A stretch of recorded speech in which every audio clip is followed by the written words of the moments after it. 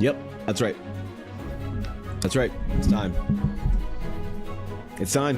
What's up? What's good? What's good? Good morning. Hello. Welcome back, everybody. Welcome back to the stream. Welcome back to the VOD. How we doing, my friends? It is, in fact, D&D Day. It is the official day of D&D in the Dragon's Claim. Why is Thursday D&D Day? I don't know, but, you know, I'm wondering if people are just LARPing as Critical Role enjoyers or whatever.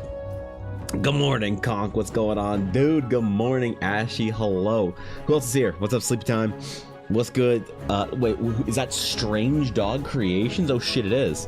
What's up, Garthan? What's up, CG Senpai? The liquid is good. Yes, I'm trying to stay hydrated today. All right. I got my electrolyte in. Got a little workout in. Gotta, you know, gotta restore all the vitals and all that. Ashy, you'll be proud to know that my TikTok yesterday did really well, and I use Ulnar's art to actually meme. Not specifically Ulnar, but just, you know, as my background art for my video yesterday. To which people were wondering what the fuck that she had to do with the video. So kind of blew up in my face, I guess.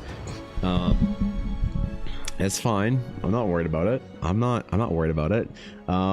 Maybe Ulnar is, but got the fire in its place. Exactly. What's up, Elliot?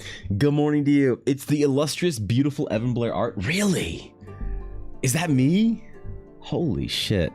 God damn, bro. Dude, we got a whole bunch of things to do today. It's going to be a great stream. I'm feeling it. And then also, after the stream, I have my D&D game. To which I still have not picked my third feat. I realize now. I'm going to have to do that. Probably a good idea before our game starts. It's always so weird not having pizza and M&Ms on D&D Day. It's like the party likes losing characters. You know, if we didn't buy you enough pizza and D&D on D&D Day, I'm willing to sacrifice Vixie over it. Yep. I'm willing to sacrifice Vixie. Because, do you know why I'm willing to sacrifice Vixie? Let me explain. Hold on, I need my scam music for this.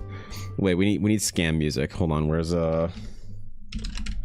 I'll tell you precisely. Why don't I have a button for this? YouTube. Where's I should really have a Goblin Greed button. I think that's probably a good idea for the future going forward. Goblin Greed.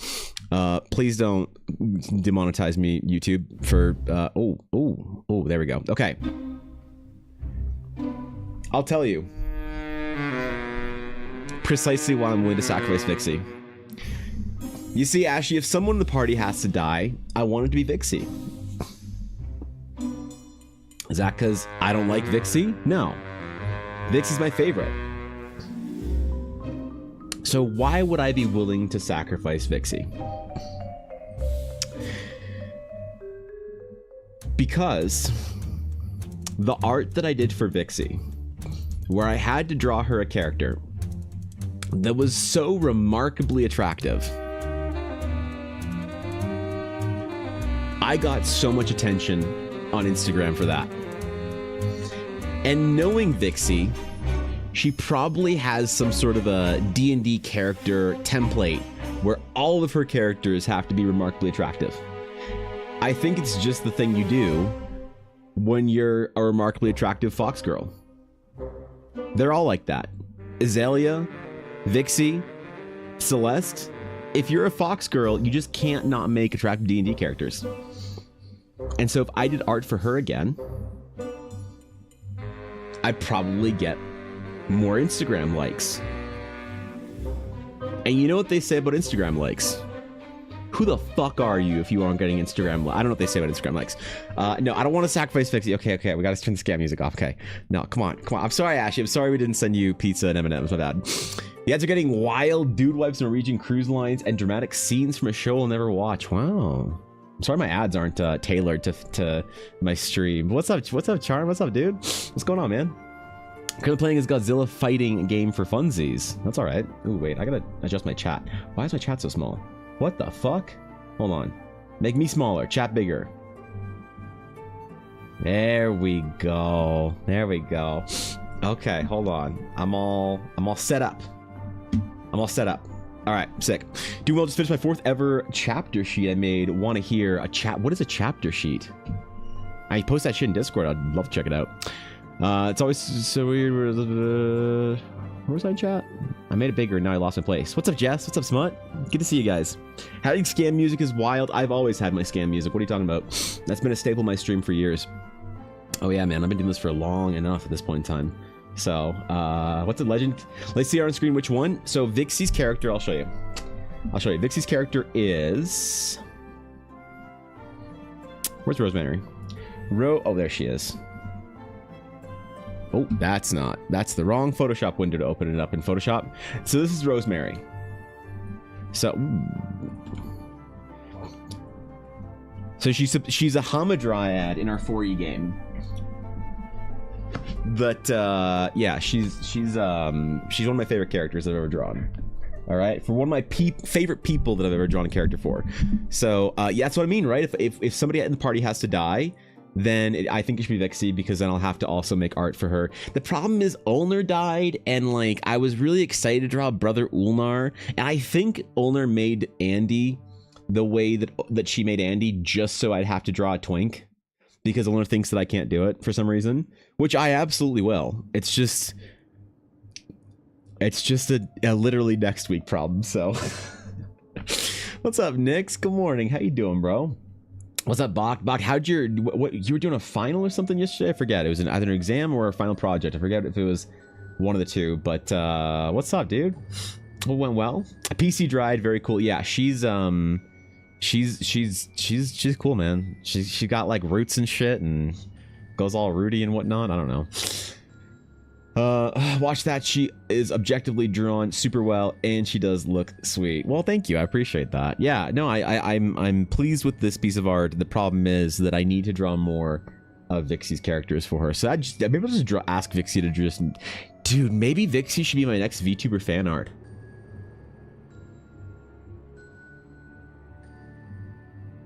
Because Miwa Bell was going to be my next target, but then again, and the problem is, I'm still struggling to figure out how modestly to draw Miwa. So, small chat, but big Discord. The big 40.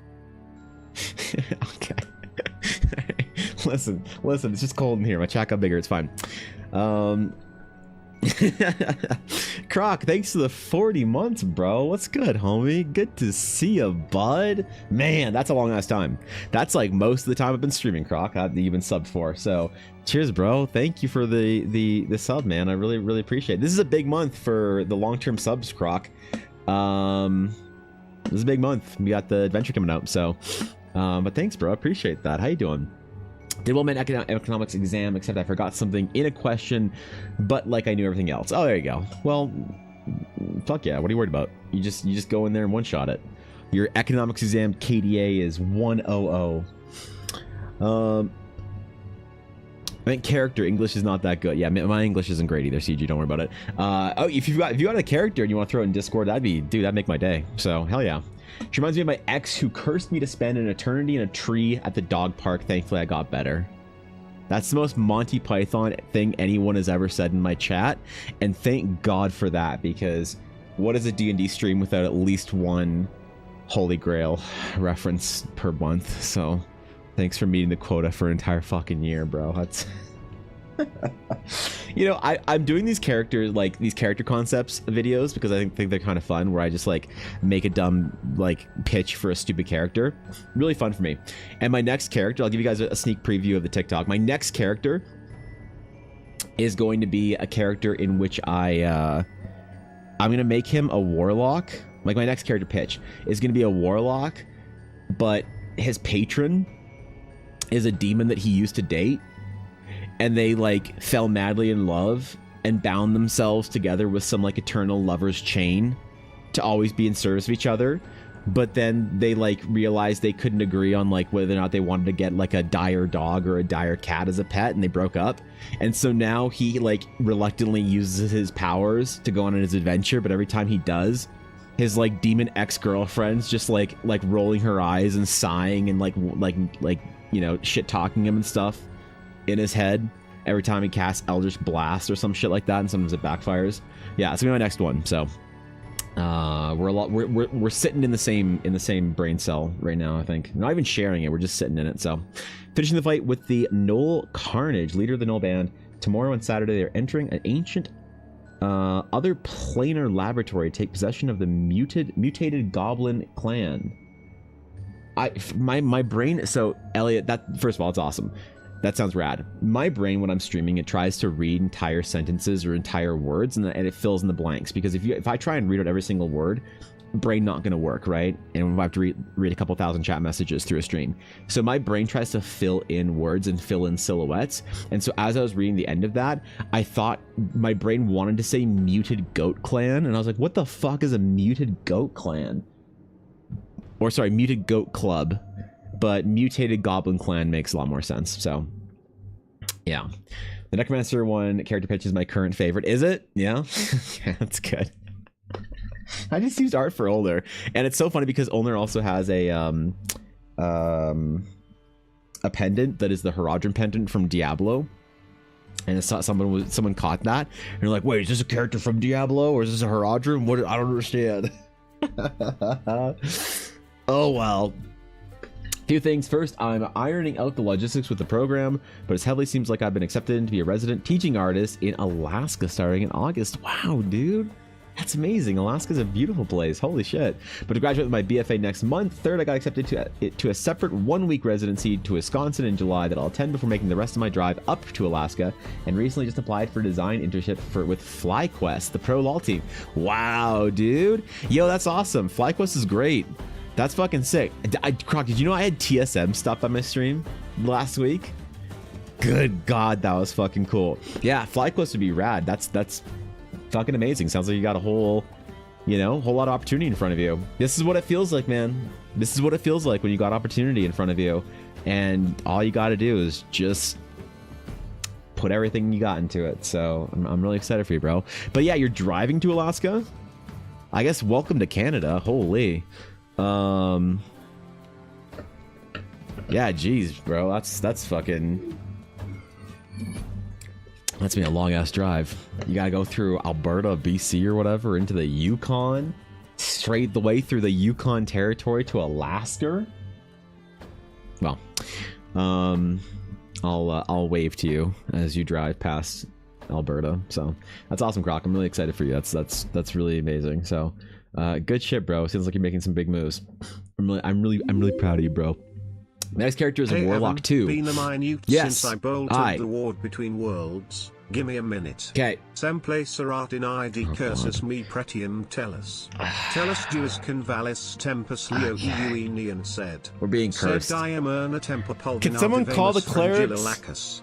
Can we get some holy water and like a paper towel or something? How do you cleanse that curse? Holy water and paper towel and a candle. Thanks for entities. Thank you for the tier 3 for 26 months. Entities, I'm gonna post this weekend about the tier 3 rewards that I'm doing, and I hope it's something that you really find to be a little dope, bruh. But thank you for the tier 3. I am, if you guys didn't know, I am trying and going for my Twitch Plus program extra sub benefits, which means if I can get 100 sub points this month and next month, Twitch will give me an extra 10% of my subs forever. Which if I have 100 subs just throughout the entire year, which I usually have a bit more of, right? But if I have 100 subs, that's $600 extra a year. So if I can hit that next threshold, I could earn like an extra $1,000 or $2,000 a year without anyone having to contribute anything more to the stream. Just Twitch would just pass on more of your subs to me, which is amazing. So the way it works though is a tier 1 sub is worth 1 point out of the 100, a tier 2 is worth 2, and a tier 3 is worth 6 sub points out of that.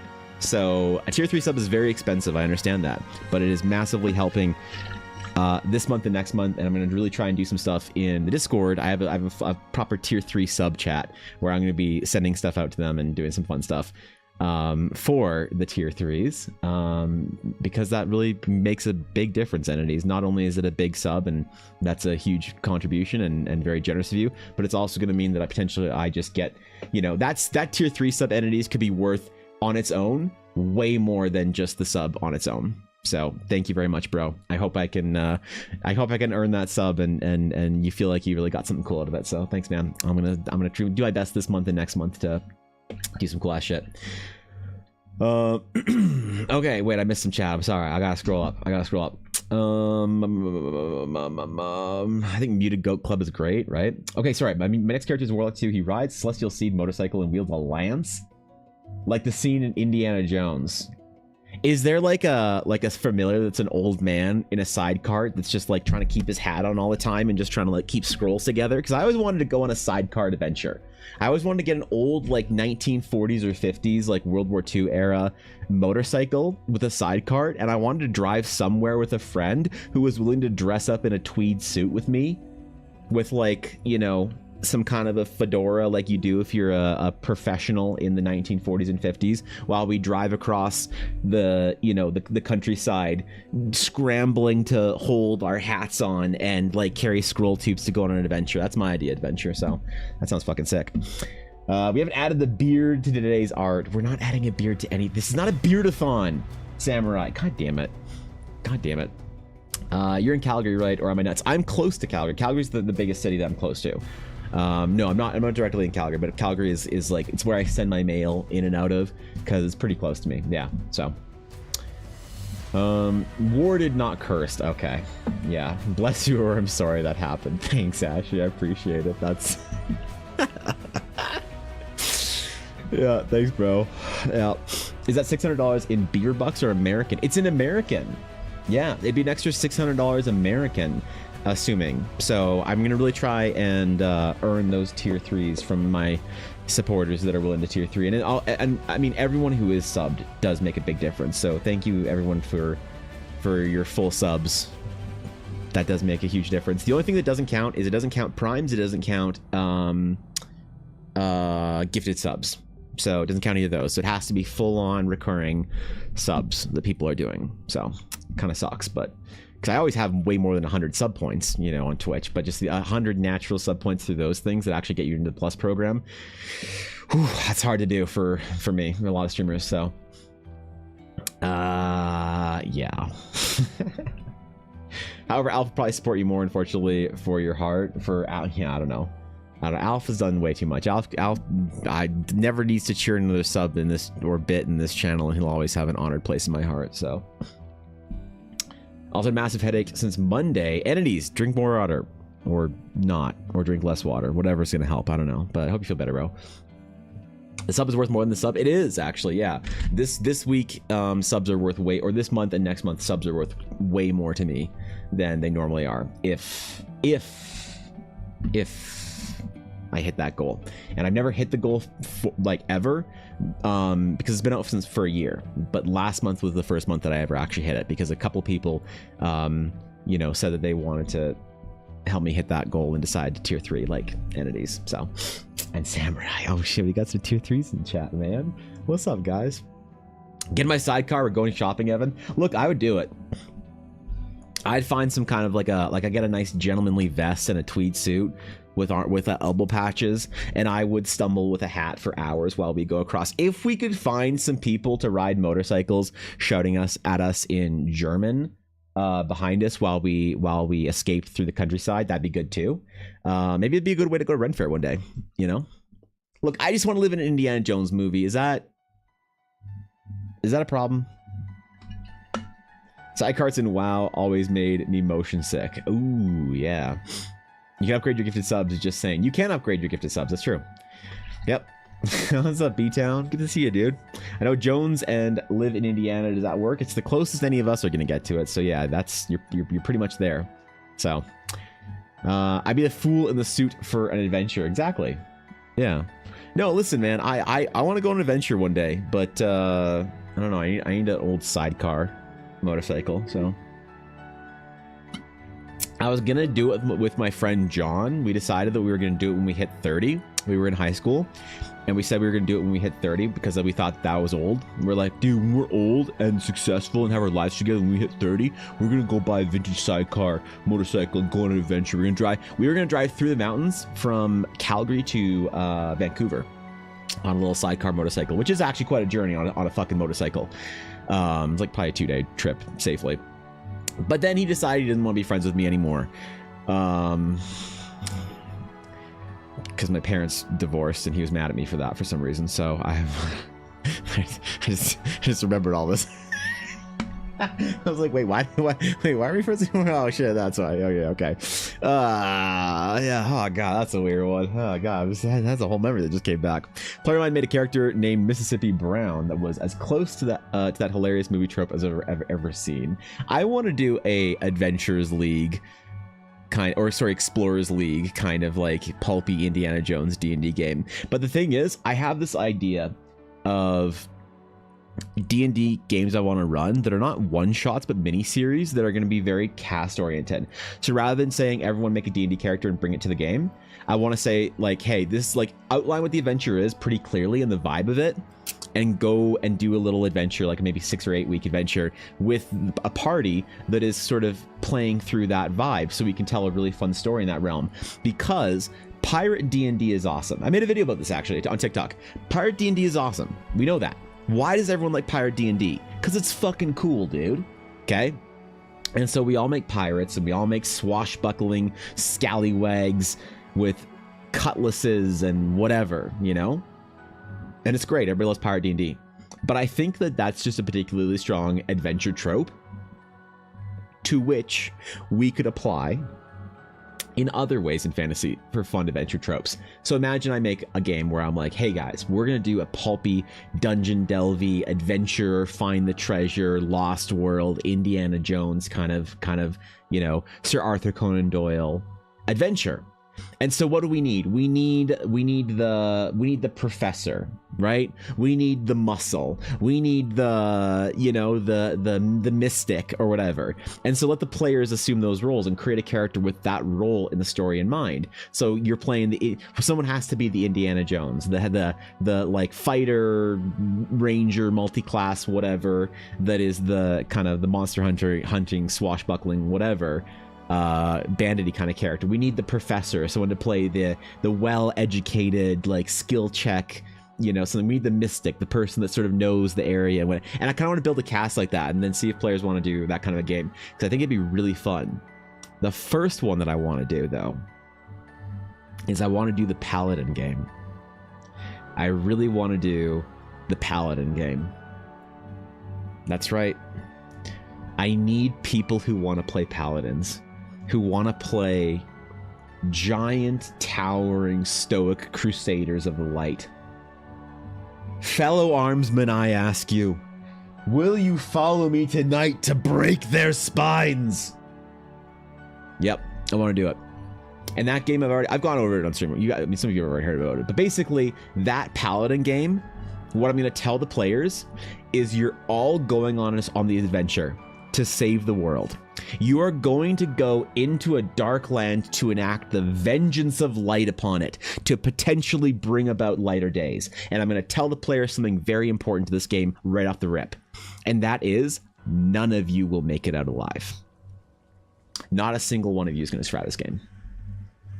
Okay? And I think it's going to be fucking rad. If you've ever played Halo Reach, and you know that kind of a story, this is going to be that, but Crusaders going into a dark land where this will be your story. This will not be a tale where you're going to go earn riches and find glory and go back and romance the vampire count's daughter and have your backstory in your cozy core cottage with the barmaid from that one town. No!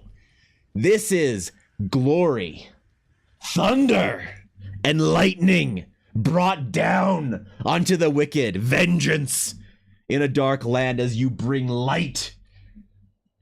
That's right. And in that, a tale of sacrifice, of woe, an age of courage as the last lights of humanity flicker arrogantly in the darkness, spitting venom at that which would see them wiped out from the world. One last defiant clawing in the face of darkness to see if maybe light can be preserved. We'll see if it's good. I don't know. Maybe vibe. Does Discord have a place that I can put it? There's a CG. There's a writing and rules and homebrew section there. If you have a description, you can definitely put it there. So I'll be the delusional magic girl where I splatter all enemy skulls with my flail and for hope and justice. You have to say kya at least 3 times in a counter though. So make sure you get paladins who are very intense and have oaths that are slightly at odds with each other. High drama. No. One brain cell. Crush their enemies and stomp out the taint and blight of darkness upon the world. You guys would play that? Forlorn hope, die well when you die. So I'm actually going to make this into an adventure that I publish at some point in time. So once I finish Horizon, I'm going to make these little one-shots that are very thematic. So they'll be Eldarin stories, basically, that you could like get your players. It's like this. It's like a pre-made adventure, but the adventure's like kind of outlined in this path. So yeah, I'm definitely going to publish this as an adventure at some point in time, but I need people to play through it so I know how to do it. So I'll need to recruit a party of people that want to be this is some point like down the road. I got Horizon, some other things to do, but yeah, that's going to be my favorite D&D game that I ever run, I think, because I think it's going to be fun to walk into a game with that expectation, right? Not the idea of like, oh no, whoa, don't hurt my little fancy D&D character. No, your D&D character is going to die. And it's gonna be fucking awesome. It's gonna be rad.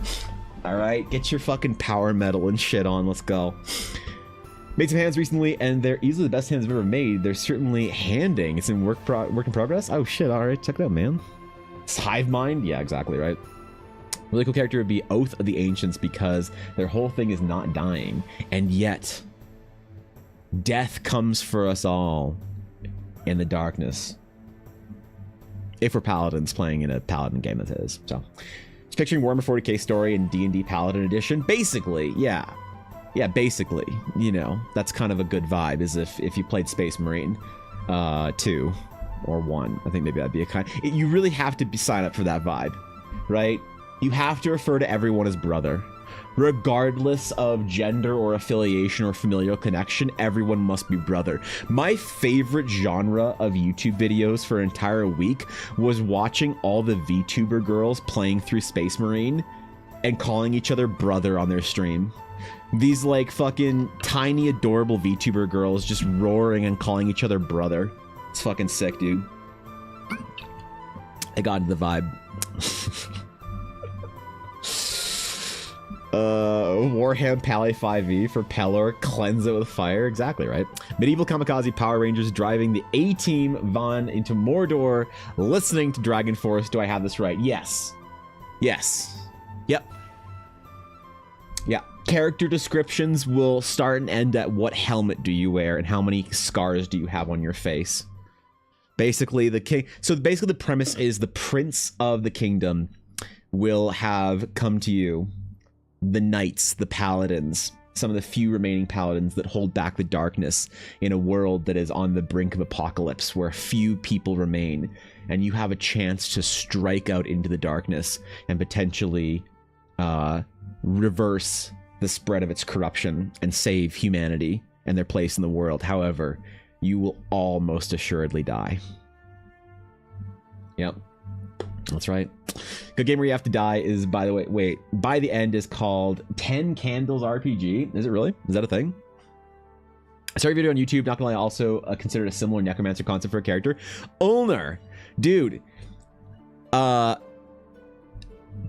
comments on the TikTok video are hilarious. There are people on that video saying stuff like, what's going on with the arm? I don't understand. Wait, this is supposed to be a Fey Necromancer? She doesn't look like a Fey Necromancer. Wait, is that a Herodrum symbol? Is this in Diablo? They don't know that I'm just reusing art that has to do somewhat like with a Necromancer for my character concept. I did think that was fun. It was very cute. There, you know, I get it. You'd assume that if I'm talking about a character concept that I'd be drawing the character concept, not talking about a character concept I'm going to draw in the future. But the way I've been making my videos every single day, it's not like if I'm going to do daily videos, dog, there's no shot that I'm going to have a new piece of art ready every single day. That's of the quality it needs to be. So I reuse my art every once in a while, right? It's just going to happen. For me to do daily videos, that's necessary. So I decided to use your art because I was talking about a Necromancer. And man, I did not expect. That's honestly, it might be my best. I know you said you saw it on YouTube. It might be my best performing video on TikTok ever. I woke up to 6,000 something likes. That's what I woke up to. Well, I only woke up to 4,000, but yeah. So the video's at 46,000 views, comparatively to my best video, which is 60,000 views. Focus. Don't focus. Okay, fine. So yeah, you're like you might be the most popular piece of art I've ever made. The most amount of nerds might see this. This video is on pace to surpass my most popular TikTok ever. But it's not. I don't know. It's certainly not because of anything I did differently. I just kind of posted the fucking video. So hey, thanks, Elder. New and unpopular? Hey, you are. You know, absolutely. So you got engagement out of it at least? Fuck yeah. No, I mean, that was a fun one to make. I'm gonna do my character concepts every week. I'm gonna do a different character concept for a game, for a video every week, and I think it's gonna be fun. So my paladin head is one big scar that is swollen enough to fuse to my helmet. Am I winning? If you want to play if you're familiar with like a dreadnought in 40k, bro, where you have to be fused into your armor because at some point in time you took a mortal blow too deep to come back from. So now your armor is fused to you, keeping you alive in a coffin of metal and steel. Ooh, that's a paladin vibe for this game. So, Ancient One, tell us of your rage and we shall lead you to the enemy.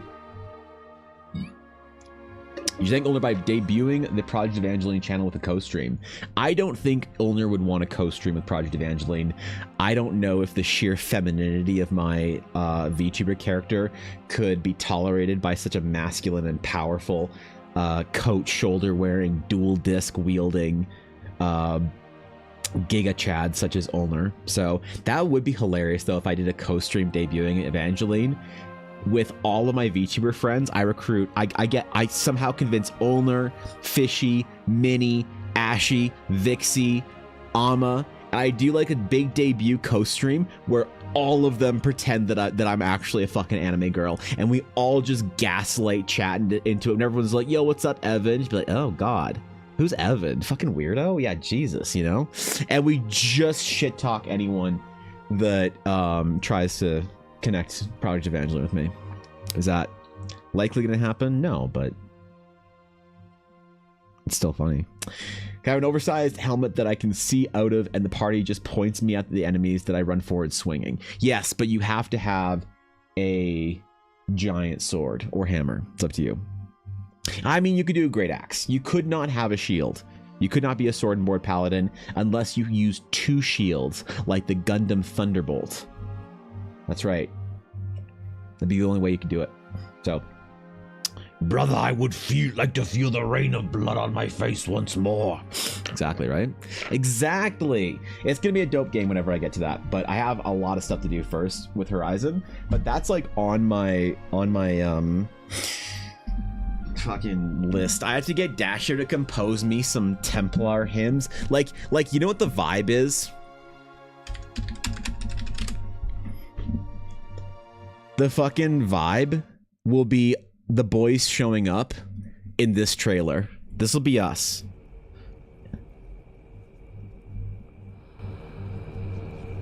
This will be us, man. This is us marching straight into hell. Armor. Oh. We need a cleric to chant shit. I forgot.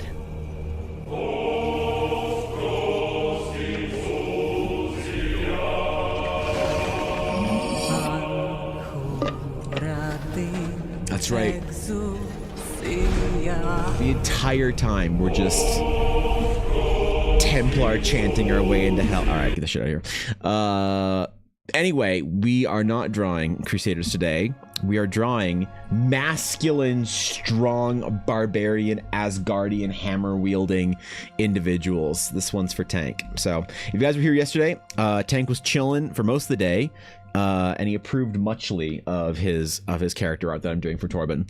So I'm going to try and finish this today. And then after, I've got some very special Eldara work. So this is not going to take me the whole stream. So I love Tank. Yeah, Tank has been, dude, like, unironically, Tank has been one of the most generous and inviting and welcoming people that I've ever met in my entire life. He has basically welcomed me into the sphere of like that fantasy creatives, LARP, Ren Fair, D&D entire community on TikTok and Instagram. Him, Valiant Fox, Mossy Socks, like that entire crew, man. You know, Kevin, they're all just amazing people, and they've all been incredibly sweet and incredibly kind, incredibly welcome to me. You know, Tank sent me a lot of encouragement and been really excited about stuff and helped me try and figure a couple things out. He's just been an impeccable human being, and I really want to do some dope art for him and the whole crew. So that's what we're finishing today is Torben Wolfsgard from the War of the Realms. So there's no "the" in the War of the Realms. I'm just referring to it as the War of the Realms because it's the only War of the Realms that fucking matters. Let's go. At Cat Girl Blair Art is what I'm subbed for. Okay, I'm sorry, Samurai. I'm sorry. Is that what you guys want for your tier 3 sub reward? You want Project Evangeline limited edition Eldar TCG? Because that's what I'm gonna be doing, limited edition Eldar promos. That's the plan. And it's not gonna make a lot of sense until the TCG, well, it's not a game, until just the trading cards are out. But hopefully for people that care about things like trading cards and shit, I hope that the tier 3 rewards are going to be exceptionally dope because they're going to be limited promos just for the tier 3s, just for the months that I'm doing it, and hopefully that's cool enough to, you know, be worthy or whatever. Peepo Crusader, is there no Peepo Crusader emote do we have? Hold on, before I start on this, 7TV, is there not a Peepo Crusader? Peepo Crusade. Is there not? Is there not? Oh, there is. Oh my god. Oh, holy shit! Look at him.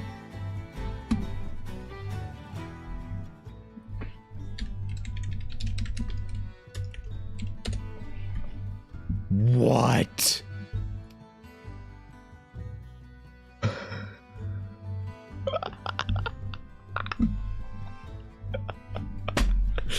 Is there a Peepo Paladin or a Peepo Space Marine?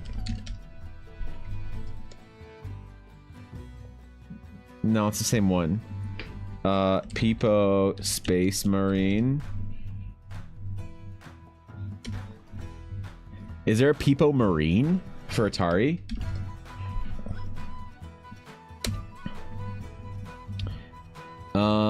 There's Peepo Marie, not Peepo Marine, Peepo Minecraft. What's the closest one for Atari for Peepo Marines? Peepo Marine Corps. There's Peepo Marble, but that's weird. Peepo, okay. Do you guys want Peepo Marbles? Okay, this is the closest one we're gonna have for the Marine Corps for Atari. Yeah. Also, I'm adding Peepo Malice just because I feel like I'm gonna use this emote. Peepo USMC. Let me try.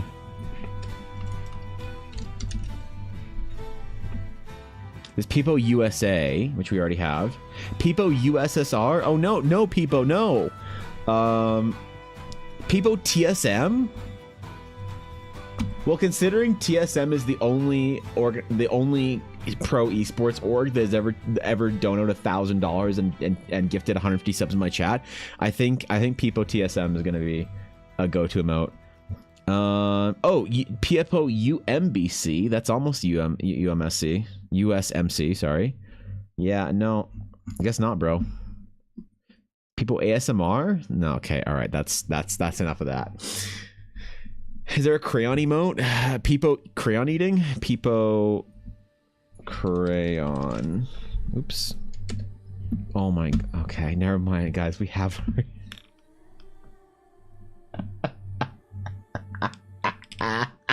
Okay. To honor the veterans in our small community, to honor, you know, Atari, who is a veteran of the United States Marine Corps, 2 to 3 decades. How many little arm things is that? Is it one arm thing for 5 years? So what, you got like 6 arm things? Dude, your dress uniform must be fucking stacked. In honor of Atari, Lieutenant Colonel himself, we're adding the Peepo crayon. So if you ever want to... 1 for 4? I thought it was 5. Okay. If you ever want to honor Atari and you want to eat the blue crayon for him, there you go. So...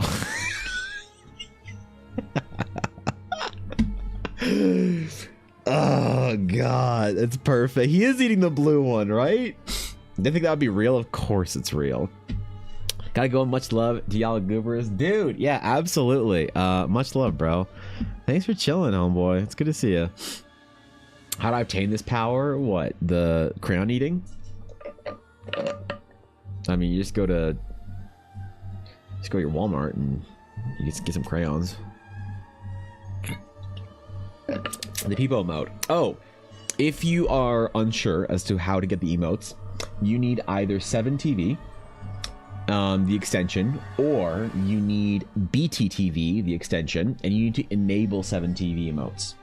Either one of those will work. 7TV is the superior one, but unfortunately I don't think it works on Firefox or any other browser besides Chrome.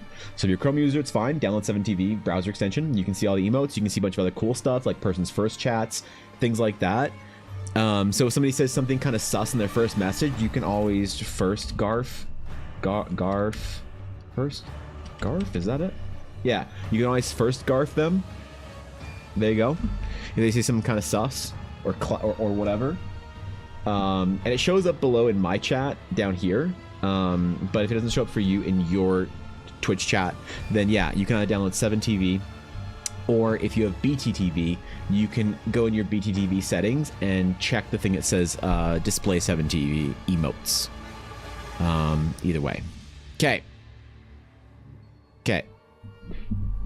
We got much art to do today. They don't show up on stream chat. Like the one down there? Oh, I think it's because they're new. Yeah, whatever the chat thingy is that goes through OBS and you know, filters all that down, lags a little bit on the uploads. So yeah, give it a bit. A big Tank Tolman fan? Yeah, me too. Tank's great. I'm gonna try and finish this for him today. He was chilling all... Do I smell pizza? There's no shot Ella would have baked a pizza while I'm streaming. I guess we'll find out if a tiny slice of pizza apparates in front of me at some point in time. Then we'll know Ella baked pizza. Anyway, yeah, Tank's great, dude. Tank's been very, very supportive of me, very encouraging, and very gracious with his time and humble and amazing. He's been an amazing person to get to know, and I'm really excited to be finally able to do some art for him and you know, try and at least do something kind of nice to express some of my gratitude.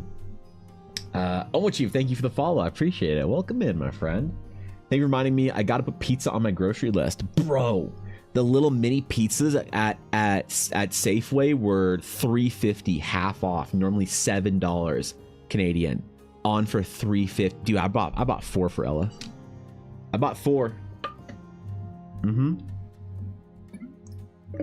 Can we see the special thing? Wait, what? Wait, something other than this? Wait, this is supposed to be the special thing. It's right here. What do you mean? Can't wait to see. Oh, wait, I need to record. Okay. Can I be the barbarian instead? Maybe. If that's your vibe. Make pizza now, and it's Evan's fault. I'm sorry, Cass. I'm sorry. Dude, I wish I could eat pizza again. I can have I've been doing better. My stomach's been doing better. I can have a little slice now and then, just like a small little, you know, a small little minuscule sliver of pizza. I can have a bite of it, whatever. I'm still not probably at the point where I could eat a full slice, but yeah, I'm getting better, man. I'm getting healthier. I'm getting I don't know, my stomach's kind of figuring itself out, which is kind of nice. I'm on the mend, on the path to recovery, maybe, hopefully. We'll see, maybe this year, if I can actually tolerate something with garlic in it again. Tell says making D&D character for taking a woman is something special. Oh, there's something special after. Okay, yeah. It's a thing for Eldara. Yeah. I thought there was something special for Tank. Yeah. Okay. No, that's we're doing something after. Not for Tank. It's for an Eldara thing. after I finish the thing for tank, so hopefully y'all approve. But anyway, today, art, tank Tolman, barbarians, masculine, tough characters with beards, because TikTok thinks that I can't draw men for some reason. And the fact that I made a video today with Ulner probably doesn't fix any of those accusations. God damn it. God damn it.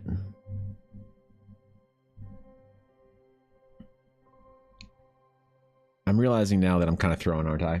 There's a reason I mostly do landscapes, yeah? And what's that reason?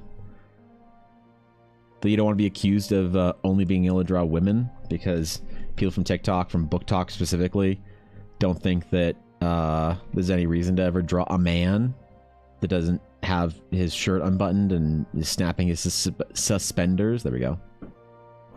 Hello. Oh, okay.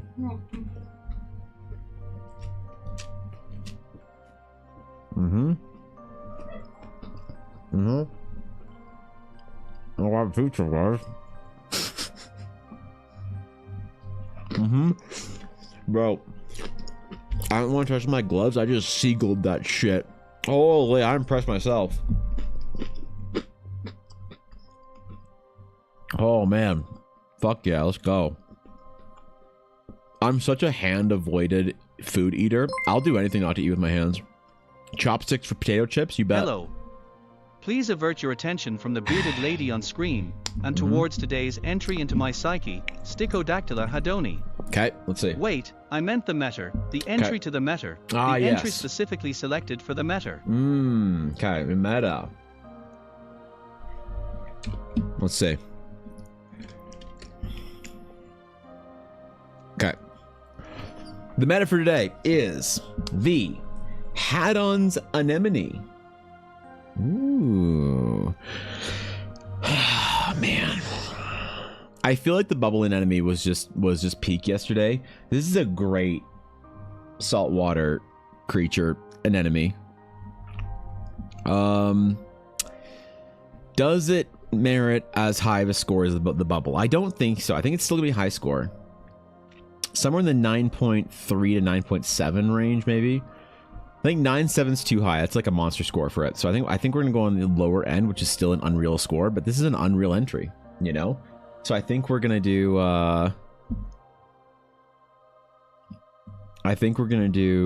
9.4. I think. Yeah. 9.4 for the enemy today. So excellent entry, Aduria. Thank you for the 100 bits. I appreciate it.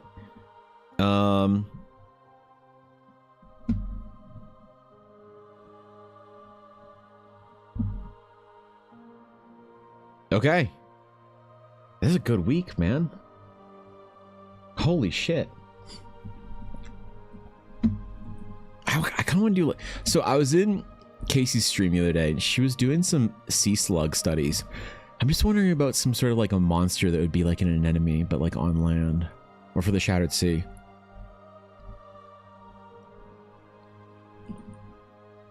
You just watched a neuron fire in my fucking concept brain. Anyway, I'll do that after stream. I'll do it after stream. Side note, current hyperfixation has transitioned to being Permian extinction. Really? Sorry to hear that.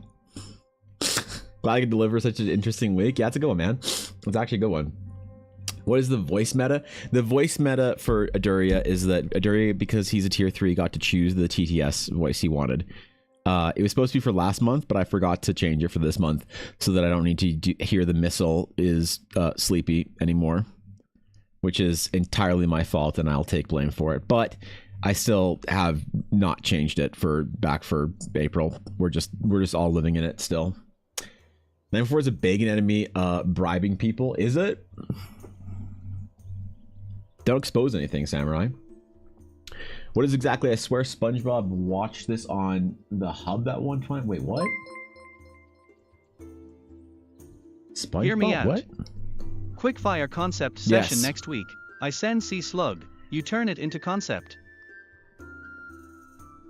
I mean, that would be kind of a fun stream. Making like different monsters and creatures of the Shattered Sea. Because so the reason why that got me thinking so much just now is because, to be honest, I want the Shattered Sea to feel like a combination between the sea and the sky. And I need to start doing more concept art to sort of help like reinforce that. And I think like I just realized doing like coral and stuff and anemones and whatnot, doing like the hard and soft scape of a Shattered Sea kind of reef or whatever would be kind of big, actually. Like that's a really interesting vibe. Like big, like 8-foot long bubble anemones and things like that, just sort of like sticking to the sides of rocks and whatnot. So, yeah, it's maybe on the list now, I'll admit. You might have just inspired me to go back and do some old concept art that I wanted to, Aduri. I'm intrigued. I have inspiration now, if you can believe it. For the one time in an age that I do a concept art stream. I mean, to be honest, I was thinking about doing more concept art streams, but I kind of want to do them in the evenings. For some reason, I like to just kind of chill and relax in the evenings. I don't want to like have any sort of like, I don't know. It's not that I ever feel any pressure to get anything done or to do anything like in a specific timeline or whatever, but I definitely feel like the mornings are more for like larger projects, finishing work, things like that. Basic concept development is always very relaxed and very chill, and I kind of need to be in that mindset as well. So I really try and like use that time, I think, to build new stuff for Eldara, and then I'll like use the stream time to like kind of flesh it out, render it, kind of that type of thing. So I think that'll be actually a good evening stream. I do need to do some more like crazy artwork and stuff for the Horizon adventure before it comes out for the World Anvil article, because that's the one thing I haven't talked about really a lot, is the World Anvil article that I'm working on for Horizon is substantial. I realized how much more I need to learn about it, and I'm really worried this article isn't going to be up to snuff, but I think it's going to be so gigantic and like treated like a mini wiki for the Shattered Sea that hopefully it should be okay for Horizon. At least if it isn't, you guys can tell me what I need to add or how to organize it better for the actual release. For the beta, it'll be fine. It'll just be like kind of a referenceable, you know, not even really like a wiki, but like a referenceable kind of guide maybe for extending the game off a little bit of Horizon, because the goal is for people to have just make a flying fish. There's tons of flying fish in the Shattered Sea CG. The whole point of the World Anvil guide is to extend the Horizon experience out from just playing Horizon all the way into other Shattered Sea games, because I want people who want to like continue their Eldarin adventure to feel like there's enough sort of world out there to go and explore and do your own thing, so that when the next Eldar adventure comes out, you can have a character that's been like in the world doing the world things for the entirety of the, you know, the D&D campaign you're running, and then you're just jumping into the adventures whenever the adventures hit, so that you can kind of, you know, follow an MSQ while doing the side quest style, or use the, if you are doing a full and like Eldara game, the story you have for your campaign will be the MSQ, and then the like Horizon into the Eldara campaign will be like a side story that you go on to, right? You get called into the Dragon's Claim when you're, I don't know, restoring the throne for the Eldarians or whatever you're doing in the game. You can get kind of called in to help out Endrick with whatever problem, you know, arises that day, and I think that'd be kind of fun. So that's like the main point of the World Anvil article, is to sort of like feed that kind of I don't know, that gameplay experience in after it's like support for it, I guess, right? Support the gameplay outside of Horizon. So are you streaming a campaign, Evan? Am I ever gonna stream a campaign? Probably, but not in the way that maybe you'd think that I would. So streaming D&D is tough, and I've watched a lot of channels do it, and I've watched few do it well. and I've watched even fewer do it well in a way that I'd want to do it. And I think it's very difficult to do, and you have to have the right kind of players, you have to have the right kind of environment, you have to have the right kind of, stream. And so it doesn't work for a lot of the things that I want to do for Eldara. So there's a couple things that will happen and a couple things that could happen. I will be streaming a game. It won't be on my channel, it'll be on Ella's channel. So we're going to do a game together that is a Astral Knight story, and it's going to be a one-on-one D&D game with just Ella and I. And I'm going to invite friends of mine, other streamer friends that want to sort of participate in and create a character and jump in as kind of a guest appearance here and there, and invite them to come on in. But I obviously don't want to get anyone to commit to a game for a long period of time. So it's going to be Ella focused, with Ella kind of telling the story of Alicia, Greymore, and then her apprentice Eve, which is going to be really cool. And then I do want to do a longer, more serious campaign. The issue with that is that the way I'd want to do a more serious campaign is I'd want to tell you guys a story from Eldara that'll be one of the adventures that I write. So you can basically, like, canonically, like, watch me do it, I guess, or play through it yourself. If you want to just, like, just run it for your friends, that's cool too. But if you don't want to run it and you still want to know what happens, you can just, like, watch the adventure. And I want it to be really fun and cool. But yeah, the issue with doing games on stream for a lot of people is that I find that it is difficult to have one cohesive story running and also tell us like individual character stories. And so I'd have to tell the players, like, hey, this is like, we're telling this story, and I want you all to create characters that kind of like fit into Eldara, because I can't have an official Realms of Eldara game that has like non-Eldaran like classes, races, whatever, like there's no, I don't know, Luxodon in Eldara. So if somebody wanted to play Luxodon, it's like you have to sort of help them and encourage them to make characters that fit into the world, so that while I'm doing an official Eldara story, people who are watching the game aren't going to get confused about what Eldara is. And I did that kind of with a little mini game with my friend Fishy. We did a little story of her character named Runa, which was fun. And that was awesome. But it was a bit of a non-canon story. And people got really confused thinking that it was like a canonical story. And so I realized that I can't, like, even if I caveat someone at the beginning of the game and I say, look, guys, it's just a little fun jaunt. It's like a little, like, kind of side story, whatever, spin-off universe type thing. People were taking it as like, oh, so this is how Astral Knights work in Eldara. And I realized that was my mistake, because, not everyone is there for that first discussion, obviously, right? So if I do another game, I would need a couple of... The problem is there's a lot of restrictions. So here's all the restrictions that make it hard for me. I'd need players that are willing to play stuff that's Eldara focused. So play classes and play races, species that all fit into the world. 2 is I would need people that are willing to play in this campaign that have the time to do that. And that ties in a third thing, that are also understanding of how the streaming process works. Because there's a lot of D&D games I see out there on the internet that are a group of friends just playing D&D on Twitch, and that's awesome. Have fun. Have the most fun ever. But since none of them are streamers, they don't necessarily have the audio equipment for it. So you have somebody at the game has fucking atrocious audio, and I just can't listen to that. There's a group of players that I really love. I love their game. I've met them. They're great. But their audio is so unbelievably trash that I can't watch their D&D game. And it sucks. But I think that's true for a lot of people. And so, like, you put enough of these factors together, you stack enough of these sort of challenges on top of each other, and it's really hard to find people that are sort of, like, able to play. And if you're trying to find a whole group that's willing to sort of kind of jump into the actual adventure, yeah, it's just a bit of a challenge. So, we shall see. The plans are in place. I don't have anything right now that I really want to do. Given all those challenges. Eventually I do want to have like the ability to do these like little short adventures with my friends. Like, obviously, if I do the Paladin game, for instance, it's not gonna be hard to create a Paladin character for that.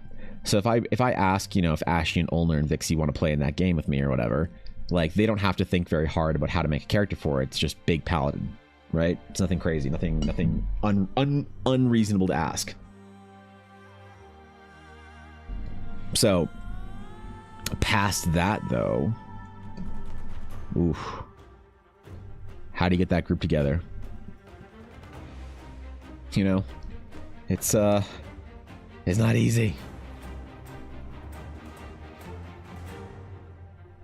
I do think that Ella's game that I do with her is gonna be really fun. We're gonna hopefully make it really fun to watch, because yeah, I mean, it is also kind of a thing that a lot of like D&D games that aren't really geared towards it being a live stream event don't really work all that well. And I've had some interesting conversations with like Ashy and other streamer friends of mine about that, on how to make a good streaming game work. And I think we're gonna do a pretty good job with Ella's game, or that I'm doing with her, but I am doing it on her channel with her, so that it's not like a main kind of Realms of Eldara thing. It'd be more for the people that are really curious about the world and the stories and stuff. Auditions with sound quality tests and character sheets that are made. That sounds like a huge process, you know? That's probably a good way of doing it, but part of the problem is like who am I to conduct an audition, for one? And two, I don't know, it's kind of like I'd rather know people that I like talking about D&D and stuff with, and just kind of gut check play with them. But then they need to like kind of maintain all those qualities of like having good sound and being willing to like kind of buy in on Eldara, be interested in the project. So I got a ton of friends that are like, you know, streamer friends that are interested in D&D and whatnot, but you know, I had a conversation a little while ago with a streamer friend of mine, excuse me, who wanted to play D&D, and he was like very excited. He's like, dude, I've had this like character concept for this like whatever, you know, Warforged that has like a human fucking skull or whatever floating in his chest, and I really want to play this like, you know, this character that's a warlock with a patron that's, I don't know, Asmodan from the 9th ring of the Forgotten Realms hell. And I realized that unless somebody's really enthusiastic about the world that I'm building, they're not going to want to play a D&D game in it. Because if I'm going to make it a stream product that like is a thing that hopefully people enjoy watching, I need to make sure that it sort of maintains Eldarin canon. And that's a big ask for a lot of people that don't necessarily know what the fuck's going on in your world. There's very, very few people that could like sort of meet those like standards of giving a shit, knowing what's going on, having the audio equipment, and being willing. It'd be like Ashy. It's like it's the Ashy and Ella's D&D game. That'd be fucking sick though, right? If I was more available during the day, I'd love to try and participate in one of these. Well, actually, so Jerry, a good point. It would be something we were doing in the evening, probably. So no, like that would be something that you could, if you wanted to. You would be one of the people that would know enough about the world and be able to help tell a story in it, that if I ran the Horizon game on stream so people could like see the story if they didn't want to play through it, you'd be one of those few people that probably could. You know, you've got the audio set up, you hear enough that you know what the fuck's going on in Eldar, at least to the degree to play a character. And I just don't want to do a live play D&D game if I don't think I could do it well. It's just not something I'm super interested in, to the point where I'd just want to like force it to make it work. And don't get me wrong, I think there's a lot of people who do live play D&D games that's just them and their friends screwing around and stuff and having fun. They're just streaming it because like whatever. And I think that's lovely.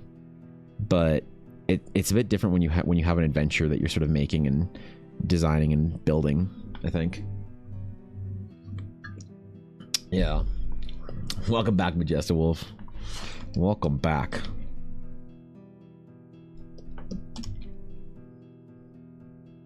So we shall see. I also have this intuition that actually the peak way to do it is by making a PNG tuber for everyone's characters. So it'd be a lot of work on my end to get that kind of a game going. The Evan is willing, but is the timing available? Yeah. That's the challenge, ain't it?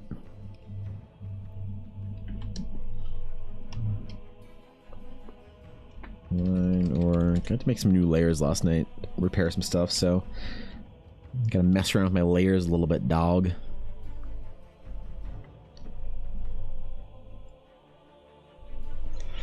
And then we invite Laura Bailey.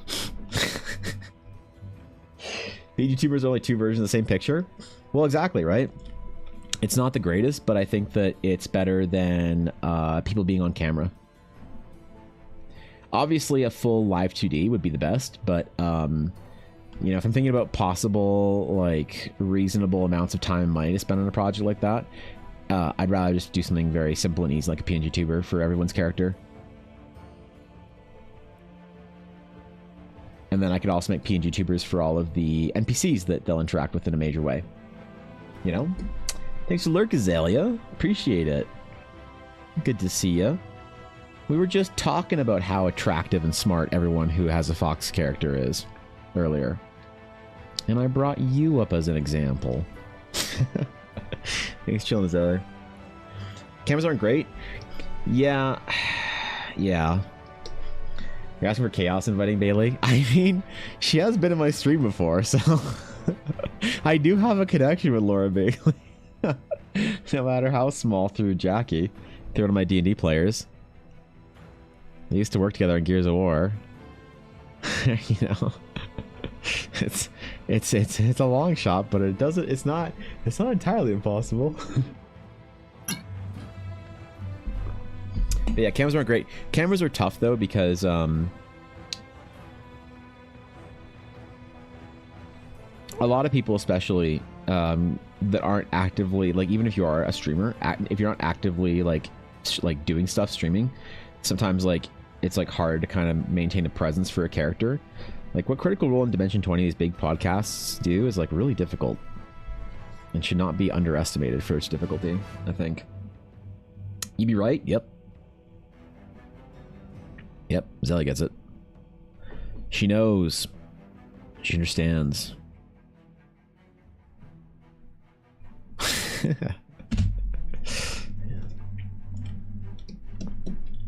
Still, it could be fun. Doing a kind of live play would be really great, but it just has its own challenges.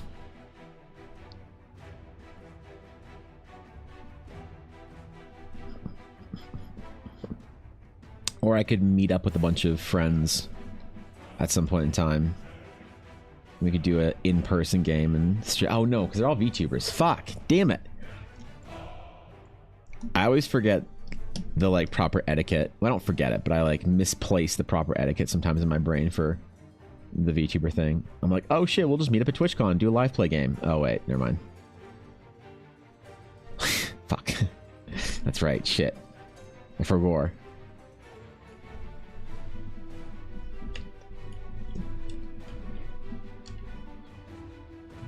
This armor is going to be the death of me, but damn it, I'm gonna render it. We're gonna get it done. I also don't necessarily remember the growing pains of Critical Role when it first started on Geek and Sundry. It was rough. Well, more than that, like, did you ever watch the original D&D live play game called Roleplay? It was by a bunch of StarCraft 2 esports enthusiasts and industry people on a channel called It Me JP, and Koibu ran the game, and In Control was in it. Who else? I forget the names of all the individuals, but yeah, I mean, it was great. And it had its growing pains, and it was tough, but it was also the first thing of its kind, and I watched the shit out of it because of that. There's nothing else like it. It was really, really cool, man. And Critical Role kind of, I think, you know, used that formula and then tried to evolve it with an in-person one, which is great. But even more growing pains than just Critical Role. The whole show, live play show thing as a whole was still has been not perfected, and you know, it's pretty bad at the beginning there. So VTuber groups, short shots at conventions are everyone holding up their phones. Yeah. Yeah, that's right. I get the desire for, you know, keeping your face off the internet. That's totally fine. I respect it. But it would make it difficult if we ever met up to have any kind of, like, the ability to make videos or whatever.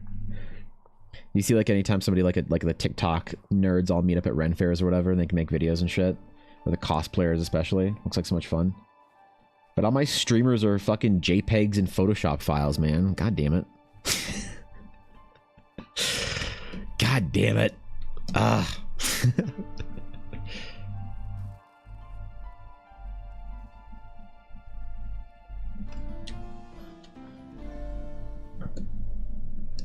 They're all very cool, though. Okay. Well, the first RPG stream game, I hit it with my axe. Was it? I wasn't sure if that if there was like around the same time as roleplay, or if that was the entry point. I think definitely roleplay was maybe the first one of notoriety, but you could argue that Critical Role would have been, because roleplay would get what, a couple hundred to, or say a couple thousand people watching it, versus Critical Role getting a couple dozen thousand or over 100,000.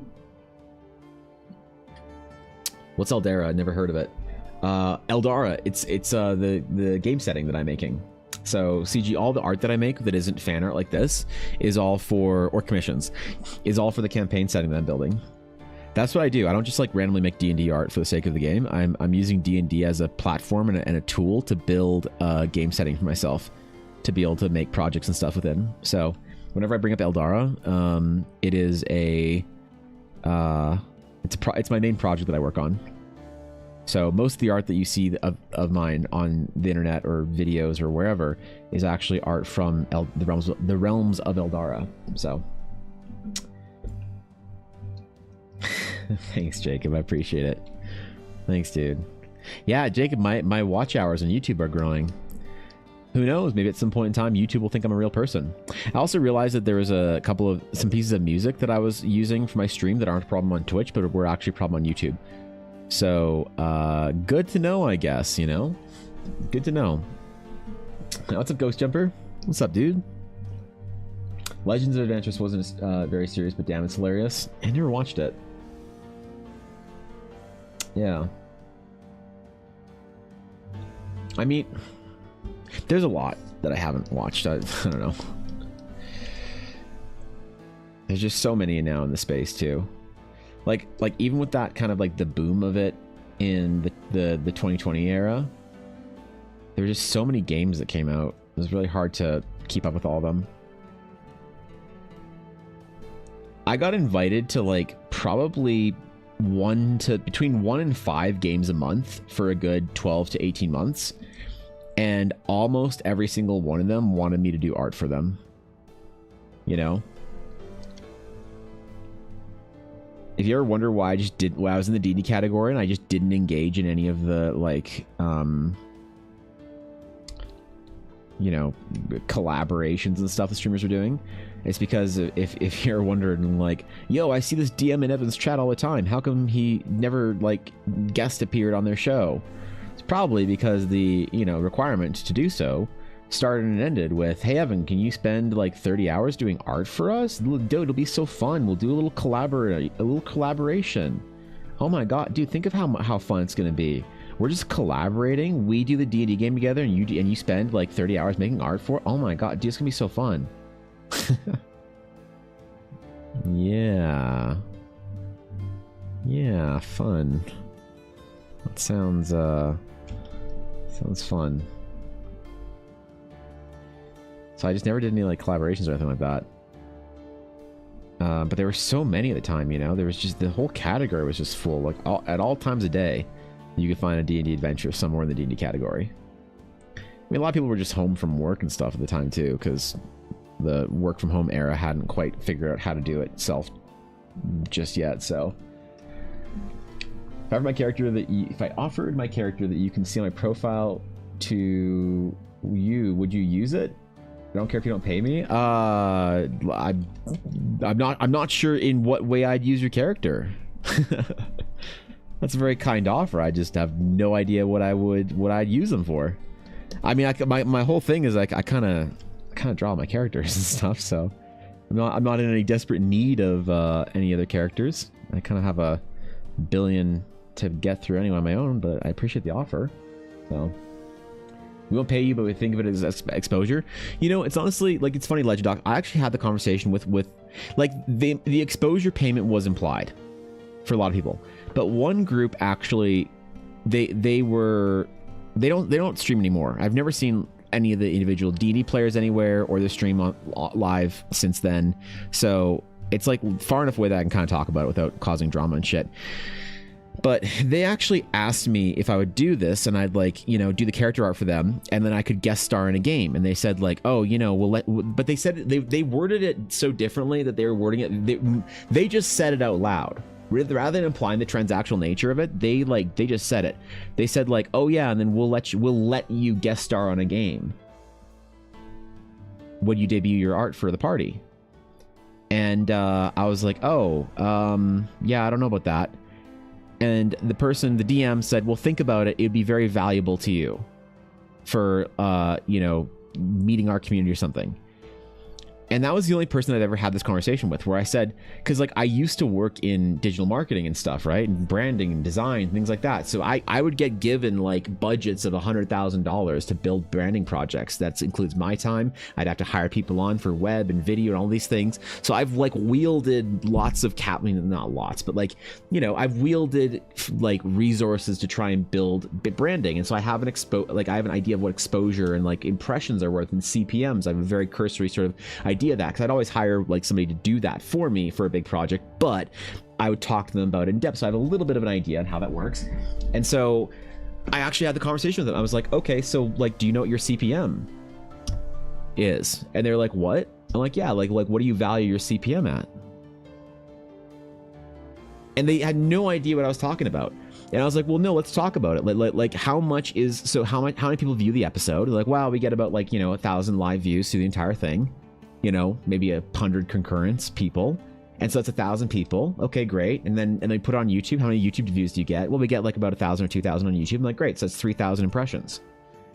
And they're like, sure. Okay. I'm like, okay, great. So at the time, 3,000, like, the CPM on gaming content and on TTRPG content was about $3. And I explained this to them. I said, so just so you understand, the value of that exposure, if I was a brand and I was coming to you for advertising, the value of 3,000 views is around $9. Okay. And so if we want to even, let's just say we 10x that. Let's just say we actually consider the value of the exposure. But you know what? It's different. You can't just say it's the value of the exposure, because if it's about a small community, then they're trying to rally their community. This isn't just Instagram views or TV advertisements or YouTube things or whatever. It's just, it's more. Let's be super optimistic, which is definitely not the case, but let's just say it's 10x the value. So let's just say that we can multiply the value of the exposure from their project by 10 times. Which is obviously overstating it, but we're overstating it to prove the point. And I said, so if we multiplied that by 10, because you think your community is, like, more valuable and stuff like that, then sure, then you could value that at $90. And you're asking me to do about $700 worth of work for you. So you understand why when you try and pose this as a value proposition, it won't work. And they had no idea about any of this shit. And they are basically just LARPing as, like, a small business, like, building itself up, which is fine and fun. But I think in that era, I noticed a lot of people, in my opinion, getting a little too high on their horse over what they thought their D&D show was worth on Twitch, or their time. Because I even had a conversation with one of their players prior to this, about potentially coming on a live play game of mine. I'm like, hey, I saw you on this show and I saw you on this show. I'm wondering if you have time for another game. Like, would you be interested in it? I think it'd be really fun. And she gave me a lot of these restrictions and requirements. She's like, hey, we need to have this concurrent viewership. It needs to be this. We need to split sub revenue on that while you're, you know, running the show, like this. Talking about, like, this entire, like, giga business thing over, like, what would amount to, like, $20 or whatever. And I'm like, oof. Like, I don't mind compensating the players for their time if it's, like, a big thing, like a project, obviously, but this was just supposed to be us having fun. So never mind, I'm good, you know? And there's a lot of that going around in that time. There was a ton of that going around. It was very bizarre. It was a very strange time to be a person streaming the D&D category. Now, like all those groups, I think those groups you could say were probably in it for the money. Those groups that wanted to be the next Critical Role and wanted to just like make bank and retire to try and whatever, like the people who are, there's nothing wrong with them. And although, you know, you can say there's nothing wrong with trying to make it into something sustainable, trying to figure out how to make money at it so you can keep doing it. Totally understand. I'm not blaming anybody for that. But they were obsessed and only focused with the idea of making money. And you can't ever start a streaming career with that in mind, because it's just not going to happen for like 98% of people. Sorry, 99.9% of people that want to start it. And so when they start trying to do a game where you're now trying to make 6 people's living off of one stream, dude, you're fucked. And so all those people that were out there doing that, like for that reason, they're all gone now. All those games are gone, which means the D&D category is great right now, because all the people that are still doing it or started doing it today, they're all there because they fucking love it.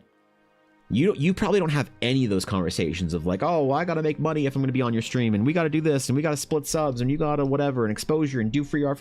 Like that just doesn't exist anymore in that entire like scene, because the people that are still doing D&D games right now are all there because they fucking love D&D, and not because they're trying to, you know, figure out how they can start a Patreon that makes 10 grand a month, like Critical Role or whatever, you know. Value of your exposure isn't that much, bro. Well, that's the thing people don't necessarily understand until they actually like talk to somebody about an agency level things, is like the value of exposure is actually so much less than a lot of people thought. It was unreal, you know. But like from an agency perspective, you're considered like, I'm curious, what do you guys think from an agency perspective, from advertising, what do you guys think is considered a small streamer? Because I can tell you the number, and it might the mail lady tried to deliver it today. Oh, did but she? I'm currently sick in bed and was passed out when she came through, and didn't hear her ring the bell. Damn it. Somehow, Evan's to blame. What's up, Mita? Thanks for the 43 months. What's going on, dude? Ah, shit. Oh, well. Will they try again tomorrow? I hope so. Tank, what's up, dude? War of the Realms didn't make a dime until last week. We got our first sponsor. We did a panel badge for EDCC, but thinking you'll make critical numbers is insane. Our cast has a following of 8+ million. Put that in perspective. Well, yeah, I mean, you guys are a great example of a group that's doing it for fun and for the love of it. And obviously you're taking it very seriously, which is amazing. But we were talking, Tank, about the old D&D era, why I never interacted with games, like why I would never do fan art for games like this, for like back when I first started streaming a couple years ago during like the 2020 era. It's because all of them wanted to like, they all wanted to make it a transactional thing about whatever. And it was like, oh, come like on our game for a week, Evan, and make us character art for the whole party. And like, it'll be a collab. And it was just a very weird kind of like environment that I didn't engage in whatsoever. So only now do I feel like I'm like excited about Twitch D&D games again, because it's like that entire era is kind of past, and people who are doing it today are the people who are doing it because they love it. But yeah, no, I mean, people had a very weird idea. They thought they'd walk into a Twitch stream, have 100 viewers, and then somehow be able to retire off of Critical Role money. It was so bizarre, you know? But also, that's exciting. Congratulations on the first sponsor, man. Like the 1,000 viewer stream. Right, so what is considered to be a small streamer from an agency perspective that they would offer small streamer advertising to is between 500 and 2,500 viewers. You're considered a small streamer at 500 to 2,500 viewers. So you can get like sponsorships and stuff for like $250 to $500 for an entire stream maybe, which, don't get me wrong, is great.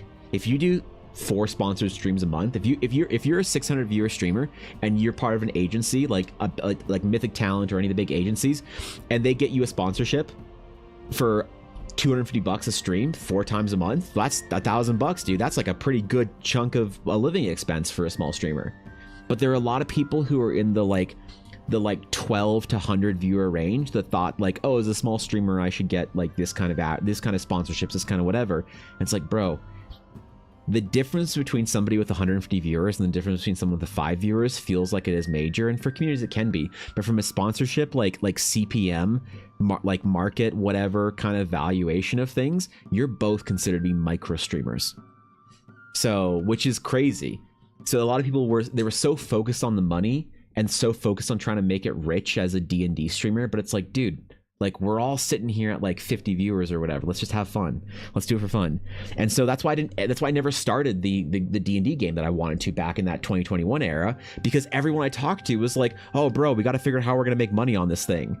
I'm like, we're just going to have fun and do cool games and shit and enjoy ourselves. Right? Why does that have to be a weird thing, you know? So I never did. So that's why because this all came about when we were talking about when I am going to do my first live play game, it's going to be me and Ella, because we're just going to have fun doing it for the longest time. And we'll invite on our friends here and there, but no, I'm not going to tell an Eldara story and bring on a bunch of these like kind of D&D category people from that era that just wanted to figure out how to like get rich, dog, get sponsorships, make money. I'm like, dude, chill. Let's just play D&D and have fun, you know? So God, it was such a weird time for streaming, you know. Jesse Lynn, thank you for the follow. Cheers, my friend. Good to have you. But like the D&D stream side of things right now is like so healthy. I saw some old people, like not old people, some older like friends of mine from the streaming community are like starting the streams back up. You know, like Phoenix Iwaki, I saw he's doing streams again. That's fucking sick. I think he took a little while off. Careful Cantrip's still running it. Blackwater's still running it.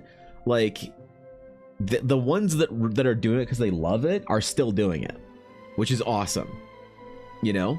And then there's like newer games relatively to the 5-year period, like War of the Realms, which I think is on like 30 weeks, like, you know, a year or whatever. So there are games that are doing cool stuff out there to be excited about. And I'm looking forward to this next era of D&D that's kind of like the easy D&D has kind of happened and people are doing it now because they love it. And we're back to that. The core community is back to that, which is great. I mean, obviously, you always want people like coming in and newcomers and people to introduce the hobby. That's amazing. But it's really great to see that passion kind of reignited again in the community. At least in my opinion, I see it. Was the Ella Evans stream not be sponsored by the Orb? No, the Ella Evans stream is not going to be sponsored. Thank you. Yep. Yep. We may say that the Evan Ellis stream will be sponsored by Blackwood Dice. So, CC's ending?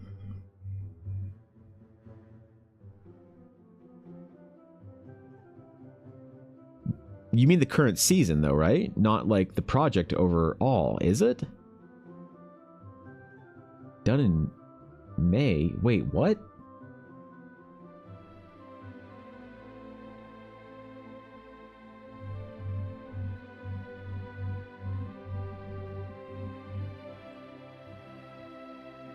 Didn't we were having a baby?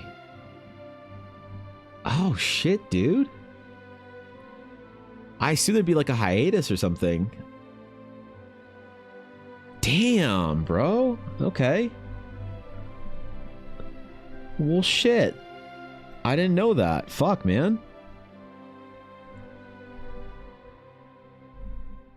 Okay.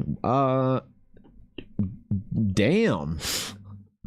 I didn't know that. Shit. When did they announce that? Because I never keep up with announcements and shit for any of my friends' streams or whatever. I'm like terrible about that. I'm in my own like huddle dome and I don't look at Twitter ever or whatever. When was that announced? Jeez, man. Well, obviously I'm very excited for them. I hope they have the best fucking time. That's amazing. That's like, you know, super great. But I'm also having a bit of a selfish moment of sadness here. I feel really bad about. I should be excited and thrilled for them and to joyously send them off after an amazing stream for however many years. But I'll admit, I'm a little sad. Yeah. Big news a couple weeks ago. The finale is in May and it's going to be a level 50 hype train. Yeah. Okay.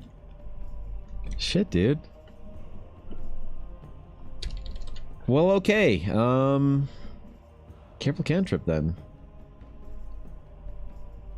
Go down as one of the historic D&D shows on Twitch, I suppose. What is there any news on what everyone's gonna be doing or whatever, or Bobby's in school. Yeah, I don't understand currently the rest. Yeah, okay, so everybody's just going and doing their thing then, I guess, right? Shoot, okay.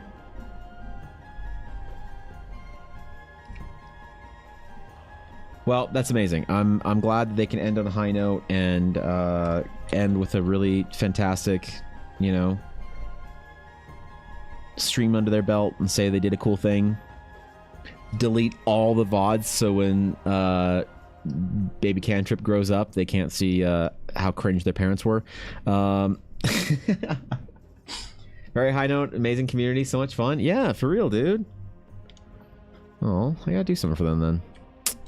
Shoot, I wish it wasn't May, because oh man, I wish I could do like some party artwork for them. If it was like July, I could definitely probably do something. May, absolutely not. I wouldn't have enough time. Fuck, man. All right, well, congratulations to them, I suppose, you know? I'm good, Nick. The art is amazing. Obviously, the art's amazing. It's Tank.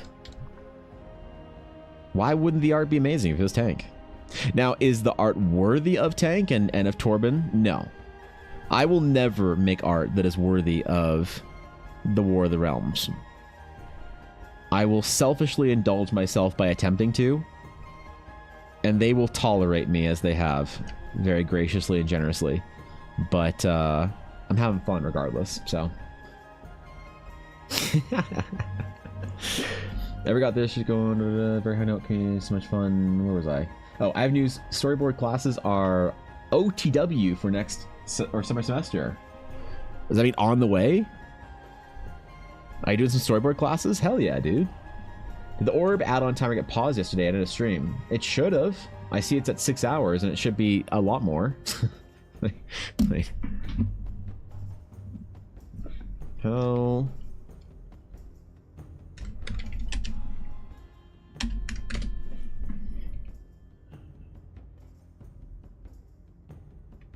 I think it should be closer to 30 hours. You've just gone under.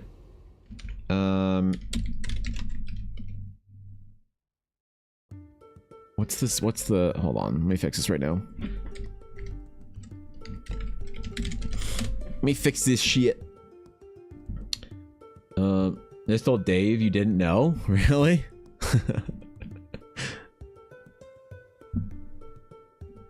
Yeah, I had no idea, man.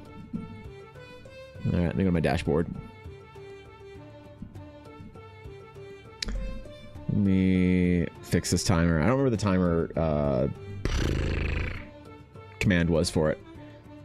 So let me do that right now. Elements, data, dashboard, streaming tools. There we go. Subathon. Edit. What is the timer command? The timer command is exclamation sub add time. Oh, I see. Exclamation sub add time. There we go. Okay, back up to 30. I think it's a little bit higher than it was. So, eh.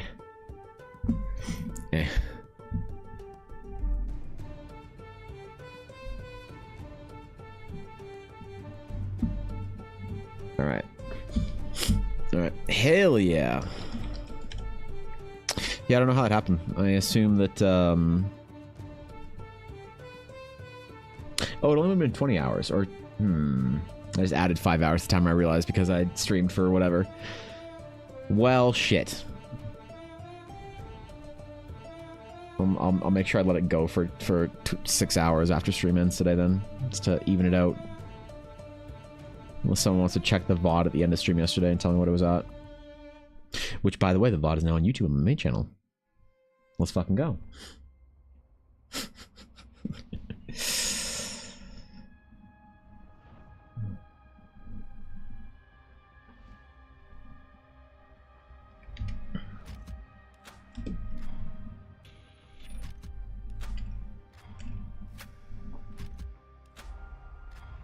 Okay.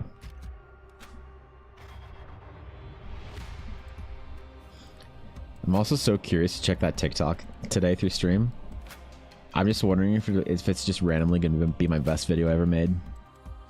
Not that it matters really, but I just think it's funny that it's Ulner and I'm playing D&D with her tonight. My amusement is there. You have to forgive me for being amused by it.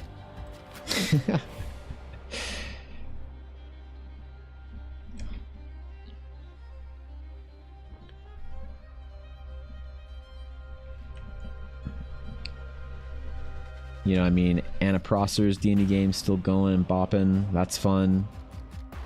Who else? There's like a couple of big ones. I don't know what the biggest Twitch games are that are still alive, because I remember like Moon did one. Who else? Destiny. There were a couple big time streamers that did like just a casual D&D stream every week. It was really the Arcadum era that kind of messed with everything. But there is that game that Joe's did yesterday on Iron Moses' channel. You know, that was fucking cool. Gnomes himself. One of the earliest people that I ever met on this platform. Bards of New York had a Critical Role cast member on last night. Bards of New York. Bards of New York. I'm unfamiliar. Is that a streamed show?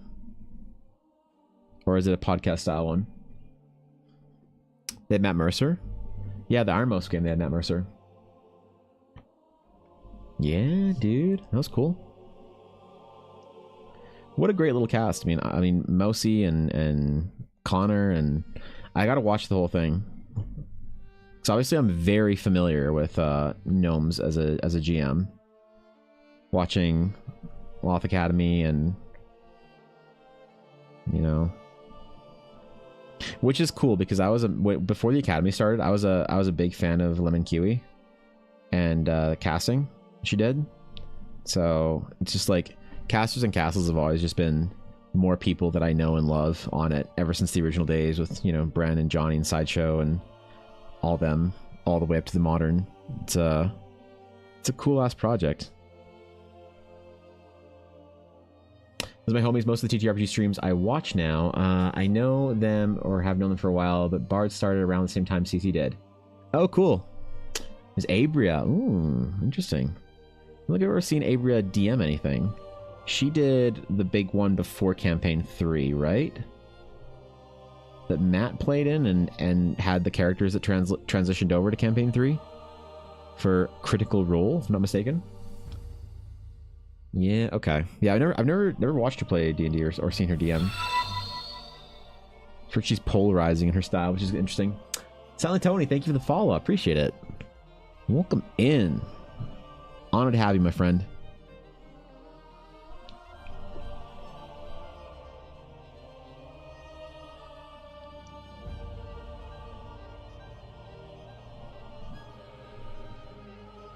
I mean, I really like watching live play games because it's something I can put on in the back while I'm doing it.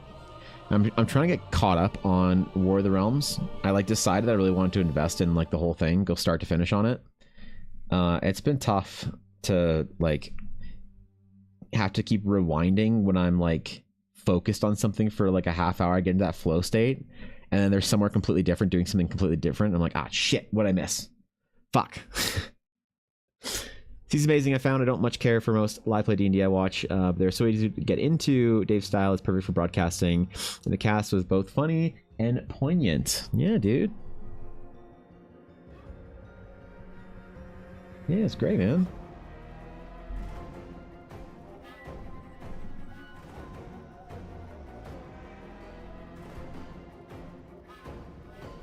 Well, I hope they don't disappear off the map. It's not like I ever see any of them in my chat that often anyway, but I really hope they don't just fall off the map and I never see or hear from any of them again.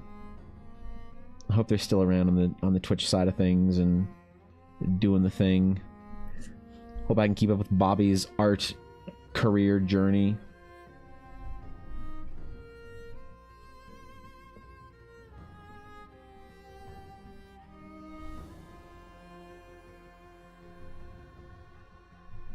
Hope everybody still comes around once in a while to Twitch and says hi. I never got to meet them at a Gen Con. That's really a bummer.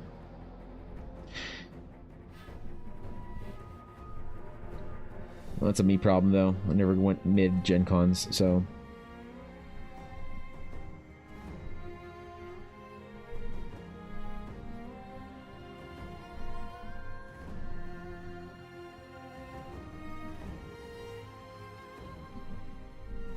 Never got around to it, dude. Who knows if I will. I've heard less and less good things about Gen Con every single year. As far as like the vendor side of things and the attendee side of things. I've been hearing less and less nice things and more kind of monka stuff. It seems like the transition to PAX is like pretty intense for a lot of people. It's like PAX is starting to become the new place or whatever. And was a guest on CC.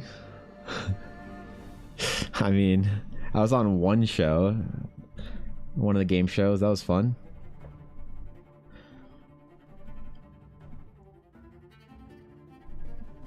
I love being on that show. It was fun. I had the most fun that night. Fun and Feud. But it also reminded me why I don't go on other people's streams. Okay? Because they made me download fucking Zoom for it. Holy. Ugh. God, could you imagine not doing it through Discord? Oh, God. Man. Is this standard? Does everybody collab on Zoom? Oh, no.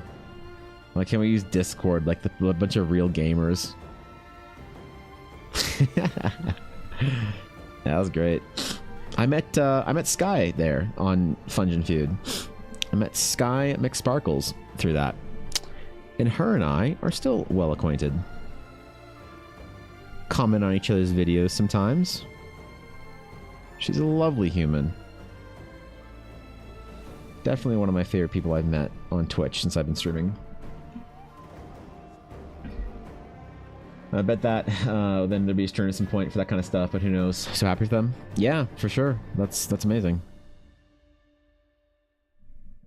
That's weird because I had no idea what like Dave and Raina and anybody like does outside of the game. So I hope that they go crush it in whatever arena they're in. Yeah, I never got to ask Bobby like what the end game was for his art career. What his goals were, because every time we talk about art, Bobby would just, you know, talk about trying to get better, improving, whatever, like grinding for it, but we never actually talked about like an end game. If he was going to do concept art or illustration or freelancing and stuff. Jobs, yeah, for real, right? Well, whatever arena they're in, I hope they crush it. Always been around that I've seen in a while. Yeah, I haven't seen or heard from him in months. Zoom is what most companies already pay for teams. Yeah. Problem is that, like, my camera and audio wasn't set up for Zoom, and I didn't realize how not set up it was for Zoom until we actually started getting into it. That I was frantically trying to fix it before we actually started, and I didn't really fix it. I was pretty miffed at myself for not doing that. But it's like, I'm not a guy that collaborates on Twitch, so how can I expect myself to have known any of this? I have to be forgiving, I guess, a little bit. Just a smidge, anyway. Yeah.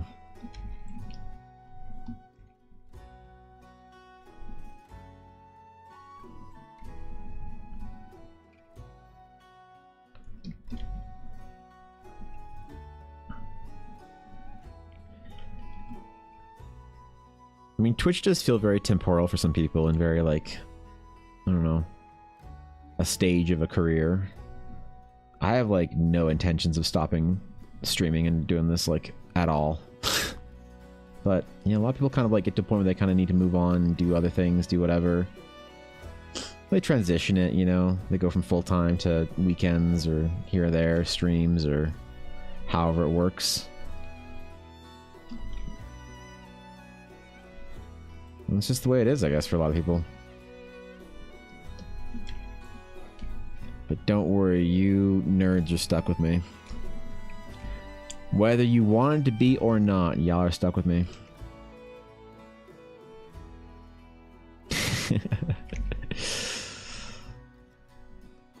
Even through kids and family and stuff. Still got to be live or do my thing, so I may as well be live for it. May as well have fun, chill. Maybe another global pandemic, we'll all hang out. Yeah, right? Yeah, we'll see about that. Whew, man. I don't know if everybody's excited about that or not, but I don't know if we can get people on board with that one.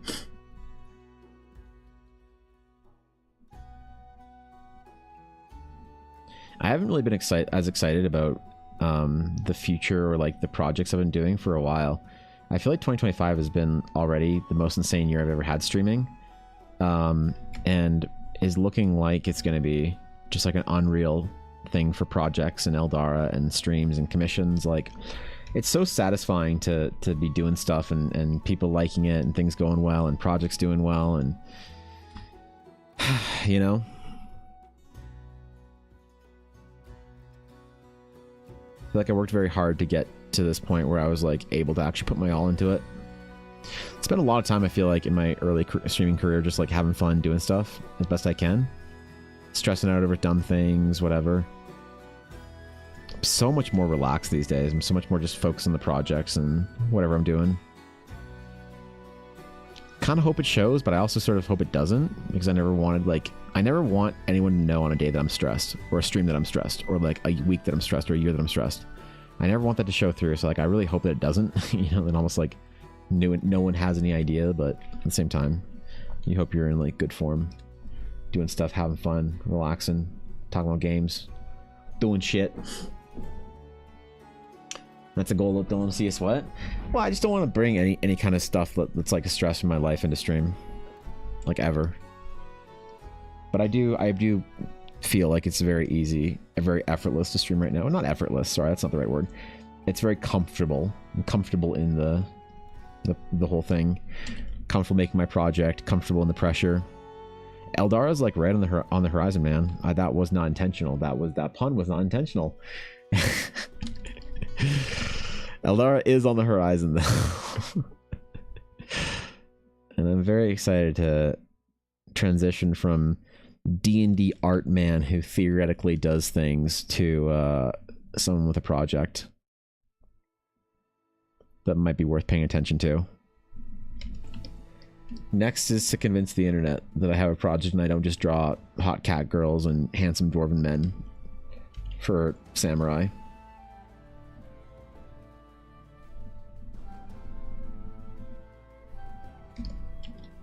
And I do that too, but you know, that's not like exclusively what I do. So.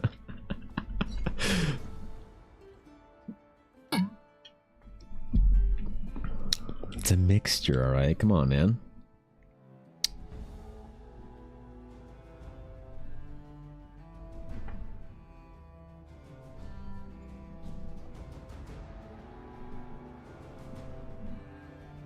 I've never spent so much time working on anything, though, in my entire, like, art time.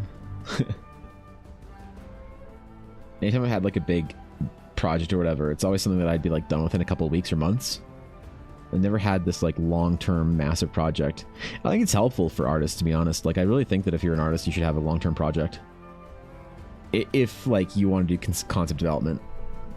There's tons of artists out there that are like very happy to just draw like fan art and work on a project for like a big studio or whatever, and that's great. There's nothing wrong with that. But there's a lot of artists out there that I find that want to do conceptual work but just don't have like the skill set built up for it. And I think that like big projects help artists do that. It's obviously a very daunting project, and it's terrifying when you really think about what it involves and what you are expected to do for a gigantic project. And if you have people following along and watching it, and there's pressure and disappointment, and the like, anytime you create and put something out there, you're just going to open yourself up to criticism. And I'm kind of glad that I've done part of that through streaming, because anytime I get like some absolutely irrational, closed-minded criticism of somebody like complaining about some idea that I have for Eldara, I always kind of take it as a bit of practice, you know, because I feel like you're gonna get that, you're gonna receive it no matter what.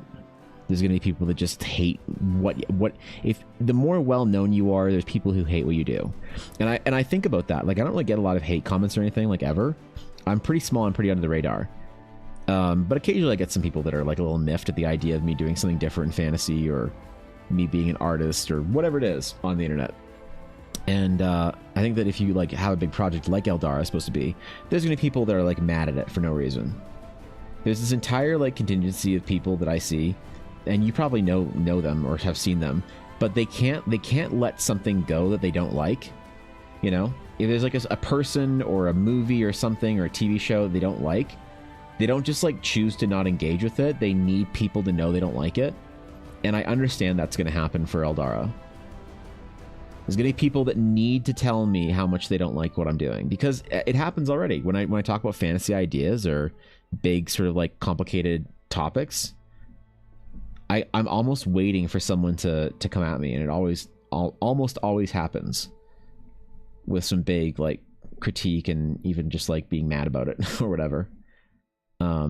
Or sometimes it's just the failure to communicate. Sometimes people who don't know how to be diplomatic about communication, their bluntness comes off as incredibly rude because they just don't know how to deliver a statement without it being like perceived in text as this like aggressive sort of like undiplomatic thing. So regardless of why, I always find that it's a good practice for me, because if I release a big project and I run a big Kickstarter, there's going to be people writing reviews on it, you know, talking about how I don't know what I'm doing, how I'm just some fucking D&D artist or whatever, like George Lucas wannabe, whatever. Like, I know it's going to happen. And it's kind of the price of doing anything important, I think, is you're going to get hate along the way, and hate once you arrive at the end game. So, what's up, Lightning? How's it going? How you doing? Lightning, I've been trying for a little while to do this live 2D project. I got to learn a lot from you, all right? I need to learn a ton from you. I'm going to be watching you a lot, learning from the master, okay? I'm trying to do my very first live 2D, and I gotta learn. I gotta watch a real artist do it, so I'm going to be watching you very carefully, drawing along and trying to see what lessons I can take from the master herself. Making great progress? Thank you, I appreciate it. And belt's looking spectacular. Ah, yes. My signature mark, right? No, we'll flat... we'll flat out flatten them. Oh, I see. Yeah. Well, I mean, like, it's... You know... People are going to be critical of a project if you're doing anything that matters, regardless. It's, like, gonna happen. So... The best thing to do is, I think, just kind of accept it. And then try and like conduct yourself with dignity and grace as you're doing it. You think about how much hate like George Lucas got for Star Wars, or how much hate like Tolkien got. Like Tolkien got a lot of critical like shit talking done to him when he was a professor and like wrote Lord of the Rings. A lot of his colleagues are like, "What the fuck's wrong with you?" You know. Anytime you do something important, people are going to not understand it, or they're going to be upset by it, or it could be a crabs in the bucket mentality. People don't like to see you do something different. Could be, you know, they take unintended offense to the whatever project you're making. So, life is challenging, but I believe you'll be able to do it. I appreciate it. Thank you. Yeah, the problem that I'm having, Lightning, is you probably have never heard me talk about my art process, but like when I paint, I try and paint on as few layers as possible. So like this is 2 layers. For me, coming from a classical painting background, painting on multiple layers is actually a real bad habit, and like a thing I try not to do all that often. Obviously, if you're doing like more stylized things with like Photoshop effects and stuff, I get it. But for me, doing my best work, I try and paint on as few layers as possible. So this is 2 layers. Maybe it was 3 layers at a certain point in time. But so the idea of chopping everything and doing all that stuff for live 2D for me just is like anxiety inducing, but oh god, I'm gonna try. What's up, Cal? How's it going, bro? Good to see you, man.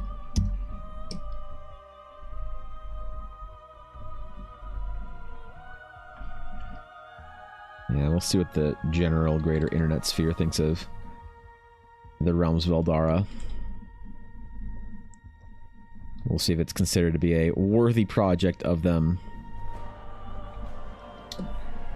Welcome back, Sleepy. Good to see ya. The master engineer themselves. Coding genius, art wizard. Holy.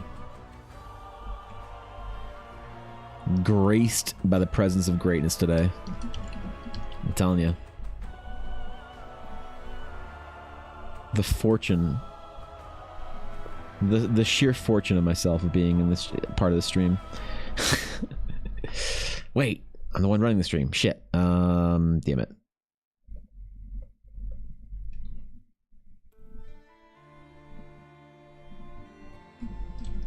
Okay.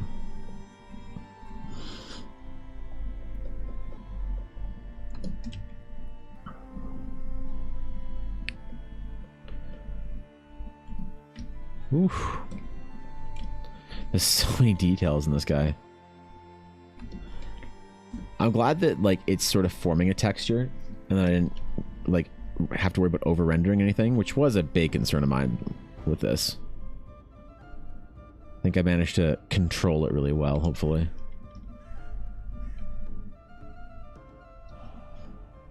Like, progress, Batman? Yeah, I'm trying, man. It's my OCD hard, but I'm looking at the hundreds of layers. Instant anxiety? Oh, no. I'm screwed then. I'm screwed. Not a live 2D artist do layers. They go some cut and then fix after the whole thing is illustrated. How does cutting it after work if you are if you need to do things like have like longer necks, like the neck problem or like the bangs and stuff? How do you then cut out like different layers to properly move around? That's my question. I think that you'd save a ton of time if you just do it in layers, like, because you wouldn't have to draw anything additional. But if you're cutting, I'd imagine you'd have to draw additional like stuff in there or whatever. I don't know. I can't visualize the process of it well enough to understand how it would work that way. I make layers that go, cutting after it's done seems like a pain to me. Yeah, it's probably like a process thing for whatever makes sense for you, you know? I'd probably want to do layers as I go as well, even though layers give me stress. I want a canvas, a background, and then whatever I'm painting. That's it. Give me simplicity or give me death.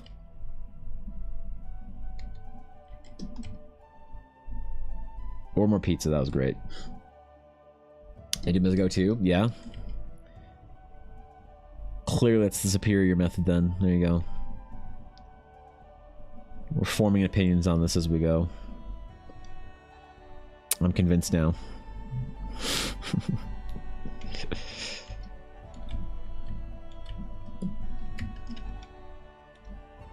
Oh, gotta do my stretches.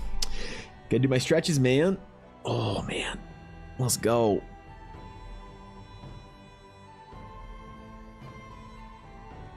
I really, like, brushed with fate this week with my arm getting sore again.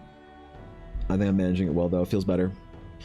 Just imagine the pieces are going to move and draw them in totality, even if the parts don't even show. Yeah, right? Like the hair is kind of a big one. That's a big challenge as far as like trying to predict how it's going to move. And of course, soft serve curls are probably a challenge too then. How often do you stream, Lightning? I had fun your stream. It was good. It was good to chill. Do you stream like often through the week or just here and there sporadically? I didn't actually get a chance to look at your schedule. Too lazy and too dumb. Should have done that before I asked you. I realize that now. This is me throwing. Did cutting after once because someone told me it helped the piece look more cohesive and it was a pain. Oh, ads. Oh, that's right. Fuck. Ad hell. Damn it. Damn it. I'm a terrible streamer. I stream at least 2-3 times a week. I have 2 jobs, so my schedule is all over the place. Oh, okay. Fair enough. Fair enough. It's hard to force a schedule with 2 jobs. Oh, man. That's a lot of time. That's going to be a lot of stress, too.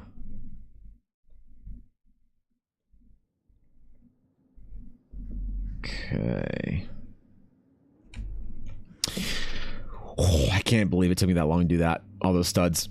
My God, man. That looks good, though. Kind of got there, I think. Damn. Need to do some more weathering and stuff on it, but damn. Sometimes it gets there, you know? Sometimes you just figure it out. You just do the thing. Some scratches and scuffs and marks and stuff on it. Take some chunks out of it. My man's been protecting Asgard for 200 years, alright? You think his armor will get beat up a little bit?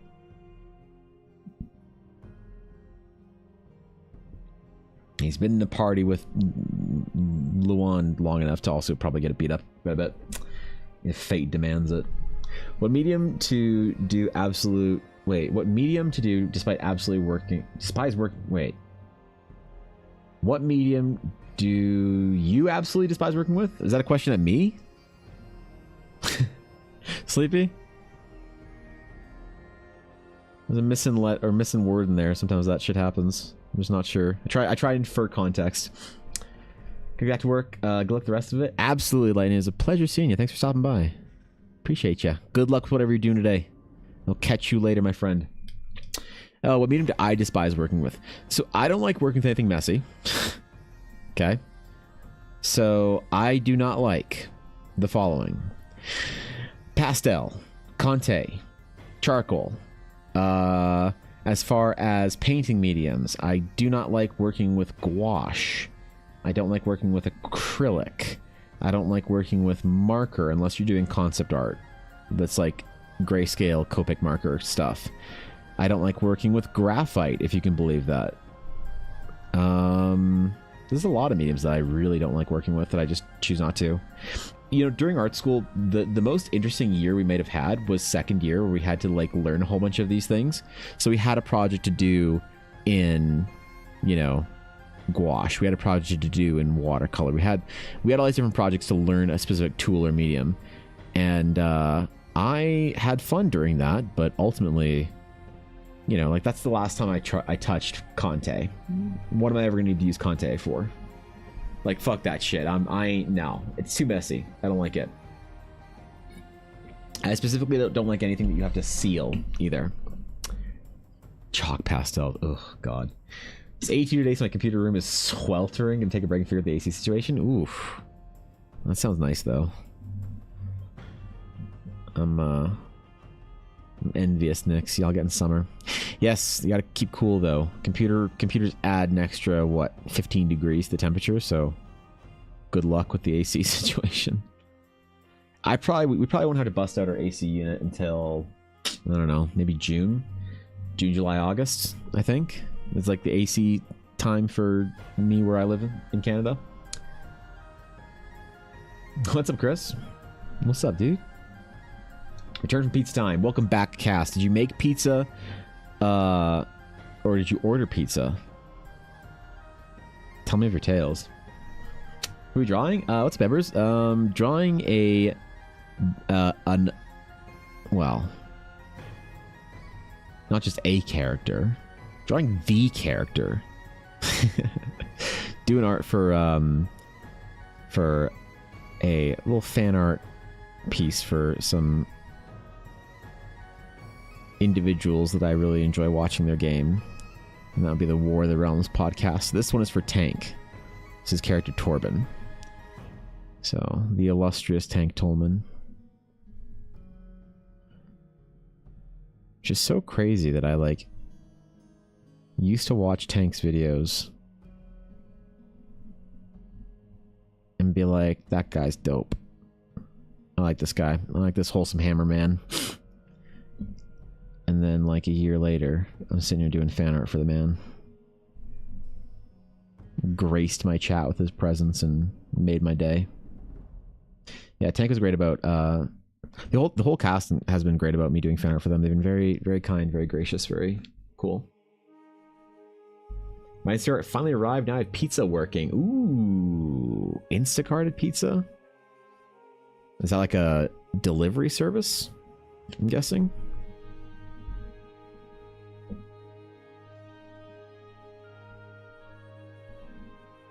I'm assuming, I'm presuming, if there's pizza involved.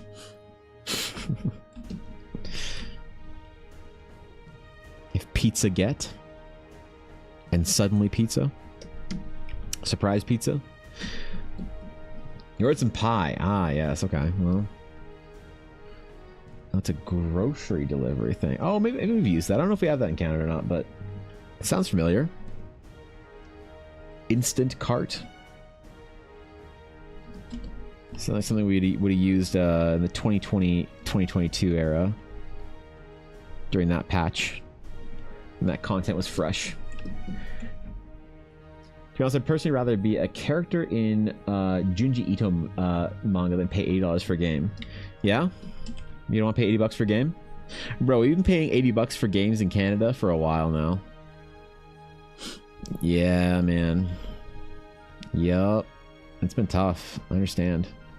My American brothers and sisters. I know that the conversion rate is like different, but when you gotta think about the Canadian conversion rate, it's not like everything here. It's not like we all... The Canadian dollars is 30% shittier.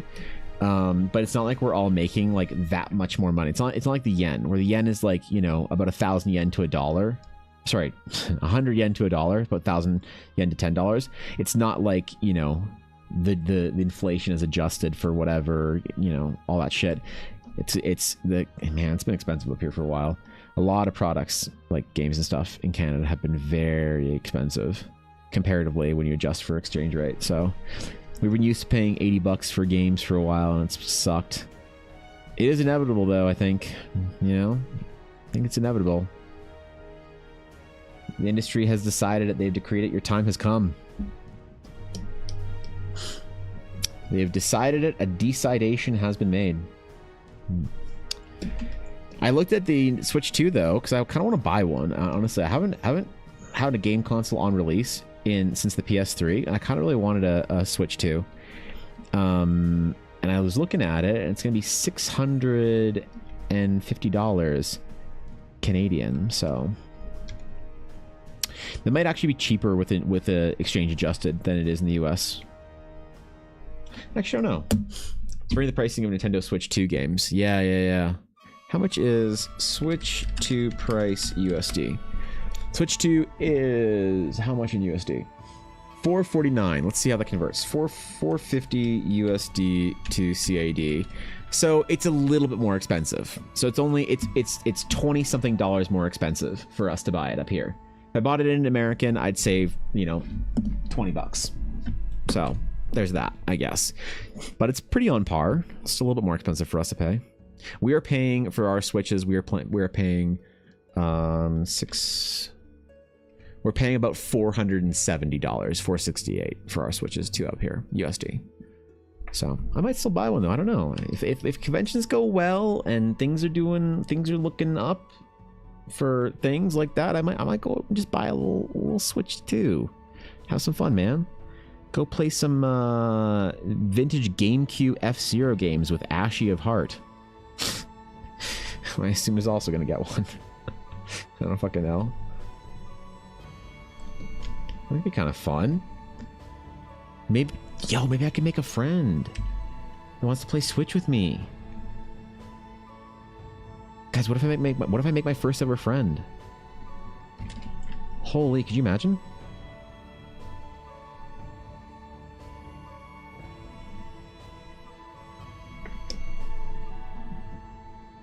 Where is the stitching on this? Stitching is on this panel. Okay. On this one, right? Yes. For 5,500 in the games are going to be roughly 80 to 90. Yeah, dude. That's tough, man. By the way, where's Tank's hammer? I don't think I could fit weapons into this. Into these portraits. I kind of want to do a whole party portrait. If the party doesn't get fucking TPK'd in like 3 months, I'm gonna draw a whole party portrait for them. They deserve way more effort than I've put into the sketches, man. They deserve entire month of commission slots reserved for just fan art for War of the fucking Realms. That's what they deserve from me. How nice they've been to me. Are you kidding?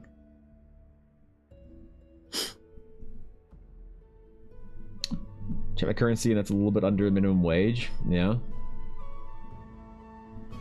Not to nag or anything, but I know I'm busy with comms and life, but when can I hear back from your DMs about a character? It has been a bit. Oh, I typically get to my Discord DMs on the weekend.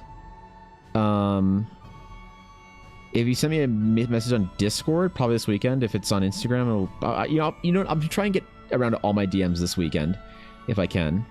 I've had an insane amount of, like, since I started making like TikToks and YouTube videos, I've probably gotten like 30 commission requests. Well, between 15 and 30 commission requests a week. And it's been a lot to keep up for me. So I've been doing my best. I apologize if you've been waiting a few days for me to hear back from me. Embers, I'm sorry if you've been waiting.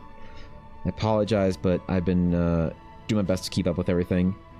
It'll die down, I'm very certain. I think I've just had a couple of, like, you know, new introductions to that side of the internet. And so people are kind of reaching out for the first time. But I'm guessing it'll die down. I'll probably be able to maintain a better schedule for responding to DMs and stuff. But yeah, I was like doing it every single day, and I found that I was spending like an hour every single night just like responding to DMs and shit. So I was like, dude, I gotta stack this onto like 2 days a week, Wednesdays and the weekends. And if I need to let Wednesday go because I'm too busy, then I'll give myself that grace. So 100%.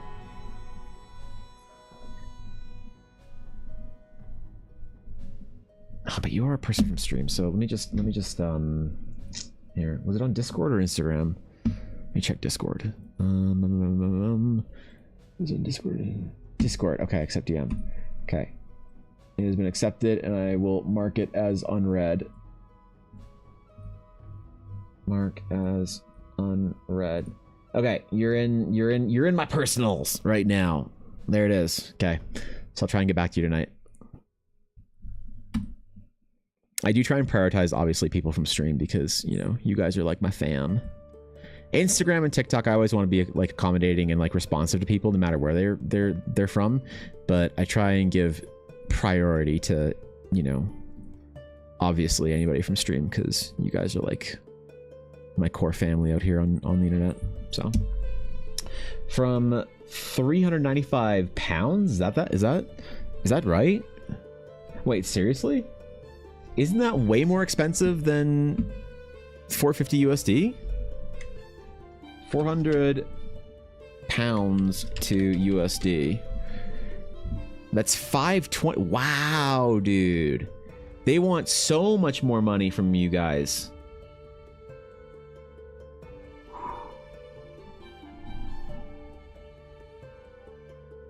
That's ridiculous. Holy. All right. Well, it's off of the papers, right? That's like, Jesus Christ, man.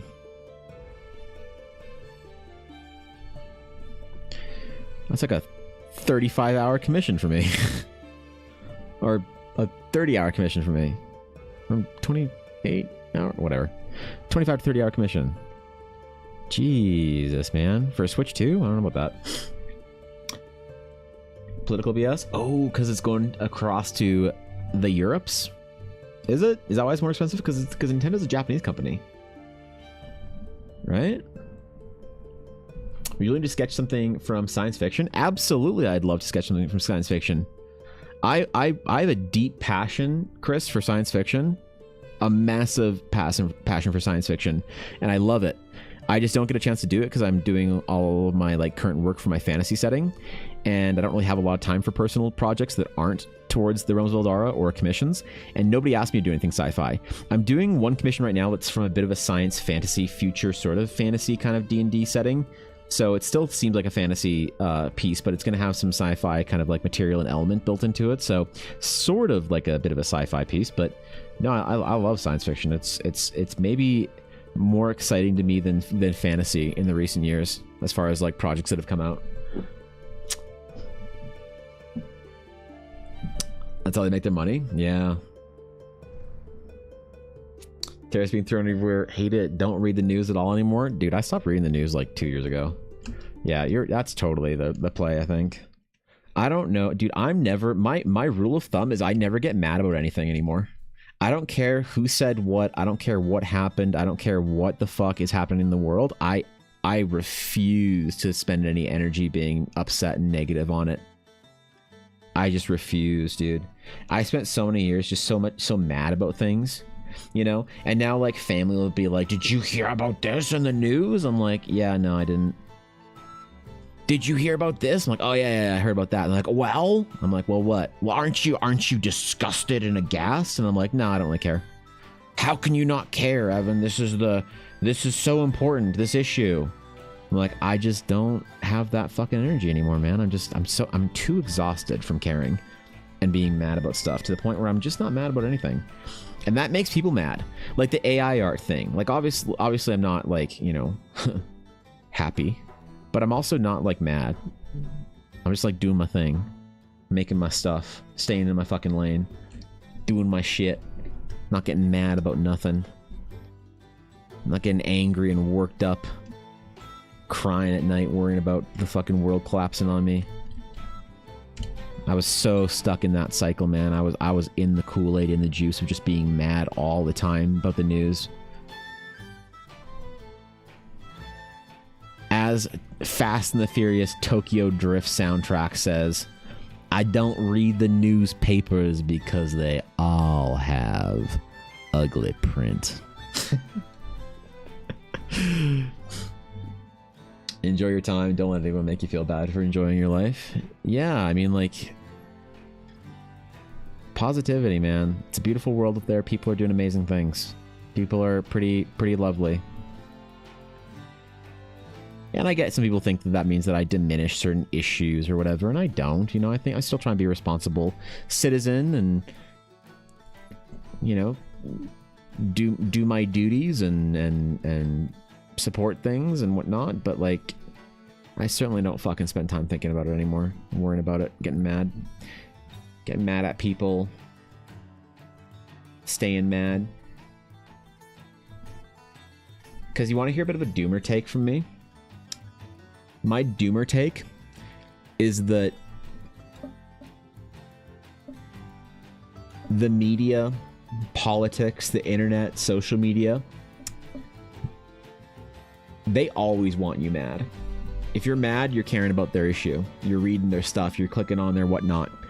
And when you realize that, sorry, not you, as if I'm not talking to anybody, when I realize that, when the rhetorical thing is realized by the collective consciousness of the you, when you realize that, I find that then you see the game for what it is. And I was like, dude, I'm not just gonna be mad and clicking on your shit and reading your stuff and talking about it and whatnot and engaging.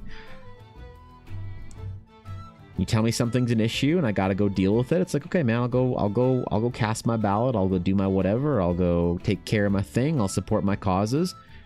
But I'm not gonna be like checking back, clicking on shit, worrying every night, chattering my teeth and biting my nails. I go to family gatherings and they start wanting to talk about politics, and I'm so aggressively aloof, it pisses people off.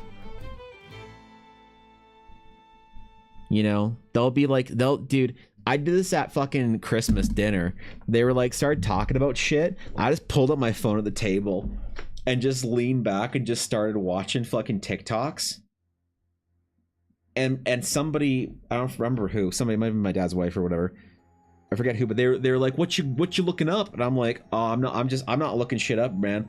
I'm just watching TikToks. Yeah, see, look, it's a fitness TikTok. Look at that, dude. Oh, it's a D&D TikTok. Look at it. Hey. And they're like, what? At the dinner table? I'm like, y'all are just sitting here crying about shit, man. You think I want to listen to this? They were not happy, bro. They were not happy. So I don't care. I'm just chilling. I'm having a good time with my life and focusing on my project, focusing on my art, and whatever happens. I'll deal with it when it does. I'm not gonna spend all my energy mad about issues and things like that. I'm just gonna focus on making cool projects, adding art and hopefully some beauty to the world. Hopefully maybe take away a little bit of the struggle and suffering that comes with the human experience with adventures and stories and tales of heroics and amazing, fun projects, and hopefully people like it. So.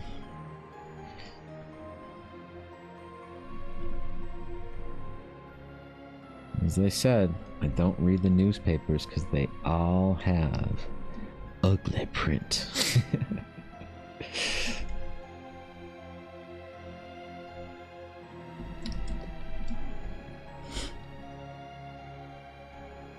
I don't really let anybody tell me that I can't preserve my own mental health anymore.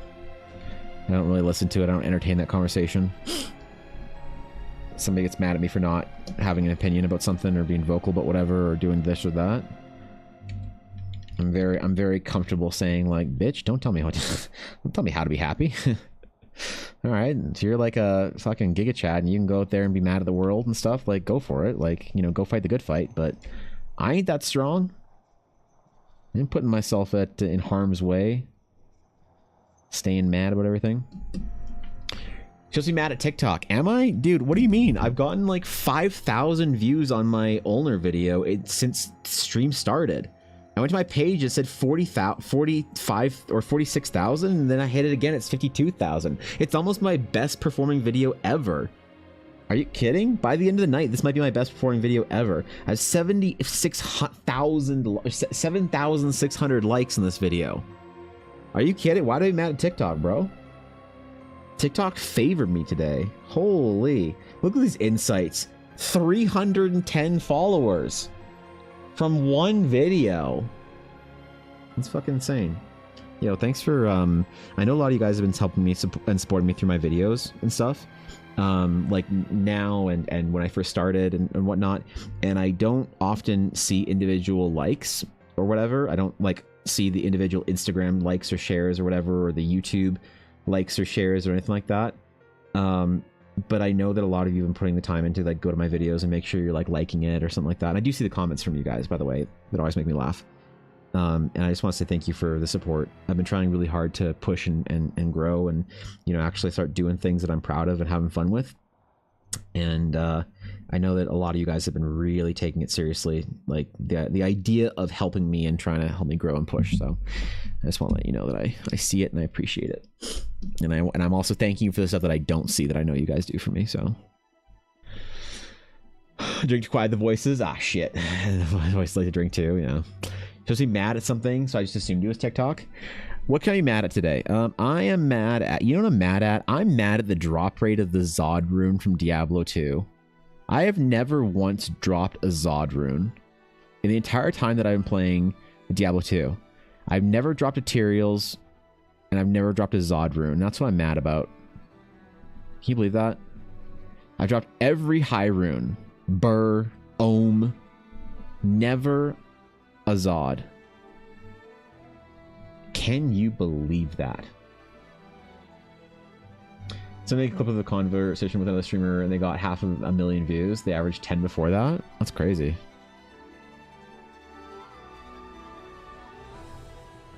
I don't think that I'll ever be a big creator. Like I meme about it. I meme about it, but I think that what I do is too niche.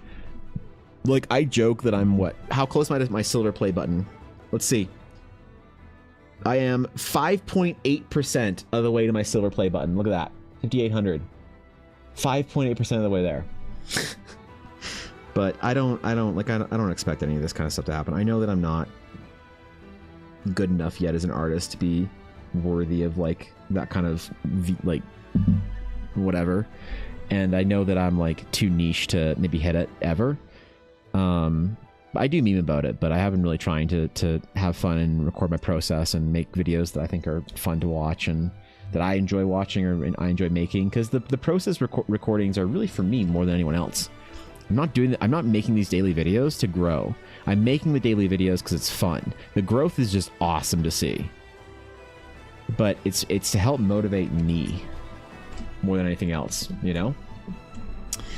Hammer, what's up, Glade Knight? Wait, did you just see this character and somehow know it was Tank? Wait, what? wait, how'd that happen? Wait, what? You just knew? Okay. I don't think I posted or tagged him or anything like that. So, yeah, fuck yeah, dude. You just stop by stream. No, it's Tank.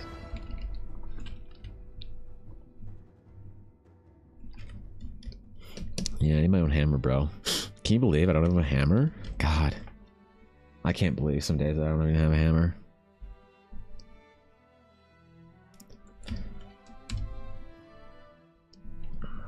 Stop by one of the LARP vendors at the next Ren Fair I go to and get a hammer. Okay.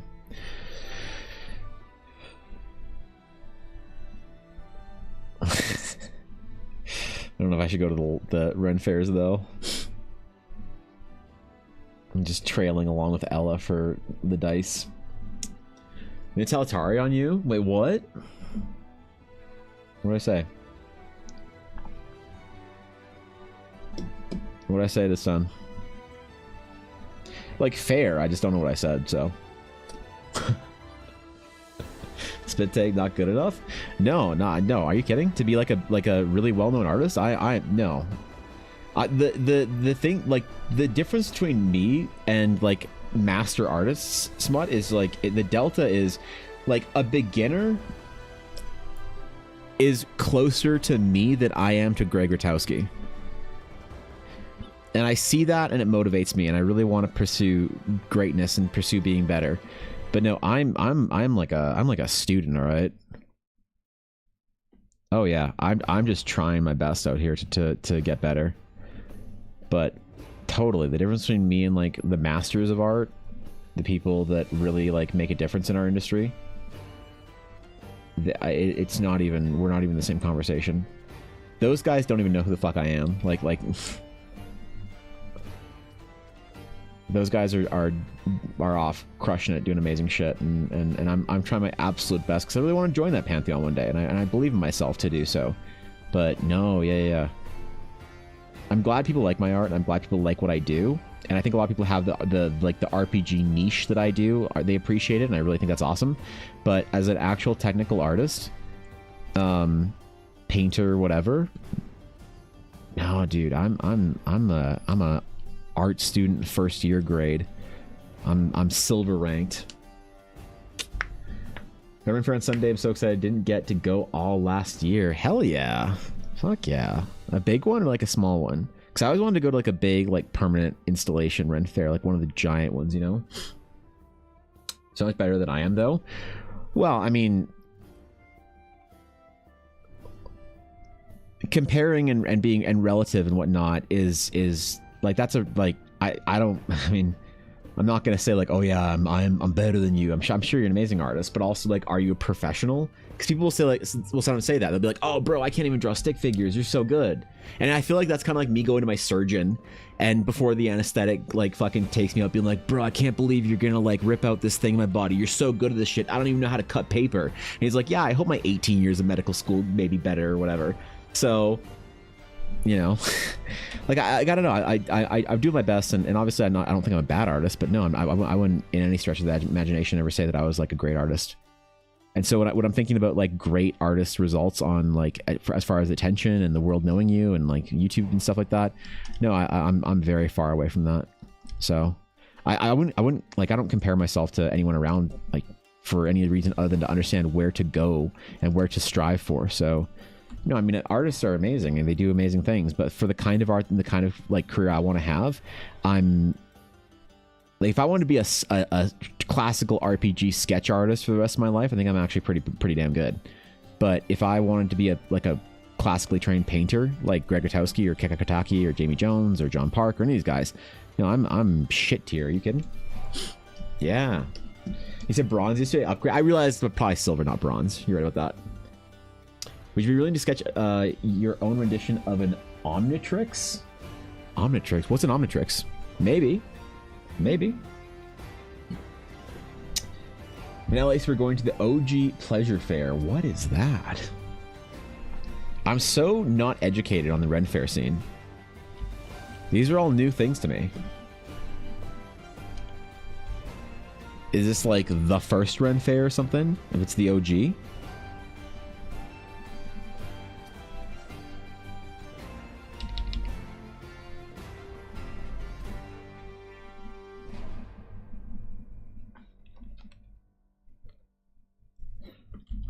Because that's fucking cool. It's from Ben 10. Oh yeah, I was a bit. So when I hit my cartoon era, my cartoon era was like Jackie Chan Adventures, Gargoyles. A little bit on the early end of things were like Gargoyles, Mummies Alive. More into my cartoon era was like that kind of Jackie Chan Adventures. On the end of the era, I was like aware of shows of like Ben 10, but I was like kind of aging out of that, and so I know the name Ben 10, and I know that I think he turns into aliens. I think, or he collects them or some shit, but I don't know anything specifically about it. So I just no idea what it is. I'm guessing it's some sort of a place or a device, one of the two. Claims to be one of the first. It's the big one in SoCal. It's like 90s. Oh really? Where is it? Because I have friends down there. I wonder if they're going. I wonder if Dash are going. What is it called? The original Renaissance Pleasure Fair. Irwindale, California. Where is this shit? Let me map this shit. How close is it to Irvine? Oh, that's not close to Irvine at all. That's North LA. Okay. Well, Central, North, whatever. Huh. Well, that's kind of fucking cool. Oh, that's the business office. Hold on, never mind. Where's the actual location?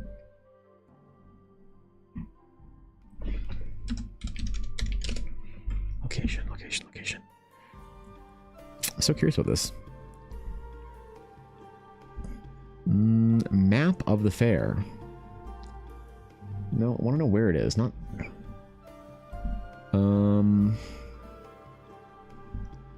1 minute from Pasadena. Oh, so it is around there.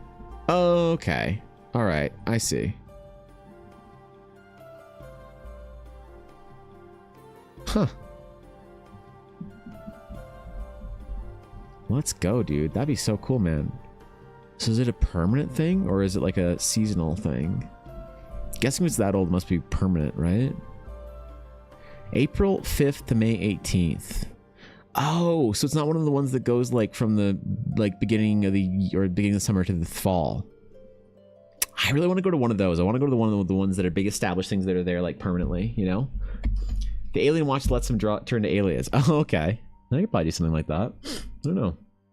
It's like an hour or so to LA. Season of the fairground stays there all year. I see. Okay. Well, that sounds amazing. I hope you have the best time. Like, hell yeah. Post pictures. I'm curious.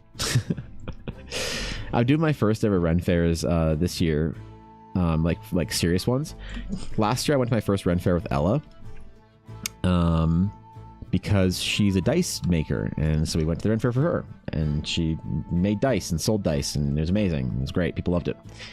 So we're gonna go back again. It was fun. Made some friends there, but yeah, dude, I was uninitiated and unaware of such Ren fair things, and it's really cool though. It was fun. It was a fun experience. I'm maybe not converted yet, but I'm on my way.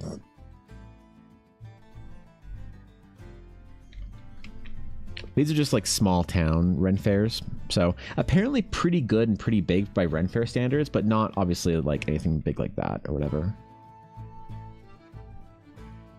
Something smaller. Wear my Howl Pendragon cosplay. Hell yeah. Can I see the whip guy that makes music at Ren fairs? Yeah. I think I heard Mendari talking about the music whip guy. I mean, I just kind of love the willingness to just enjoy your life and be silly. That like mainstream. There are certain things about nerd culture going mainstream that are like maybe it was a mistake. You know, LARPing and Ren Fair is one of the benefits. The fact that it's so much more out there and available. It's not some secluded like cult hobby anymore. You just go to Ren Fair, have a great time, man. I think it's awesome. People have embraced having fun and just enjoying themselves. Being a little silly, man. Having a merry old time. What's going on here with the armor on the side? Leather with runes. Oh my god, there's runes on the shoulder. There's runes on the belt. I didn't notice that. I didn't notice there were runes on the belt. Oh, I'm gonna fuck this up if I try and get the runes from the belt here. Ooh. I think I can do it, though. I think I know what that looks like or says-ish. I think we can do it. That Tank's actual armor kit? Yes. Yeah. Tank's D&D character uses his armor as a reference for it, which is really cool. So.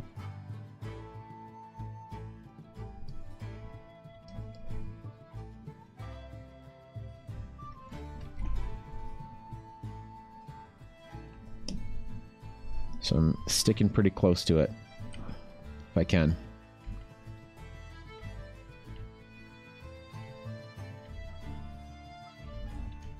Trying to make sure I get it right. YouTube video by the ink tank that explains everything the Omnitrix can do. Oh, cool. I mean, hey, if someone offered to, like, I don't do a lot of fan art commissions. People just don't want to, like, people don't want to pay for fan art. We can get it for free. There's so much good fan art out there. But I don't mind. People have asked me to do stuff like that before. Like, hey, can you draw this character from this thing, man? Somebody asked me to do something from Ben 10. I don't know. Probably.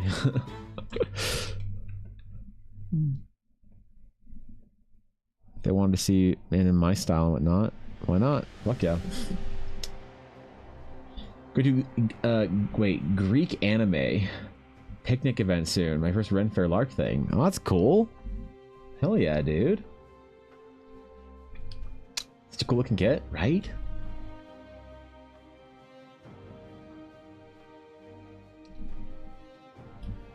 Oh, I messed this up.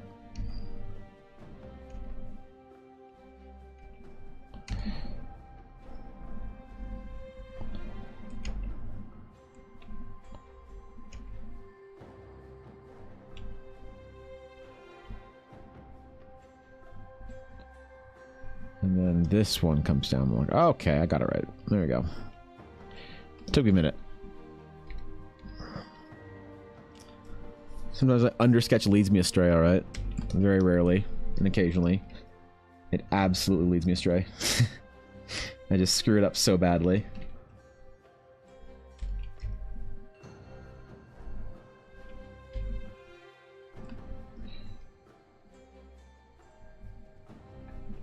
These runes, though. Oh, I didn't actually think about that. Fuck, man. Okay. Friend does a Fae picnic here in town for the equinoxes and solstice. That is really cool. That's a great idea. Side news, my VTuber I talked about based off my D&D character is going to be done and able or usable on my birthday. Very excited. Hell yeah. Congratulations. That's awesome. Hell yeah. Hope that's a pretty short wait then. Can only imagine how excited you are. Oops. Hell yeah. Let's go. Big birthday stream. Let's get it. Okay, give me one sec. Grab something real quick. August 12th? Ooh, the summer. Okay. Is that good? Alright, yeah, I'll give you guys the orb while I'm gone. There you go. The orb's on still. Okay. You can revolt or whatever, be good.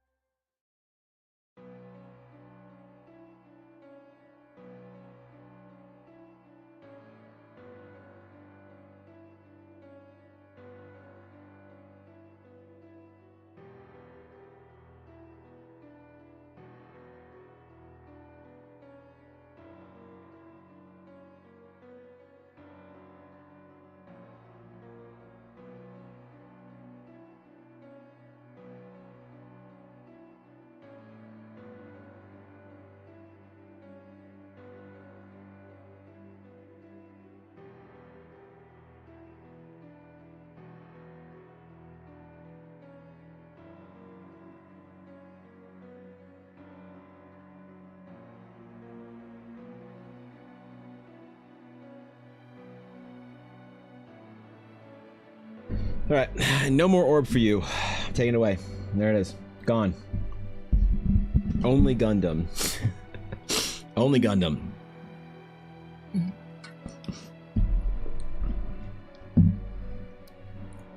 Alright.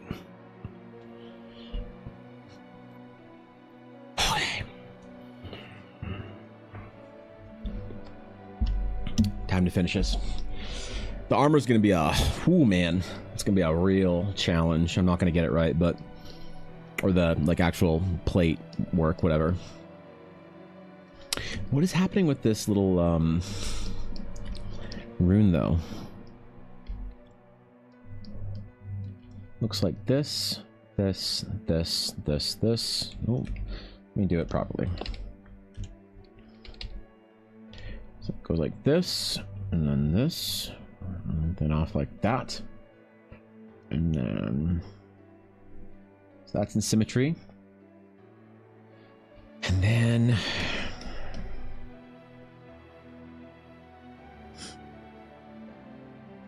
And it's got a fucking E on it too. So we got a squiggly boy and an E. I really gotta get that book that Tank was telling me about yesterday. From that creator. Forgot the name of the book already, but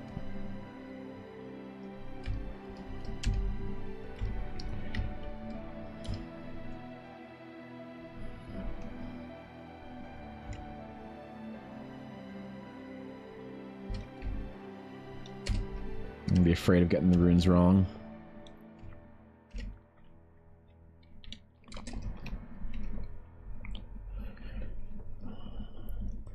But I'll have to risk it.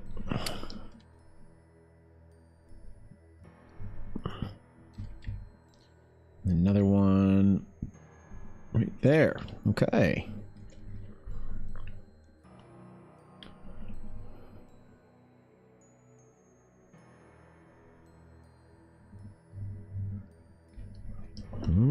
Did I screw that up? I didn't somehow. Hey. Well, I'm proud of myself, right?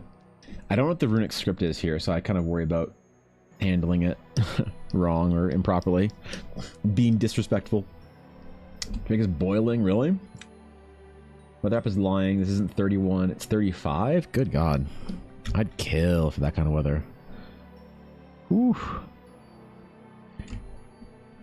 You will find no sympathy from me in April when it's -6 out right now. There's a good 6 inches of snow on the ground. My bug me to put so much detail work in the costume. It's so beautiful. Yeah. I'm trying to do it justice anyway.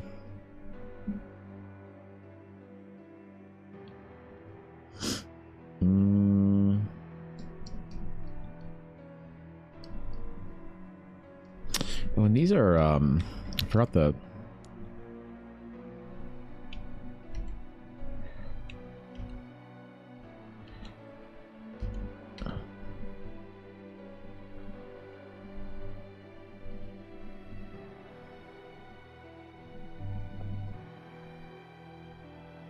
Right. Forgot to change the belt buckle. Obviously, Tank doesn't need it to be exact. He never asked me to make it exact.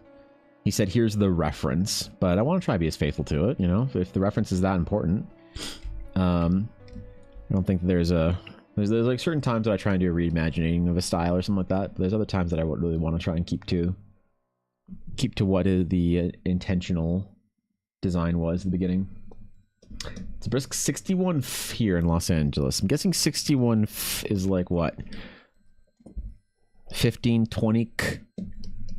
If that's the ratio for it. I think. I could be wrong.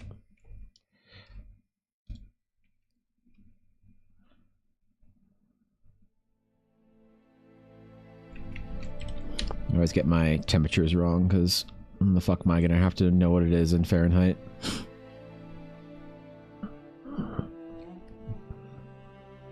Anywhere where I go in the world that could be cold enough where I need to wear a jacket uses Celsius. And honestly, I don't really have any plans to go anywhere in the US that's not warm enough. You know, maybe one day. Anytime I go to America, it's always to California for BlizzCon or something like that, or to Hawaii for seeing Ella's family who live there, which is fun. It's always fun to go to Hawaii and see the fam. You know, there's worse places for family to live than Hawaii. I will say that.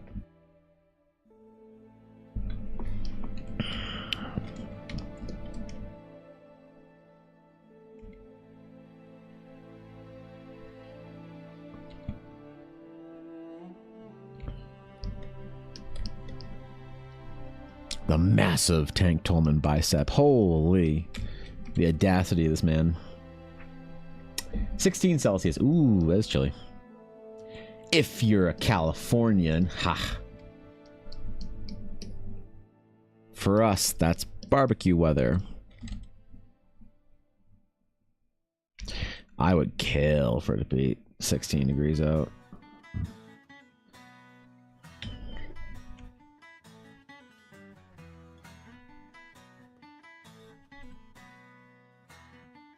I kind of just want to go somewhere warm again.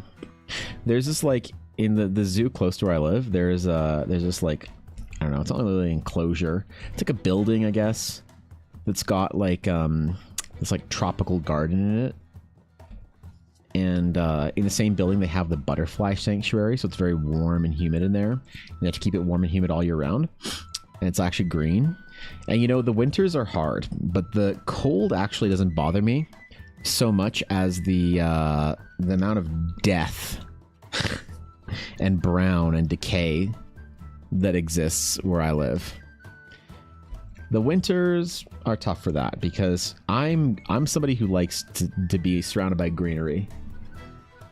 Anytime I can be surrounded by anything green, I'm happy.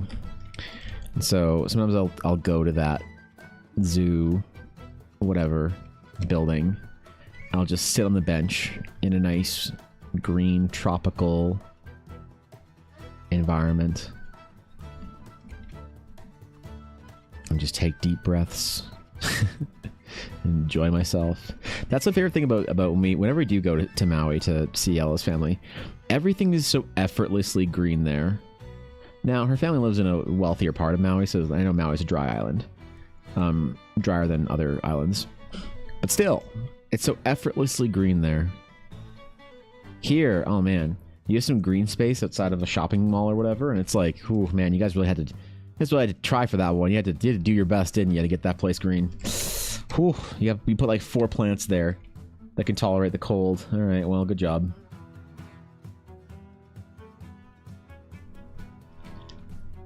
But the summers here, man. Ooh, I don't know if I'd rather be anywhere else.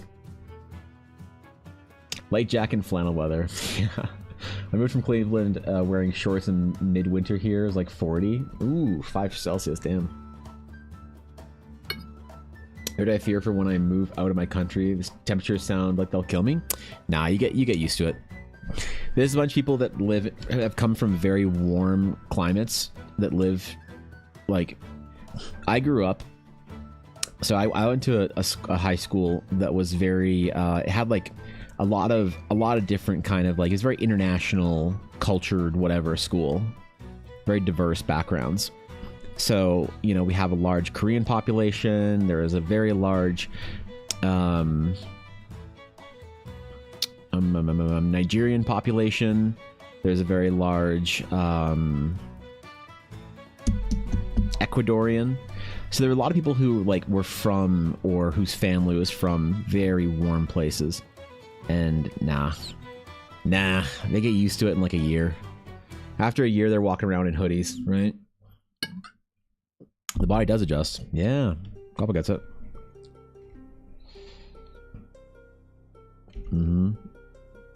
They're wearing their big jackets on, you know, very cool days, but acting like it's like midwinter on year 1, and then by year 2, they're just chilling in hoodies outside, eating candy bars with like everyone else. So yeah, you'd be fine. Don't worry about it.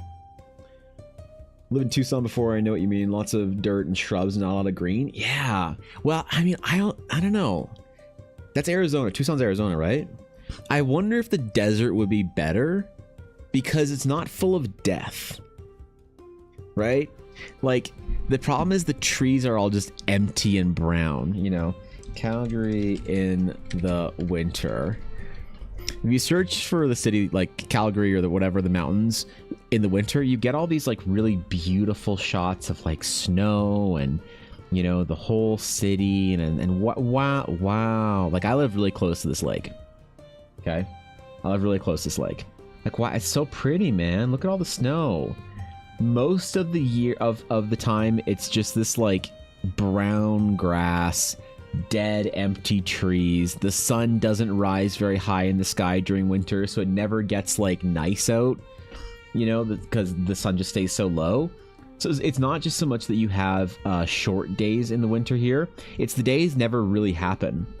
It's not like, oh, it's like bright out noon, but it only lasts for 2 hours instead of 6 hours, and then the sun goes down.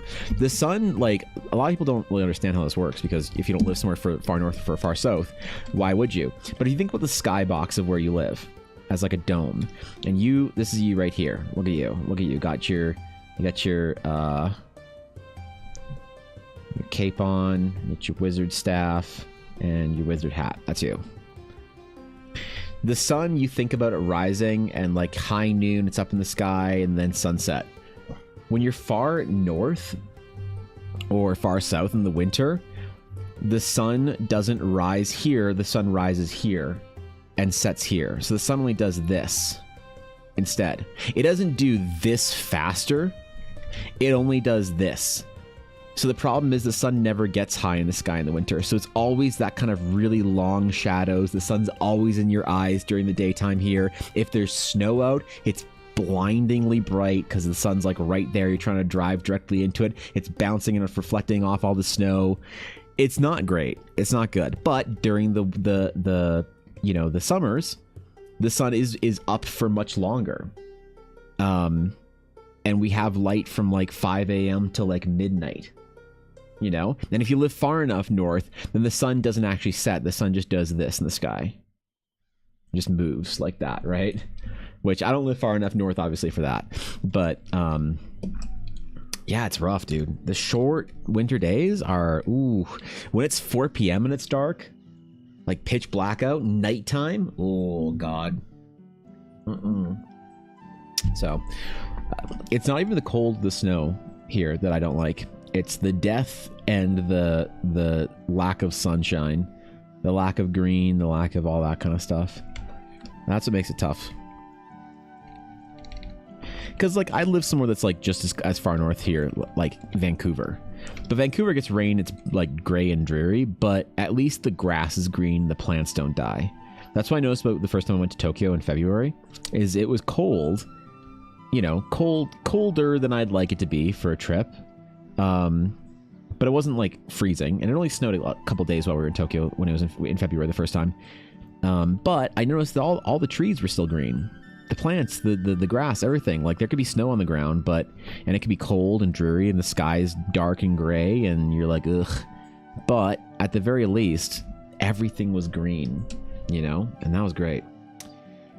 And you have 800 winters. Yes, we are in winter. What winter are we on right now? I think we're on winter 4, I think, right now. I think 4 should be the last one.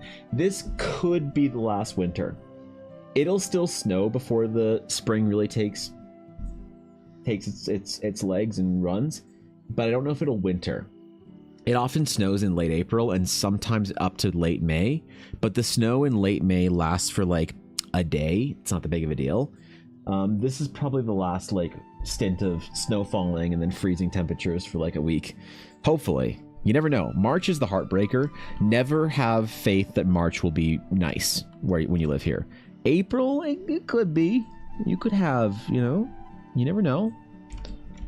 I wouldn't fault you for being hopeful for it to be nice here in April. But definitely you should know better than to think that March could be. Hate snow. It's pretty for about 10 minutes, then I'm done with it. Yeah. January, February is our rainy season, right? Yeah. which is tough in its own right, you know? It's tough to not see the sun for it to be gray and dreary. But like, oh man. Again, comparing to Japan, I've been there for rainy season, and it rained every day that we were there, and sometimes quite a bit. But it was also like plus 30, you know, on some days, plus 26, 28. Was it like around 80 degrees plus in the daytime? Like the rain didn't matter when it was nice out, when it was warm, when it wasn't like cold, biting, chilly rain. It's like nice warm rain. That's fine, dude. I don't mind that. It's like rain in Hawaii. Rain in Hawaii doesn't even bother me. Oh man, it's kind of nice, refreshing, right? But January is our fire season because it hasn't rained since like May last year. Oh, I see. Live in Washington State, and it's kind of like that here. Green mostly stays even when the sky is gray. Well, Sellison, how cold do winters get there, where you live? I'm curious if you guys don't get a lot of snow or anything there. Just sort of like, I know Seattle and that kind of like northern coast, where Pacific Northwest, Seattle, Portland, that whole area is more akin to Vancouver, and then like, you know, Colorado or Calgary or whatever. So I imagine it never like gets super cold there, right? I don't know, man. Like, it might be a grass is greener type thing, because all my Vancouver friends say how depressing and awful it is to be in Vancouver during the winter. But I'm like, yeah, but at least things are green and it's not like minus like 30. Like, it gets to be minus 40 here for sometimes a week or two in January, February, where I live. And if you're curious what minus 40 is in Fahrenheit, it's minus 40 in Fahrenheit. For some reason, that's when Celsius and Fahrenheit even out, and meat is minus 40, is the same in both temperatures scales.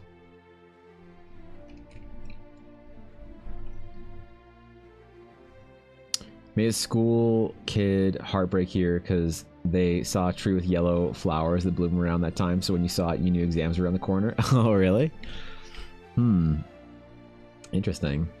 Coldest thing I've ever experienced was about 7 degrees Fahrenheit. 7 degrees Fahrenheit. That's probably pretty cool. I think that was like minus 10 or so, or maybe minus 15. That's chilly. Okay, fair enough.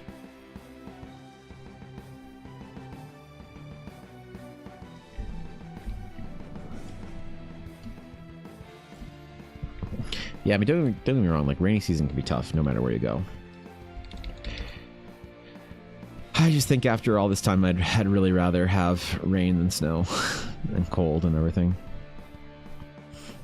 But who knows, maybe I'd regret saying that after a while. I'm sure I would.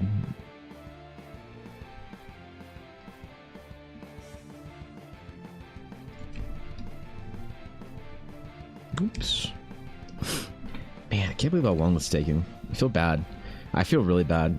I hope Tank's not mad that I didn't finish yesterday.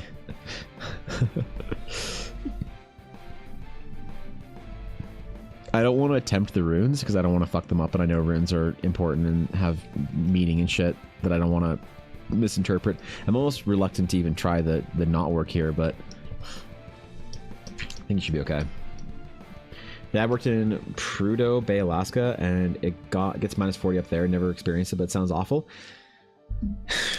Minus 40. So minus 40 is around when you feel like it's dangerous to be outside. The door's not closed, Ella. If you're pouring soon. Minus 40 is, how to describe minus 40? So obviously, if you have all of your winter gear on, you're not necessarily chilled in your core.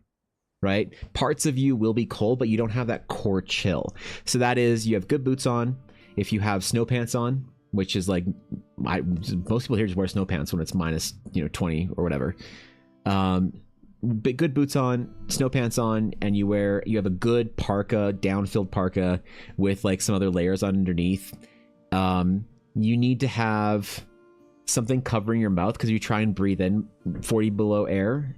It's like really hard and it really stings and yeah, like Thorgan said, it burns quite a bit. So you don't want any exposed skin, or at least very minimal exposed skin when it's minus 40. So when we have to take Yuna out in minus 40 degree weather, or anything like minus 30 plus or lower, colder than minus 30, I'll wear like a full ski mask on. So just my eyes are kind of out there, but then your eyes get ice crystals on them. So you have to be wiping away your ice crystal eyes. It really burns. It burns. That's when you feel like you're like, ooh, if I'm out here for too long, like this is not good. Like you want to double check you have your keys when you leave or whatever. If you lock your front door when you go outside or something like that. Starting a car in that kind of cold is an experience. If you have to leave like early in the morning or whatever, you know, a garage or something like that. It can be unsettling to be in minus 40 degree weather. I will say that's when it really gets to be like, oh fuck, you know, when we have to take our 8-pound Morkie out to the forest to do her business in the middle of the winter. We bought like Yuna's snowsuit cost us $200. It's just an expense you have to make when you're here. You have to spend a lot of money on a good jacket, and so for our dog, it's no different for our dog. Our 8-pound Yorkie Maltese Cross has a $200 snowsuit. That's a pain in the ass to put on, and it covers her ears and everything. And even then, when we go out in 40 below, I will still wrap her very unhappily in my jacket. She doesn't like being in there because I won't let her head out, and she wants to like be out and see, but I don't want her nose to freeze, right? And her ears and shit and eyes. So then we'll take her out to where she wants to go because we have a forest close to us that she prefers to go in. She doesn't like going on the grass near us for some whatever reason. So I'll run out there. It's about a 3-minute walk down to the forest, unzip my jacket, put her down. When it's that cold, there's no sniffing, there's no having fun. She is out to business, man. Does her thing, walks around for maybe 45 seconds to 2 minutes, and then I pick her back up, throw her back in my jacket, zip it all the way back up. Yeah, minus 40 is when it's dangerous, especially if you have dogs and stuff. Snowsuit, boots, everything on her. So but it's manageable. Like it isn't minus 40 the entire year here. It doesn't, I will say, it doesn't get to be minus 40 every year here. Sometimes, like this year, I think the coldest it got to like is minus 35. So still pretty rough. But and it's only that for maybe if it's minus 40 on, or minus 35, like, or worse than minus 30, it's typically only that for like maybe a week. A couple of years ago, we got minus 40 for about 3 weeks, and that was like dangerous. Like the cities came to a bit of a standstill on that because the power stations here, there was a whole like effort to, make for more green sustainable energy. And so they shut down a bunch of coal and natural gas power plants and replaced them with hydroelectric and solar and wind. The problem is that when it gets to be minus 40, there's no wind. It doesn't blow in minus 40, and if it does, it's not good wind. There's no sun because the sun is only out for like 4 hours a day, and there's no hydro because the rivers all freeze up at minus 40. And so you can't also store power. So all the power stations, they're basically, a lot of them are big batteries, right? They just hold on to electricity. But when it's that cold, they don't hold on to electricity. So in the winter, when it's that frigid, you can actually only use as much power as you generate. And so last year we had province-wide, they were like, oh shit, we got rid of our winter power plants. Fuck, we don't have enough coal and natural gas plants to keep the lights on. So they said to people like, look, when it gets to be evening, like you guys, everyone in the province, we had to turn our lights out. We couldn't run any appliances for like 6 or 7 days. It was like that.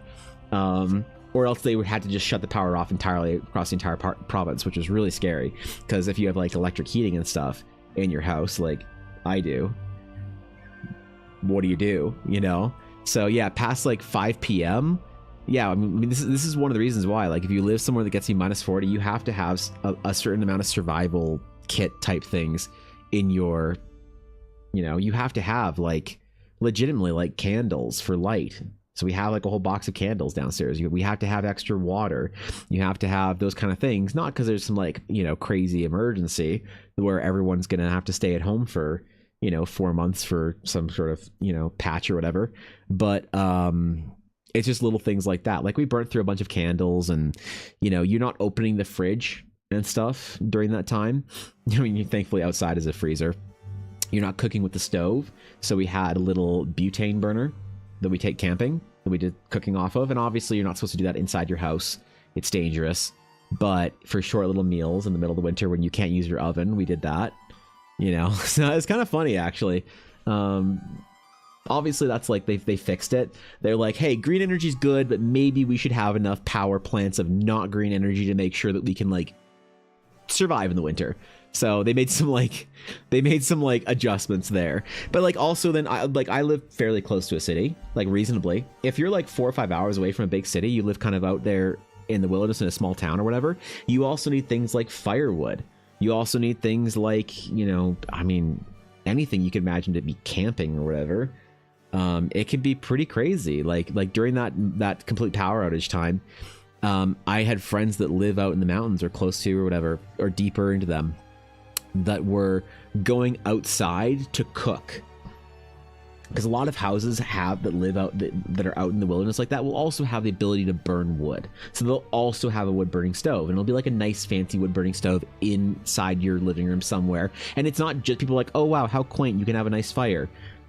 No, it's like partly so that you don't die in the winter if your power goes out or heating or whatever. So yeah, before winter, people who live out in small towns and whatnot out there, they have to have a wood supply for potentially weeks or months of heating. So they have these massive stacks of firewood in the winter or the fall that they'll be chopping up and sawing and processing and stuff. And hopefully you don't need it, and you're just using it because it's fun to have a fire, not because you need it to survive. But a lot of these places that are like newer developments, newer houses that are more remote, they wouldn't have fireplaces and things like that are wood burning because they were all gas and electric fireplaces and fancy rich people shit. So people were out in their backyards with giant fires going to cook their fucking food. It's like, bro, that's Canada shit, man. Yeah, it's tough, man. It can be tough. It can be rough to live there. But again, that's just like, it's not like that for more than a couple weeks of the year here. So granted, we also had a heat wave a couple years ago where it got up to plus 37, 38 to 40, like 37 to 40 a couple days. We've never had a heat wave like that where it was record breaking temperature. I'd never experienced that heat here. And 40 Celsius to Fahrenheit is 104 for the Americans. And we didn't know how to handle it here, you know, like it was just, nobody has AC here. Like the fact that Ella and I bought an AC unit, it's a portable AC unit, is like a luxury amongst luxuries. People think that we're just like, you know, so ostentatious for having an AC in our house. But, you know, when you're trying to sleep when it's 33 degrees out, it's a good quality life thing to have. But like we do not know how to handle that. You go to Las Vegas, and I've been in Las Vegas where it's 42 degrees outside, which is like what, 108 degrees or some shit. You know, they handle it. They know what to do. Like I've walked outside from one hotel to another in Las Vegas when it's like 42 degrees. I'm like, oh my god, I want to die. Oh god. So the temperature extremes here are pretty crazy. You know, as far as like what it can get down to and what it can get up to. Like the record high where I live was about 40 degrees, so about 104, and the record low was about 50 degrees or so, which negative 50 in Celsius is negative 58, right? So it's like 160 degree swing potential where I live on, you know, extreme ends, which is pretty funny. I don't know, but that's something to brag about. But yeah, you're a survivor, you think so? They pump air into casinos, exactly, right? They know how to handle it. Watch this is similar till recently nobody had ACs here either. Yeah, I mean, it's just you. I wish houses came with it, but you're seeing more and more developments, more and more properties with houses around or with ACs around where I live. But it's still considered to be this like weird luxury. Like, oh god, must be nice to be doing so well to have an AC. I'm like, what do you mean? It was like $700, dude. Like, shut up. It's not like I'm rolling in it. I bought a fucking air conditioner. What do you do? Chill out, okay? It's not as expensive as your Jordans, alright? Or your Louis bag or something. What's up, Mr. Pixel? How you doing, dude? What's good? We talk about our harsh Canadian winters up here. Mr. Pixel's very familiar with that. Anyone who's familiar with North BC knows what it's like. You ever do one of those oxygen bars while you're in Vegas? Nah. Nah, never tried it. Yeah, I've been to Las Vegas a number of times because of like conventions for like Magic the Gathering stuff, and also like my mother-in-law got married in Las Vegas, and they like going there a couple times. We've been there. I've probably been to Las Vegas like 6 or 8 times. I don't know. Makes you feel really good. Does it actually? Maybe I'll try it. I'd be willing to try it. I mean, I don't know. It's not like it's a substance or anything. It's just oxygen. There's a lot of things I won't try if they're substances, you know? Like, I have no interest in ever, like, trying, you know, pot or any hard drugs or whatever. I barely like alcohol, but if it's just oxygen, sure. I'll try it. Where I live, it's just wet at all times except for when it's on fire. I thought you went up and did, like, snow shit and whatnot in the winters. I thought you were talking about that. Is that wrong? Because I have family in Prince George. And, well, what's the weather like there? Get really cold as fuck there. It's +4. Must be nice. It's getting up to +13 this week for them, and rain. Jeez, dude. Okay, maybe North BC isn't. Well, I know Prince George is like central still, right? I don't know. I don't know my British Columbian geography. I guess it's not really considered north, is it? Yeah. Not until you get close to the Yukon, bruh. AC is also luxury here, and I'm spoiled by pre-university. If it's a university class, doesn't have AC, it just seems wrong, right? Mountain/West time. Wait, what? For me? Yeah, I'm in Mountain time. Up north it's just muggy, wet until frozen, and 8 feet of snow are on fire. Right. Yeah. Yeah. Catching the trend? What trend? The... Oh, is there a warming trend or some shit I wasn't aware of? I ain't catching shit, man. It's getting nice this week. It is gonna get... Oh, wait. I'm sitting here bitching about Prince George. It is getting it to +12 here this week. Would you look at that, man? Hell yeah. Everything's on fire already? It's already on, bro. It's April. It's not allowed to be on fire at least until June. What are y'all doing out there? What do you mean? Happy on my rinky dinky island. You live on an island, really? That's rad. That's actually rad. Holy, dude. I'm impressed.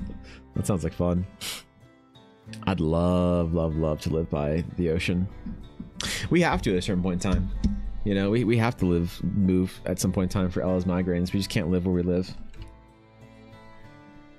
The problem is BC's so untouchable. It's just so hard to get into British Columbia. Anywhere in BC is just so expensive. It's like by the coast. Remember when Nanaimo was like affordable? Get dumpstered, nerd. Nanaimo, BC, more like $1 million fucking apartments, nerd.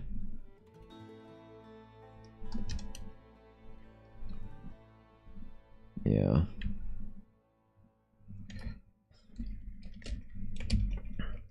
Okay. I'm gonna try and stay as true to this as I can. Oops.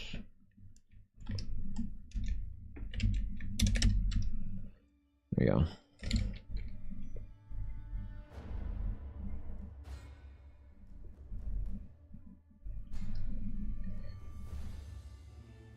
I'm gonna do my best, all right? Even though, you know what I could do? I could grid it. Wait, am I actually smart? There's no way I'm actually smart, right? There's no shot.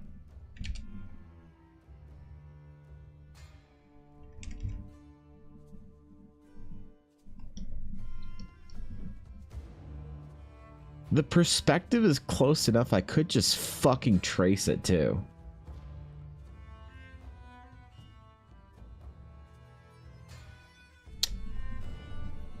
It's just not quite right. Damn it.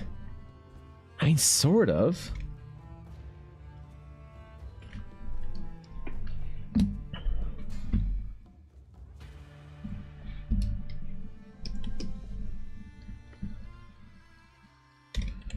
I just don't want to get it wrong, because like normally I wouldn't be so stressed about this, but the problem is that this is like any kind of like important sort of like knot work or like this or whatever. I just feel like it's a design thing that I'm very scared of getting wrong and being offensive to the, you know, the culture, as it were. It's the only reason I'm considering doing this.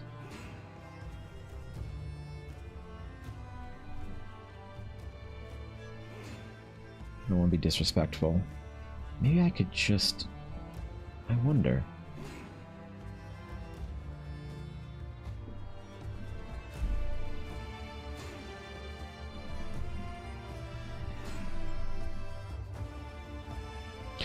Can't really do this for the other plate, I don't think. There's not as much of it to do. This is really the one where I could fuck it up on. Yeah, I could try that, maybe.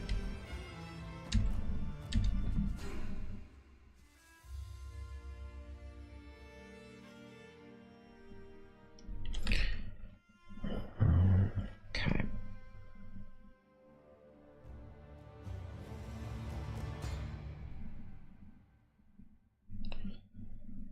That's why I don't want to even attempt the runes on the shoulder. Or on the whatever. The pad. I am on the right layer. Vancouver Island, at least that's where my home is. I mean, yeah, anywhere on the island feels like it's fucking so expensive, hey? I thought, like, dude, it's so funny. Miss Pixel, I had this like conversation with my dad, and he's like, oh yeah, man, like you should like think about moving out. Then maybe like if you can't afford Vancouver, what about Vancouver Island? And I'm like, oh yeah, sure, dude. Let me look at Victoria.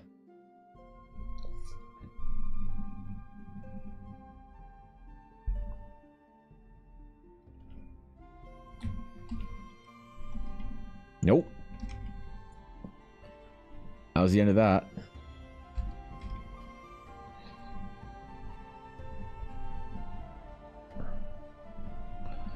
That was a real short-lived idea, let's just say.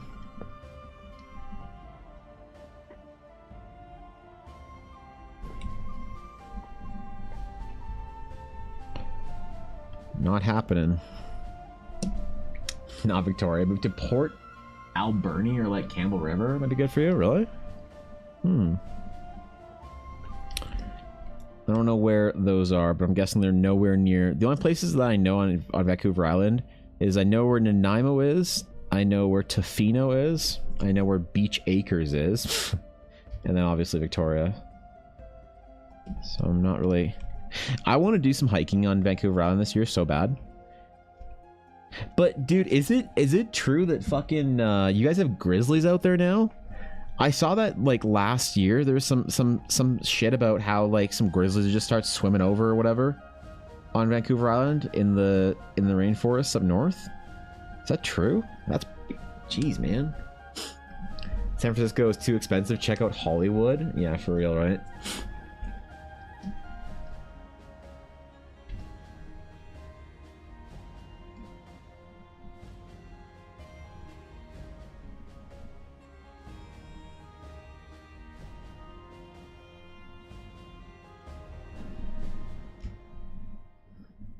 I gotta bring my what the fuck's the park name? My Kootenai bear spray to Vancouver Island now? The fuck? I think Port Alberni to get to Tofino, and Campbell River is what is north of Nanaimo. Oh, okay. Yeah. Okay, fair enough.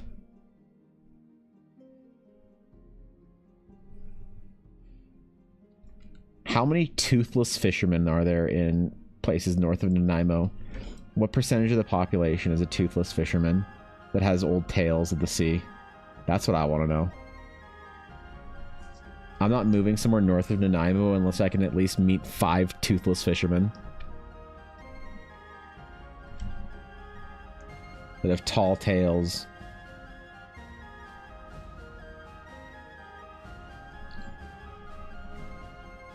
But if I go to a small bar and I start a shanty by saying, "Come all you young sailormen, listen to me. I'll sing you a song of the fish in the sea," I want at least 5 people to respond with, "It's windy weather, stormy weather." And of course, when the wind blows, we're all together. Blow ye winds westerly, blow ye winds blow. Jolly sou'wester, boys. Steady she goes. And up jumps the eel with slippery tail. Climbs up aloft and reefs the topsail. Alright, I'm done. I'm done. I'm sorry. I won't go into shanty mode. My bad. Whew. Got a little, just felt it for a second there, you know? A lot, but you'll also come over to the island, and I'll hook you up. Fuck yeah. Fuck yeah. At least it'll help you understand the motion of the design, basically. Yeah, that's, I mean, yeah, I do feel bad about needing to actually go over it. I don't want to fuck up a culturally important marking. I would like kind of wing it if I was just doing this for myself. But this is not for myself, and I don't want to be disrespectful, and I don't know the extent of the not work and its significance. And so I'm just gonna basically use it exactly. Sadly, Jesus. you arrive in the midst of a violent rebellion. Our resources are stretched perilously thin. That's too many bits. Tell the wifey that the dice are beautiful. She's watching. Oh man, Mita, thank you for 5,000 bits. Mita, you were the first person to ever see the opal or sunstone or onyx dice. So the art's okay. Ah, shit. Glad I got to you finally, man. Fuck yeah. Jeez, dude. Thank you, Mita, for the 5,000 bits, though. That's ridiculous. Holy shit, bro. Wait, that add time to the timer? It did. Shit. Damn it. Fuck. Thank you, man. I'm glad you like the dice. Ella outdid herself with the dice, if I'm being honest. They are phenomenal, so I'm glad you like them. They're all fancy-like, all right?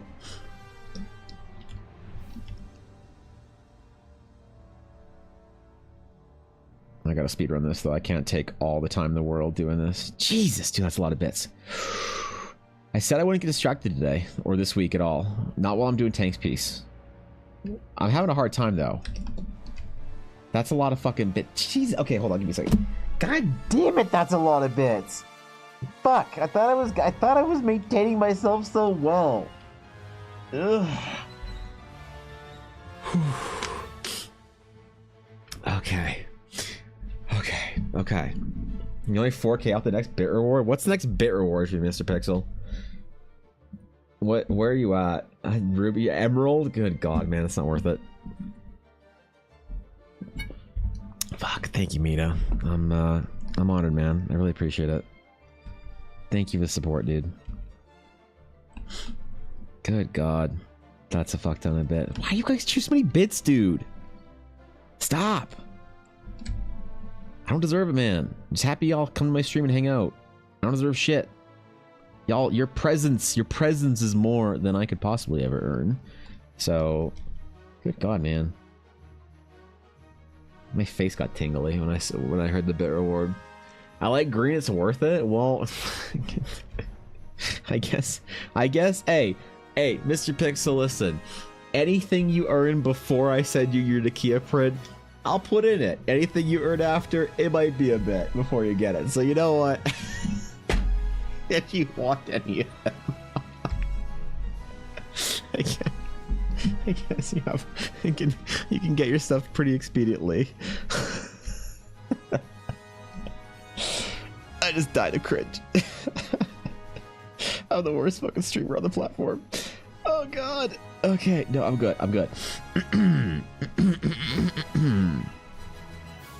Yep, I'm good. Mita also got some of the original Crumb badges. Ella packed them, and so I didn't realize Odd Entity's got like the original prints, and then Mita also got some very early on Crumb badges, which is kind of funny. So I now have my packaging properly made up for how I'm going to package Crumbs in the future, with the stamp and shit on them. But you know, I got the early ones, I guess. Enjoy your early access Crumbs. How close are we to rank 6 for another Crunchwrap Supreme? Ooh, I said that rank 6 was at 30 hours, bro.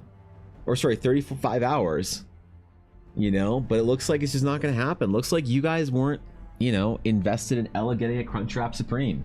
Like, I look, I appreciate it, man. Y'all want the orb to stay around. Y'all want to ensure Ella got her Taco Bell, and you did. But I totally get it if you guys don't think Ella is worth a Crunchwrap Supreme. I totally understand, man. That's a lot of bit. How many bits for 6 hours? I have no fucking idea.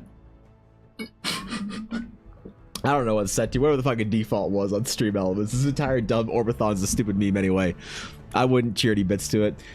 Bits are 10 minutes per 500. You get 10 minutes per 500 bits. There you go. I'm not sure how many that is then, as far as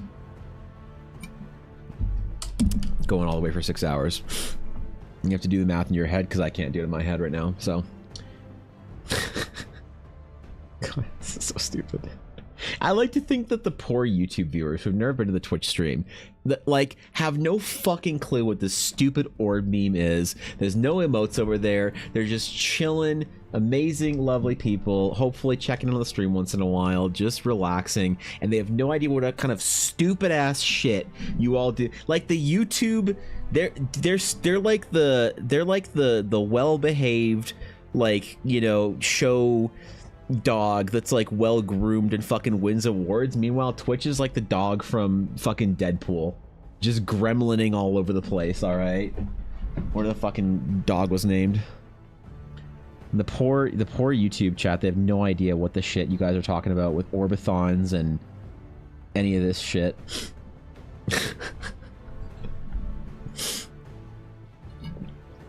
Yeah. YouTube, these orbs are orbs. Yeah, okay, congratulations. There you go. You say it like I don't mention the orb. That's fair. You're picking up on context clues. Yeah, I still feel bad. I feel bad because they're all here for like art and D&D and stuff, and they all have this sense of like, hopefully it's like a, you know, decent stream. Meanwhile, you guys are still milking 6-year-old or sorry, 5-year-old memes. You're just sitting there like huffing crayons and shit. Showdogs may be well trained. That doesn't mean they're well behaved. Ask me how I know. I don't want to. Not with that name, Cass. I really like the line art design, or the line art dragon. Oh, you liked it? Hell yeah, man. I'm glad. Thanks, dude.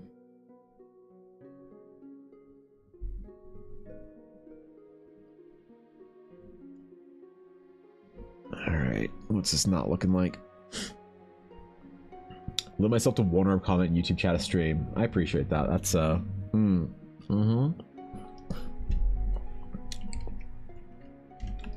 think you're missing one in there, Mita. Wait, is that enough? 1, 2, 3. No. Silver, gold, diamond, ruby, emerald, alexandrite. Oh, there's sunstone. Onyx, opal. Right. Okay, never mind. I didn't see sunstone.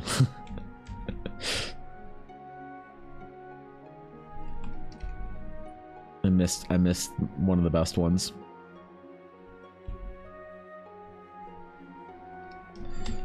Back when crumbs were the primary meme. Holy.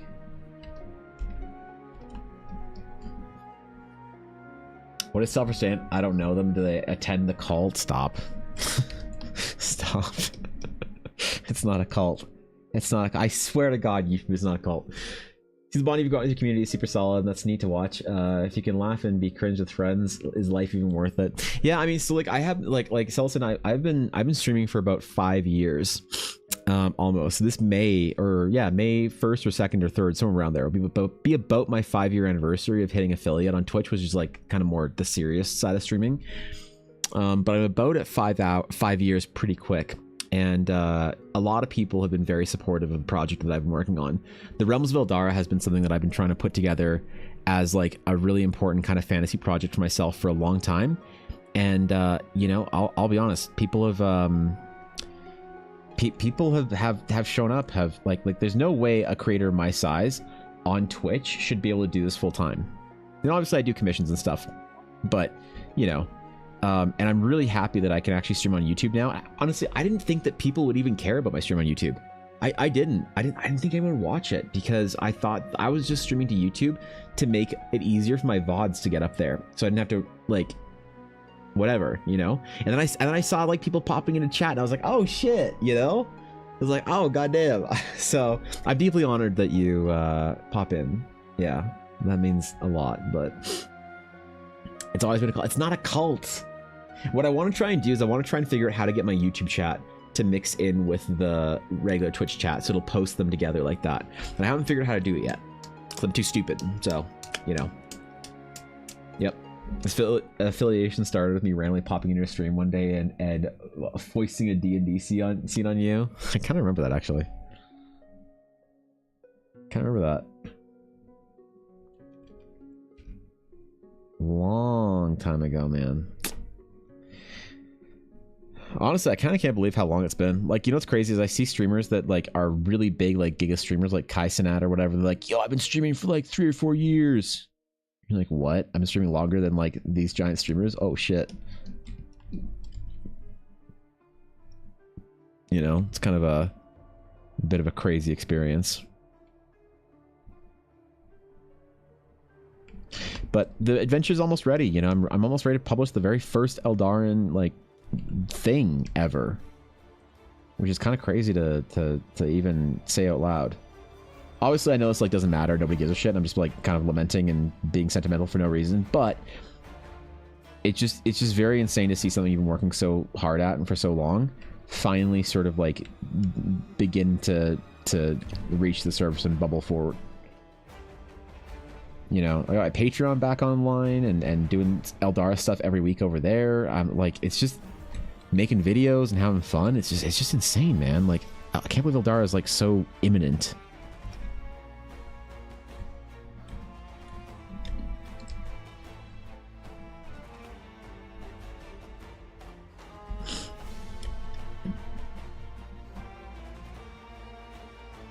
That looks rad. Holy shit, dude. Back to work? Alright, Mr. Pixel. Be good, my friend. Take care. One thing I have to do is coordinate with Ella one day to randomly show up at your house and throw a croissant off screen and then Zoidberg away. Yeah. Yeah, okay. I've already been croissanted once.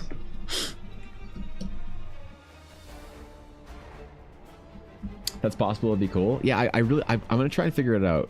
I really am, because that's something I want to be able to see it better, because I'm not trained yet myself to notice my like the YouTube chat. I have to like consciously go down and look at it, and it's not like part of my like, I don't know, the habit that I've built whilst like live or whatever. So I read a post that explains how to combine the chats in OBS. Does it have to do with Restream? Because everything that I've seen is through Restream, and Restream's great, but it's an extra sort of process that I don't use. I use Stream Elements, and it doesn't have a way to combine it with them yet. Is the issue.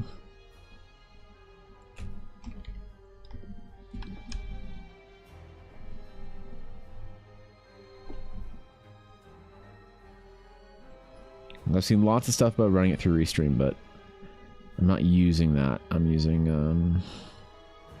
the built-in one, the hardware restreaming.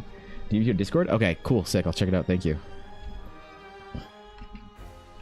Sick.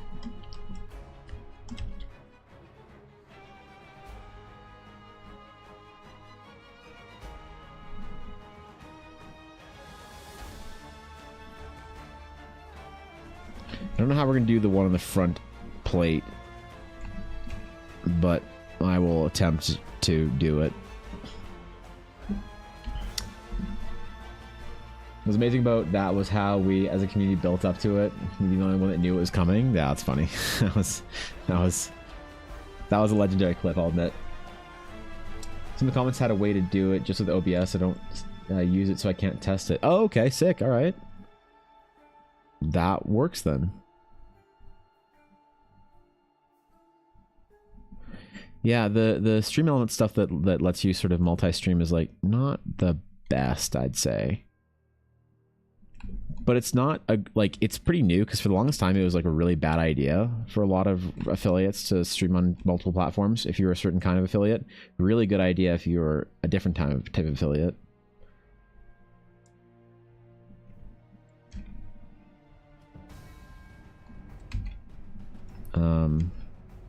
But they just opened up. They just said, "Oh, we don't care anymore. You can do whatever you want." So I said, "Cool, cool." Thanks, Twitch.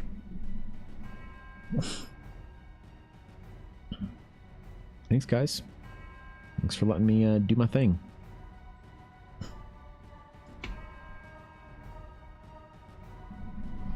Okay, the large plate on the side now.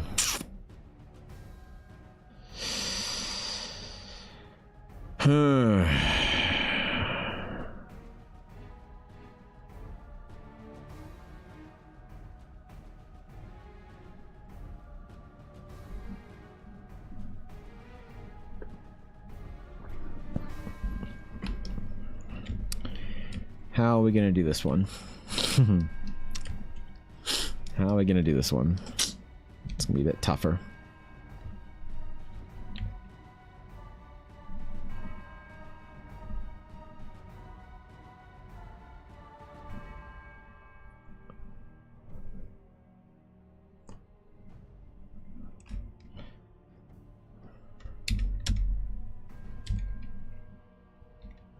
It's a bit low res, isn't it? Might be fine. Again, I just do not want to fuck it up. I do not want to mess up the whatever culturally important markings there are. I think it might be low res, but it might be res enough.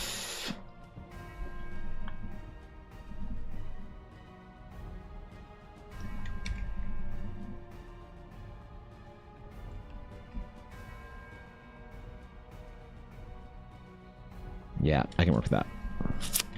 I can work with this.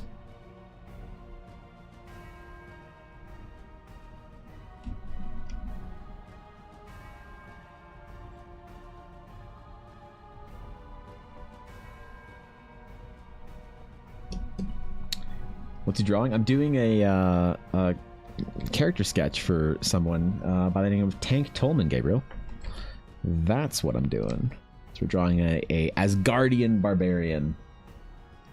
Or at least trying to. At least trying to for his D&D campaign. Really lay down and be sick? Oh shit, feel better, Mita. Take care, homeboy. Okay, I don't want to get this one wrong, so...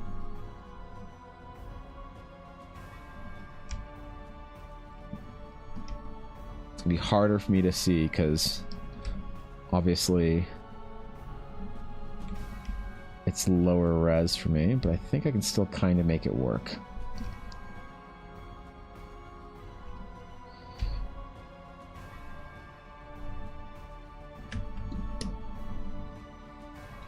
Especially comparing it with the higher res version. And kind of see what's going on.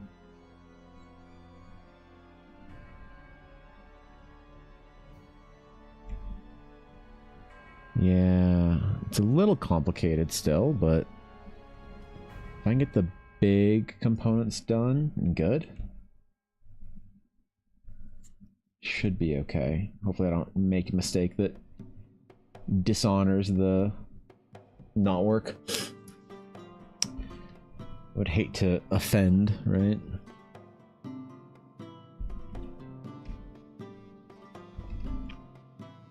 Let's see, where are we?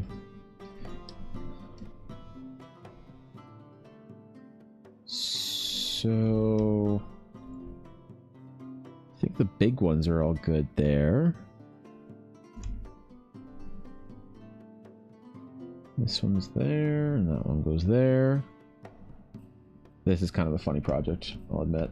Doing this, like, not work referencing. Kind of feels a little silly.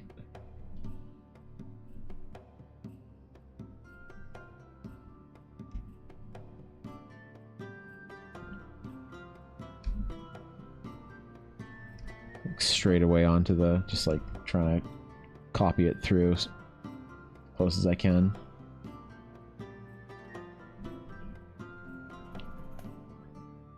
I mean, I really also should have done some different layer. But you know, who got time for that? For being careful and proper and...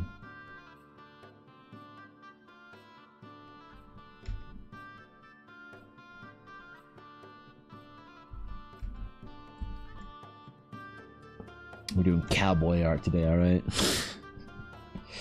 That's what we're doing.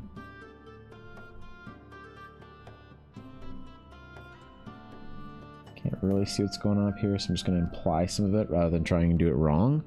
Or risking it doing it wrong. Like I said, I know the exact person who makes those armors on commission. Yeah? That's awesome. I am very worried about getting the runes or not work wrong, though. Because I know that I don't fully understand the cultural significance and meaning of the mark.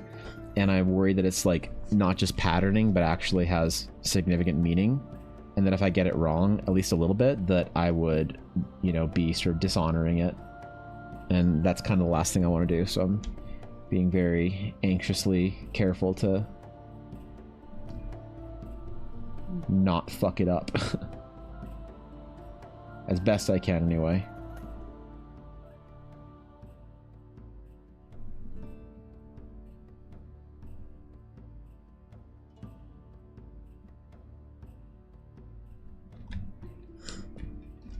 Okay. I think this will be my guide.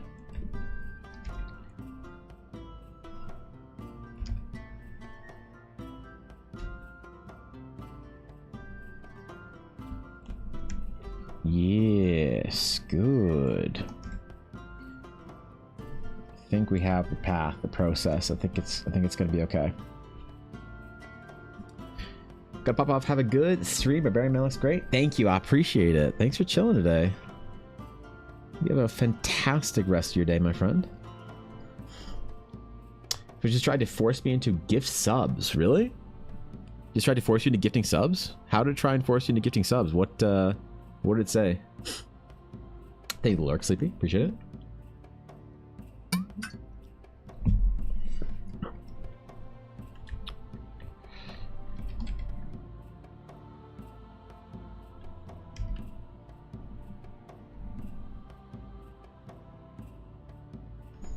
Yeah, what? Twitch trying to guilt you into gifting subs?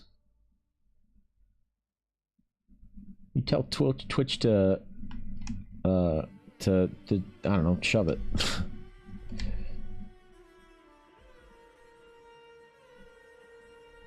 Tell them to get bent, man.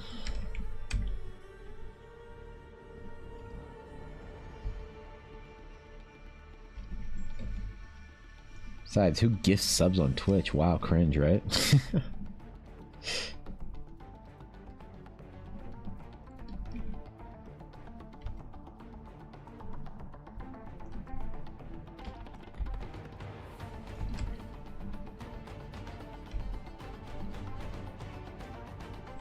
Kind of treating my sketch as my line work layer here. Unintentionally, but I think it'll work out.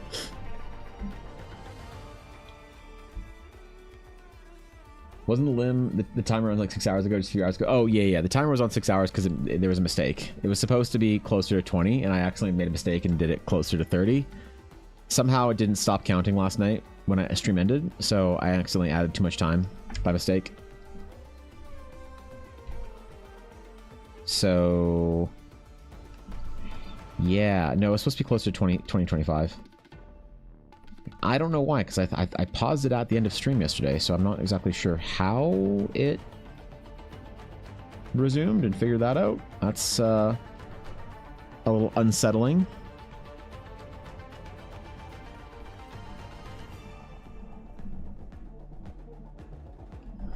But alas, here we are, so. That was real time, and now wondering how I got back to the 30. Yeah.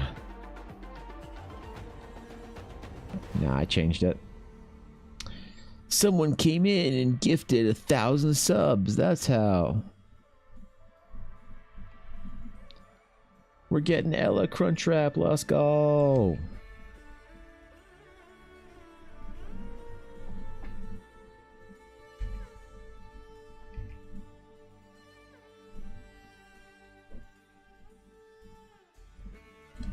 Okay.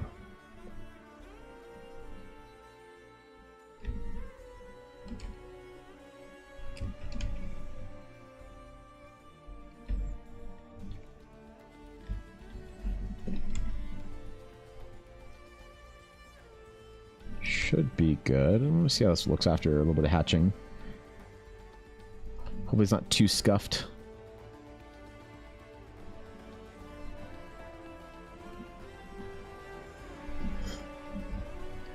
Aren't you not stellar? Hatching's amazing. Thank you. Appreciate that.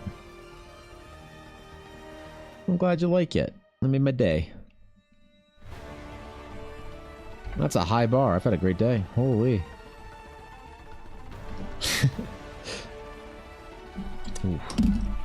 Be careful with the hand cramp, though. Oh, gotta be careful with the hand cramp. I did not do my stretches, man. Crunchwrap and cannon orbit 35 hours, right? Can you believe it? So close, man. So close to canonizing the orb. Oh, man. Who'd have thought?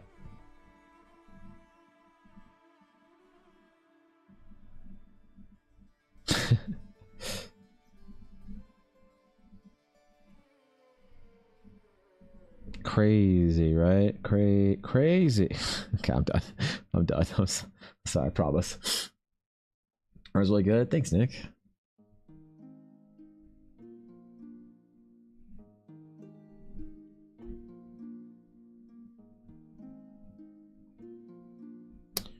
My flow go down. What the fuck? Photoshop. Come on, man. What are you doing this to me for?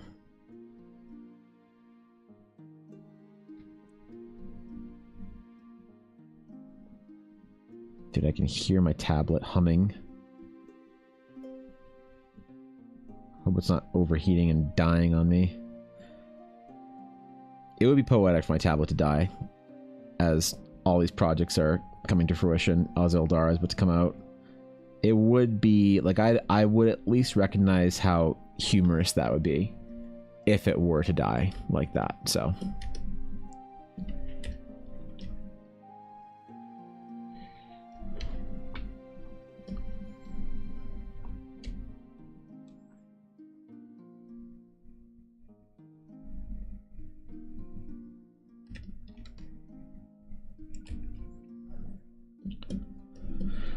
Okay, almost there. Almost there, man.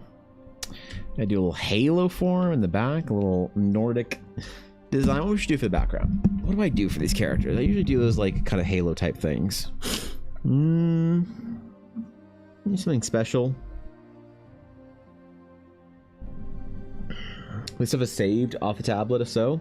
Oh, I mean, the tablet's just a display screen. It's not, there's nothing going on in the tablet. It's connected to my computer. So yeah, the tablet could die right now and it'd be fine. Photoshop would just flip to a different monitor. It would just be funny if the thing that I use for my art just died on me when I am considering, you know, releasing fucking projects and shit. What do I do for the background? What do I do for the halo? What do I do? What do I do? What do I do? What do I do?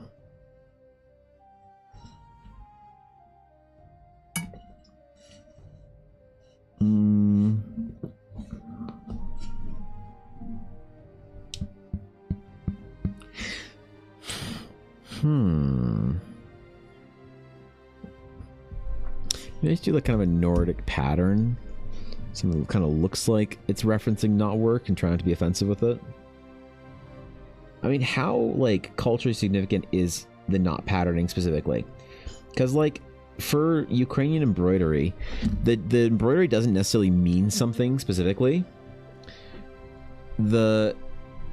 For the embroidery, the design just sort of like represents certain things as opposed to like meaning anything. It's not like runes or whatever, right? It's better when mine die. Oh, do you have an iPad or something? Yeah, that's one of the problems with the iPad, or one of the dangers of having your stuff on an iPad. or anything like that, display or any kind of screen, tablet, computer combination. If most draw if the tablet dies, no, I go buy a new one. If my tablet dies, I would have a new one here in under a week. I would just go into substantial debt for it. So, what story is the character? Anything in there for the BG? So this character is actually a D&D character that I'm doing for. I guess you could say fan art for somebody by the name of Tank Tolman, who's a amazing human. So his story is that he is a ancient protector, 200-year-old Asgardian, part of the Asgardian protectorate. You're a bearded Viking hammer enthusiast.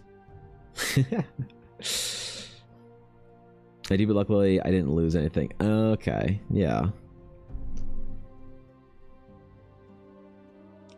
Guess for background Halo, I just go for like, yeah, something that's kind of like implied not work.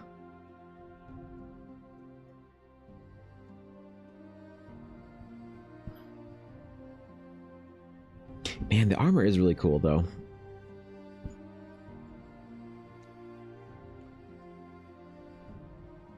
It'd be fun to have something like that for Ren Fair. There's that one place, man, that, what was it called? Grimfrost? I don't know if they do armor things or it's just kind of like accessories. Because I got a lot of Ren Fair I need to do this year, right?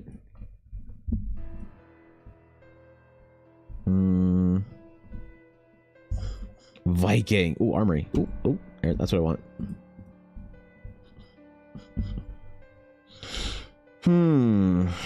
Can't bring metal swords or knives. Pretty sure you can bring metal armor. I don't know. Medieval kneecaps. Is that a start? Gambeson hood. Dude, that's so sick. $250? $250 American, and I could look like this stud. Look like a Rohirrim. Chain oven mitts? No, thank you. Full Gambeson coat. Axe set. No, I'm not looking for. That's what I'm looking for. Dude, I need long hair and a beard. What am I doing? I think I'm throwing. That's not bad. $120 for a dope ass helmet. Okay. What about not armory? Just Viking. How much would it be for me to get Vikinged up for Ren Fair? So I need to buy the black tunic, obviously. $75. The Viking boots. So that's what, $420? $425. What else do I need? Viking underwear? Nah, I'm good. Oof, man, I'm so good with that. Viking cloak? Nah, it's too warm for that. Ooh, do I like those boots more? Yeah, I kind of like those boots more. Okay, so we're at $200. Okay, I can find belts and pouches and stuff. I need the pants. We need the pants. That's all I need is the pants. How much are Viking pants? What? Product type. Leg wraps. Oh, I need leg wraps too. Shit. So that's like $230-ish. And then trousers. Ooh, right. I forgot the European and say trouser there. I get these ones. I wouldn't get the tight ones. I'd get the baggy boys. So what is that then? You know, $300 to get Vikinged out?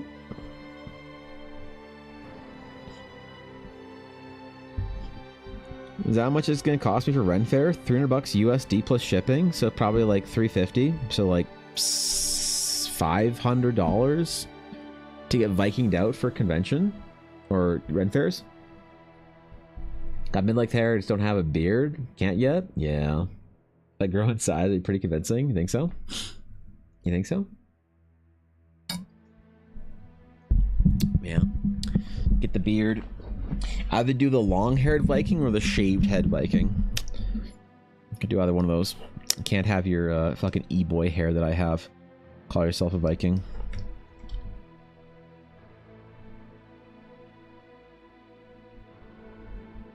Yeah, whoa, come on now.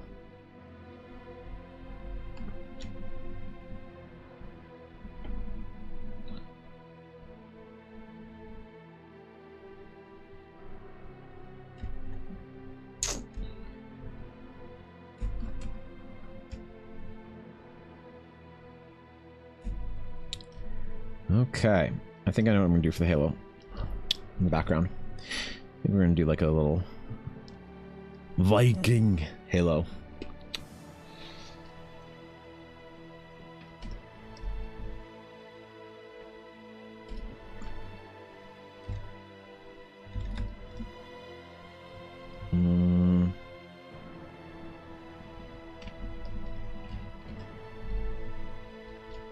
There you go.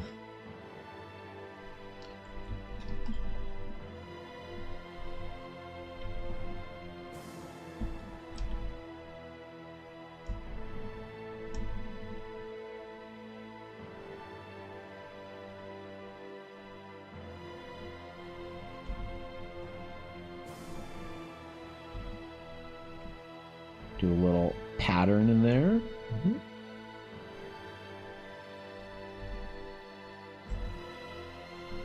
I wonder where these patterns came from.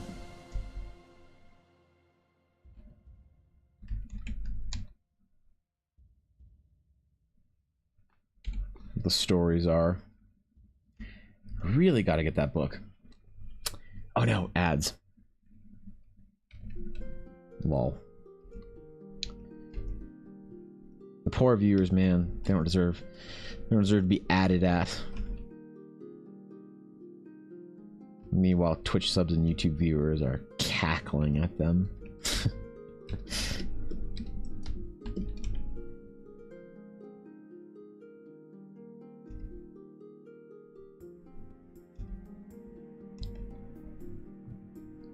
Subtle Mjolnir reference.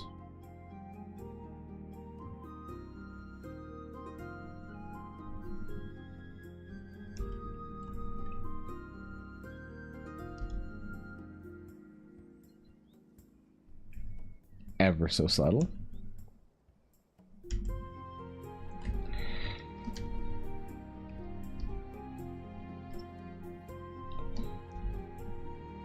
I don't know why I moved to a different one to do this.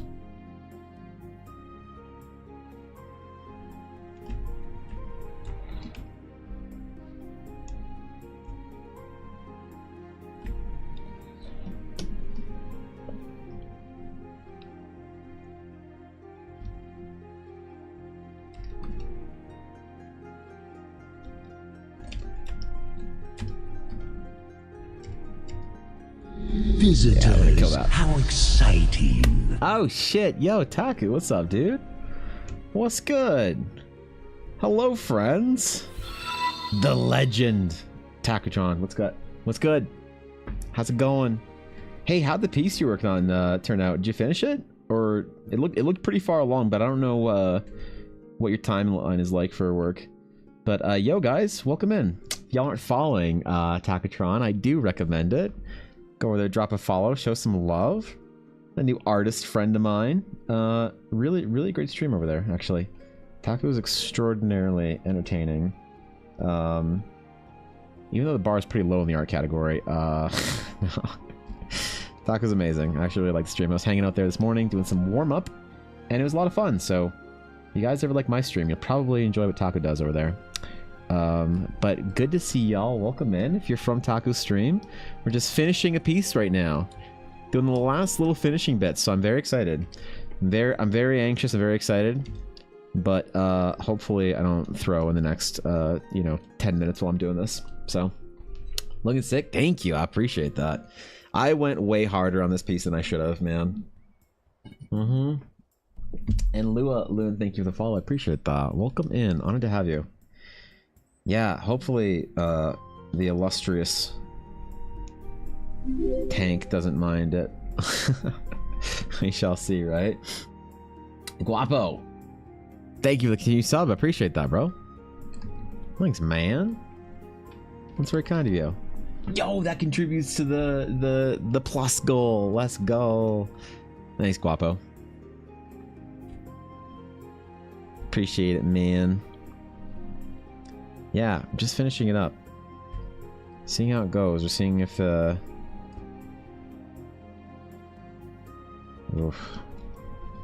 That's a bit detailed. That's a bit detailed in there. I don't know if I like that or not. I'm gonna look at it and think about it for 3 minutes. Further the Orbathon, yes. Want to see the piece was coming along? Yes, please. I mean, if yeah, if you have it on, do you have your Discord? I don't think I'm in your Discord. If you posted it, let me hop in your Discord. I assume you have a Discord. Awesome leaving. Oh yeah, hold up, Ella, one sec.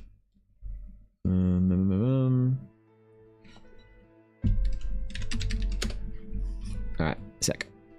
Sick. Thank you, Ella. Appreciate it. Alright. I'll post it there? Okay, sick. Let me just get to your Discord. Because I have links, unfortunately, locked down in my Twitch. Unfortunately. Because, oh boy. Bots were an issue. About... We're gonna go to your Discord. Where's your Discord link? I'm trying to find it. Oh, there it is. Okay. Taku's... Let me call you Discord. Taku's Art Den. Wow. Alright, where is it? Let me see. Let me see how's it looking.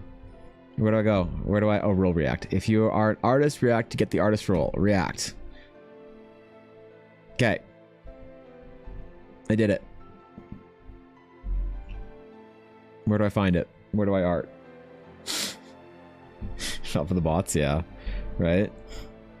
I have to verify as well? Oh, I do. Okay. Yeah, rules. Liked. Verified. Alright, what do we got?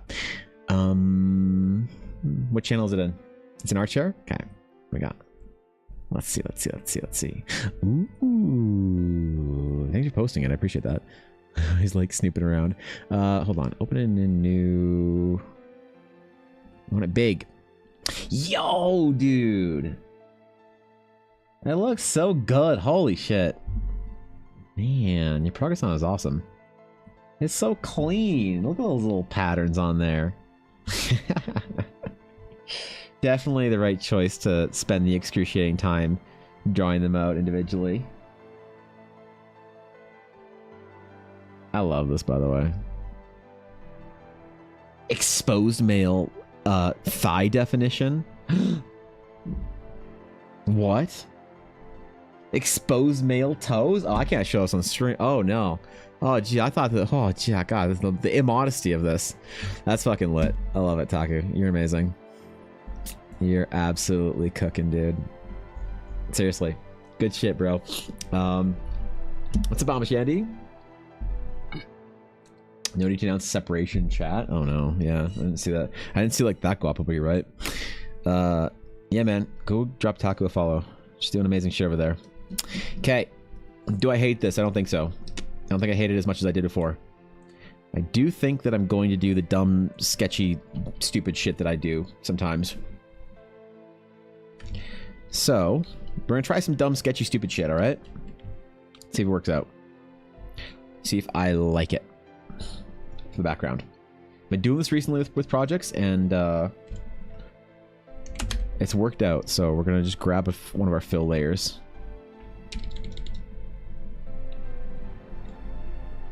And fill it in. And then grab the same brush as an eraser. And drop that opacity, man.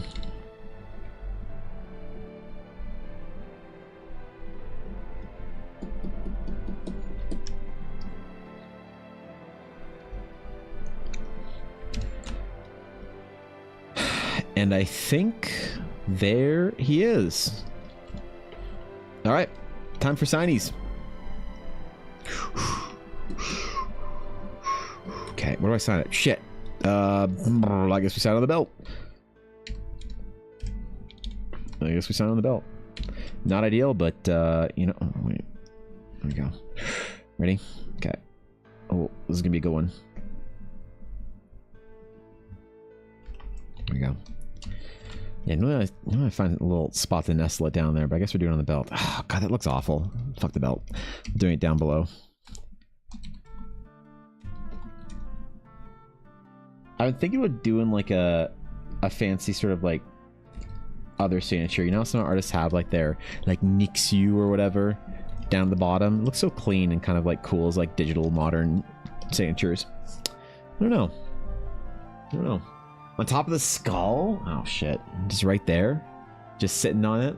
Looks good. Thanks, Taku. I appreciate that. That means a lot coming from you. We got our runes, we got our references, everything in here, man. Holy shit. Holy.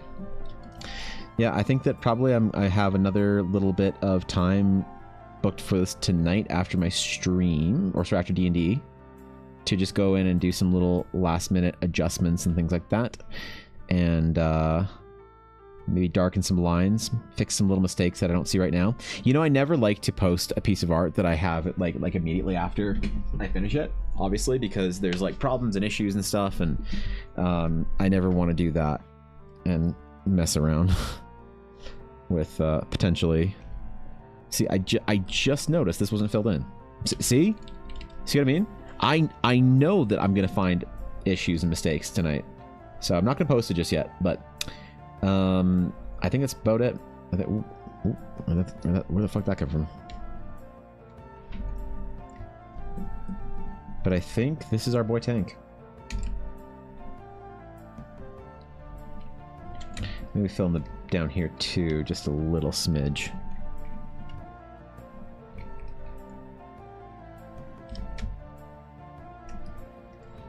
Yeah, balance it.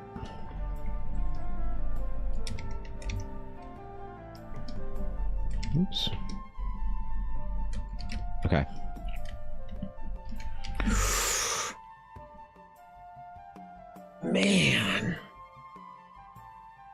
Man.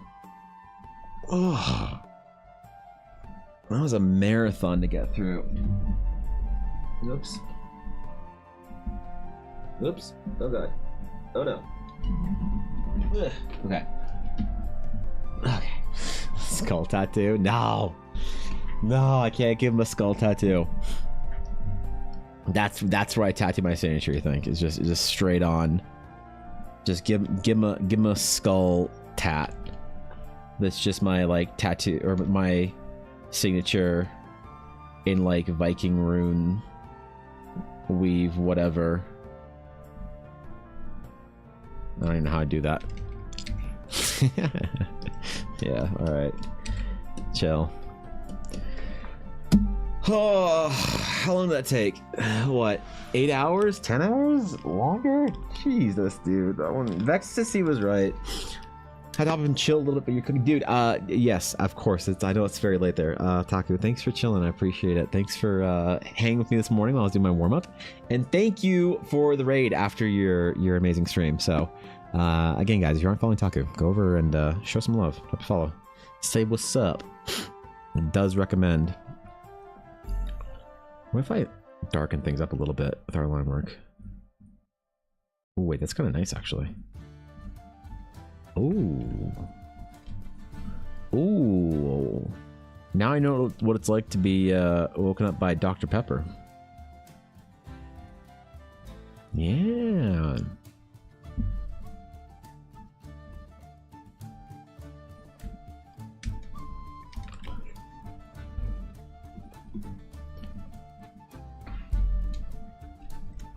Holy man.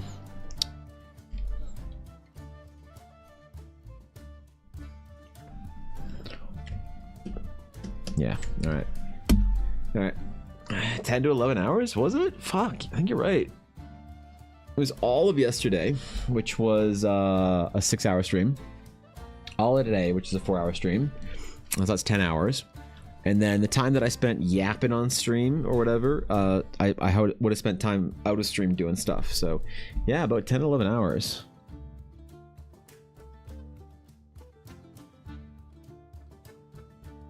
And people wonder why I charge like $200 for these. And then I spend 11 hours on one. And they're like, oh. Right? Fucking, oh my god. This one was fun though. This was definitely a bit of a level up, I think, for me. Yeah, I think this is a bit of a level up. 11 hours of fan art, right? On the next character? Yeah, right? Oh, it's so warm in here. Oh, because Ella closed the door because she was pouring terrible toxic chemicals in our house that destroy lungs and cause early onset League of Legends playerhood shit. No, it won't be that dark, right? Come on. Okay, let me just. Ooh, I gotta fix Discord. I'm getting pinged. People are being sweet, but I gotta lock her down. Alright, cool. Cool. Dude, Taco's so cool. I was chilling on our stream earlier. Do my warm-up over there. Just relaxing. I found like a lot of art streamers to just chill in. It's been fun. I've been meeting streamers actually and doing cool art things. It's been very satisfying. What the fuck, Discord? Why? Wait, why'd it go blank?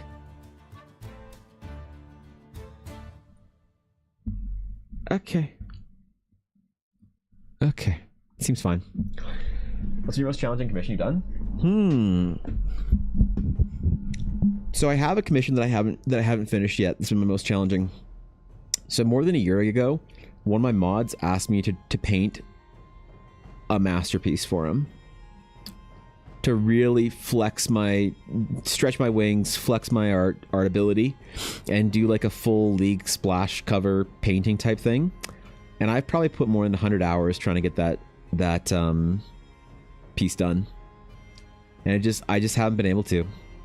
And he said, like, take your time, you know, obviously, like when it's like do it to your satisfaction. Doesn't care how long it's gonna be. But I've been taking stabs at it for more than a year. I think I might just have to sit down and just one shot it, and just put a solid 30+ hours into it, and just whatever happens is kind of the way I need to be. So that's probably the most challenging one. There's also challenging for different reasons. You know, technically challenging. Not a lot of things are technically challenging that I would like be willing to take for commission, because I don't do anything new for commissions. I have to know that I can do it as a commission, so that I can book the right amount of time for it. So if somebody asks me for like a $600 character design, like a full color painted whatever character design, but they also want it to be like a anthro race or something that I don't do, then I'll charge them a modifier. It'd be closer to 1,000 because I have to book like way more time for it. So there's not a lot of very technically challenging commissions. I don't try things for the first time on commissions usually. It's usually something that I know I can perform for somebody, because that's what they're paying me for. They're not paying me for like getting better and trying new shit. They're paying me to like perform the thing that they want me to do. There have been commissions that have been incredibly challenging for different reasons, like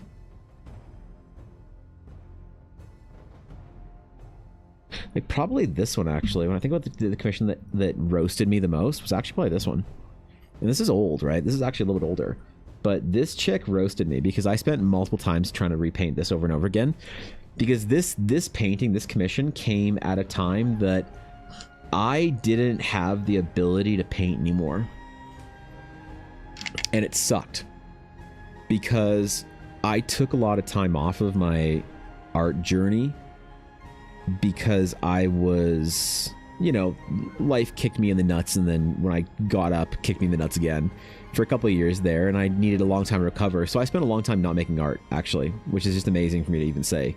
I can't believe I had stopped, but also I'm so thankful I started again. So it's a weird duality, but I hadn't painted anything in a while. And so when this person asked me, when Ramos asked me to paint this character for her, I was not sure I could do it, because and it's not like a great painting or anything. It's like fine, but it's not like a really great painting.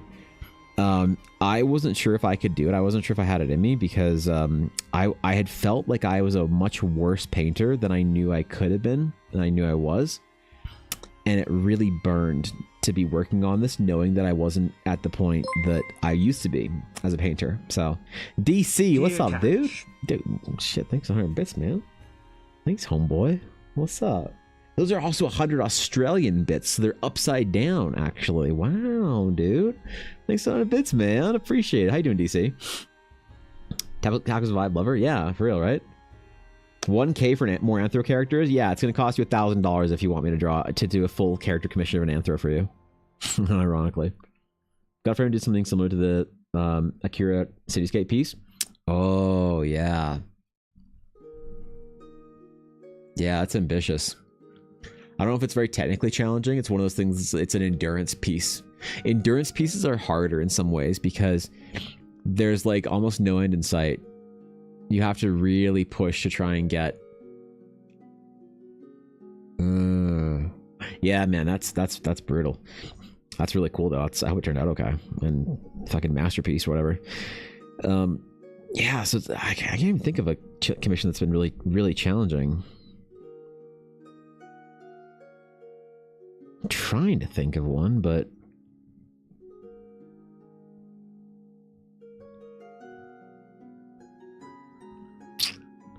yeah, it's always challenging for dumb reasons. It's never like a really technically challenging piece. We'll see. I mean, definitely when I finish this one for my mod, it'll be my kind of most challenging piece. This was a really challenging one as far as like recent stuff goes because of the amount of detail required. Obviously, like the way the armor works and stuff, the design is really beautiful, but it's just such an incredibly detail focused, fixated piece. So. Must have been real difficult, Evan, considering how hard I am to work with. Nah, you're fine, man. It was fun. Yeah, I did 2 for you, I think, Croc. That's enough slice. Oh shit! What's up, Tank? Dude, yeah, I finished the piece, bro. Finished it. We got Torben. There he is, man. Yeah. Yeah, dude, it was fun. I gotta take a look at it a little bit later. So I'll post it if it's okay. If it's okay with you, I'm gonna wait a little bit to post it because I never like to post work as soon as I'm done with it. I like to walk away from it for a little bit. So I'll play D&D tonight, not look at it, and then when I come back, I'll fix up any little issues or things like that. But I think it's pretty good. I'm actually pretty confident that it's good the way it is. But I'll post it and post and tag. All right, I'll post it and a process video. What do I say in my process video, Tank? What do I say in my process video? Do I just talk about Torben?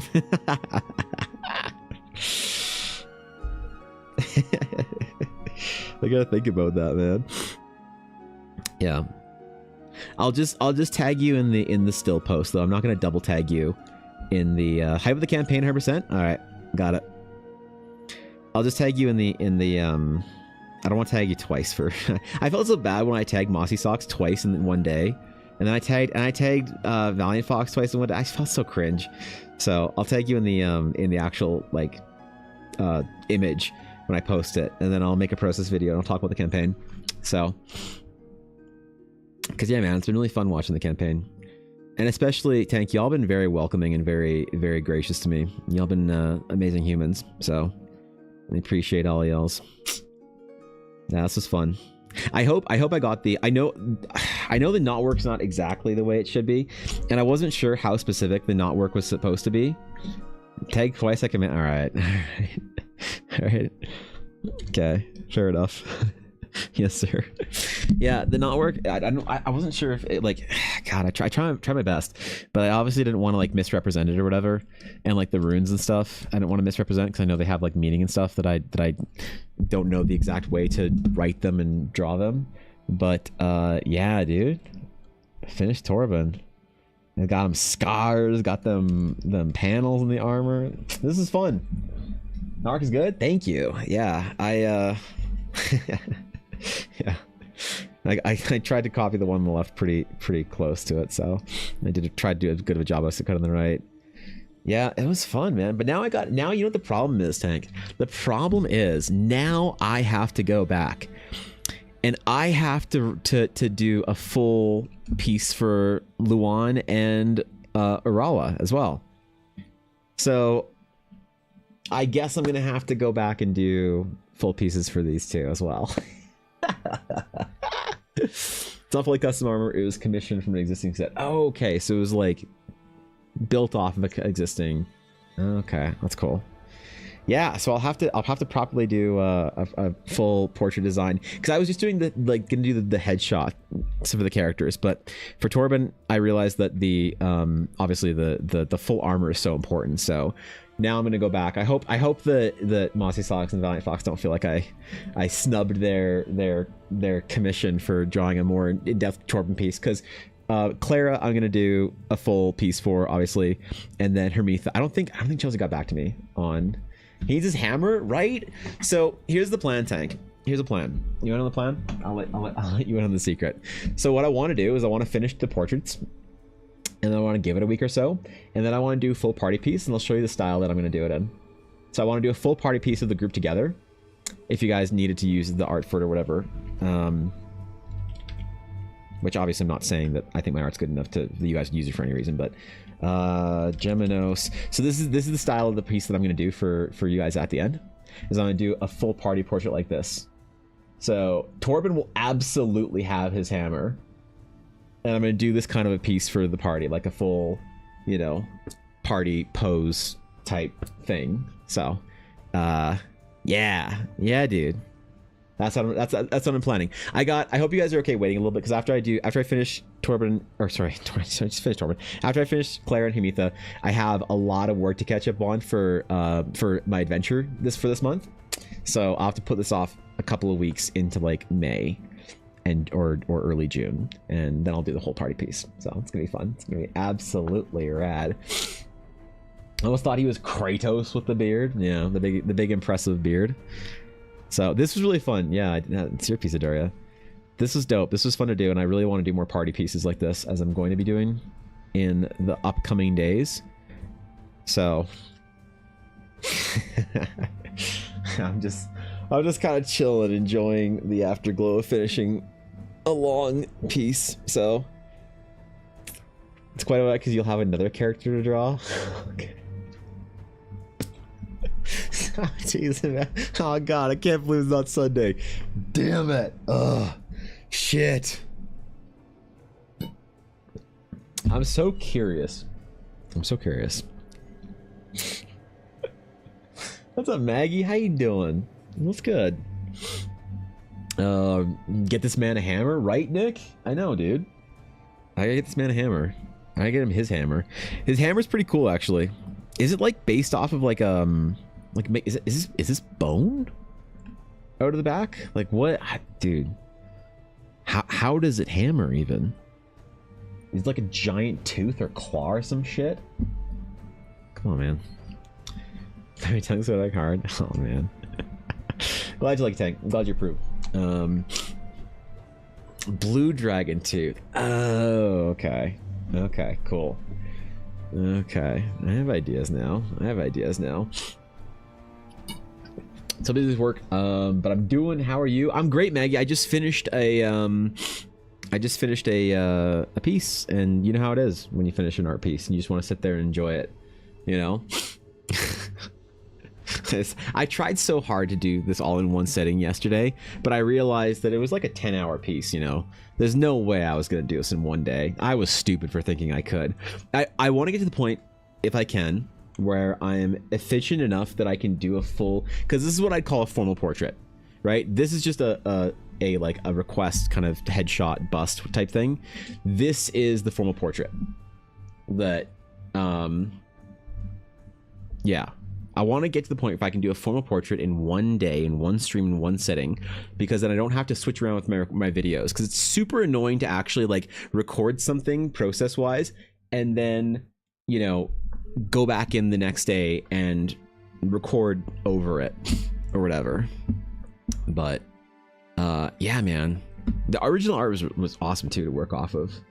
So, and yeah, if you guys aren't watching, what the fuck is Dice shout out Dice Cream Sandwich? Did I spell it right? Let's find out. Yeah, so that's the channel that the games are on. So They're on Sundays and the podcast, man. I'm excited, dude. I'm pogging out. The ECC stream was amazing. That was really cool. Y'all are on top of the world there, so that's pretty fucking legit. Oh shit! Wait, Mossy Socks is live. Wait, should we raid Mossy Socks? Should we raid Mossy Socks today? Is that the thing to do? And then debate him and tell him that there's Torben art, and then just not post it and not let him see it.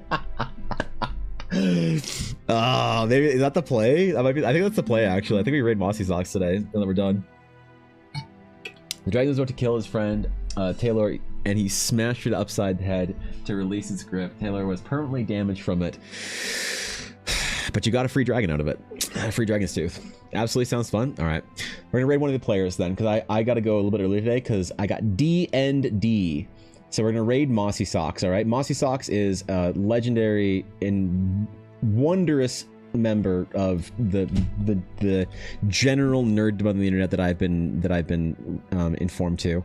He is amazing shit, and he's a fantastic streamer. So we're gonna raid Mossy Socks, who is another member of the War of the Realms, and you guys have to tell him how good the Torben art is. Okay, no orbing. If you try and spread the cult of the orb and you make me look bad in front of my Twitch streamer friends, you're getting fucking banned in my chat for a week.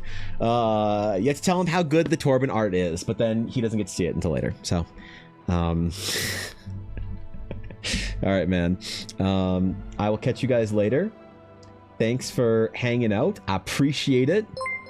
Torben. T-O-R-B-N. How do you spell the character's name? There we go. That's Torben. All right. Thank you guys for chilling. I appreciate y'all. Have a wondrous rest of your day. And I will see you, my friends. I will see you tomorrow.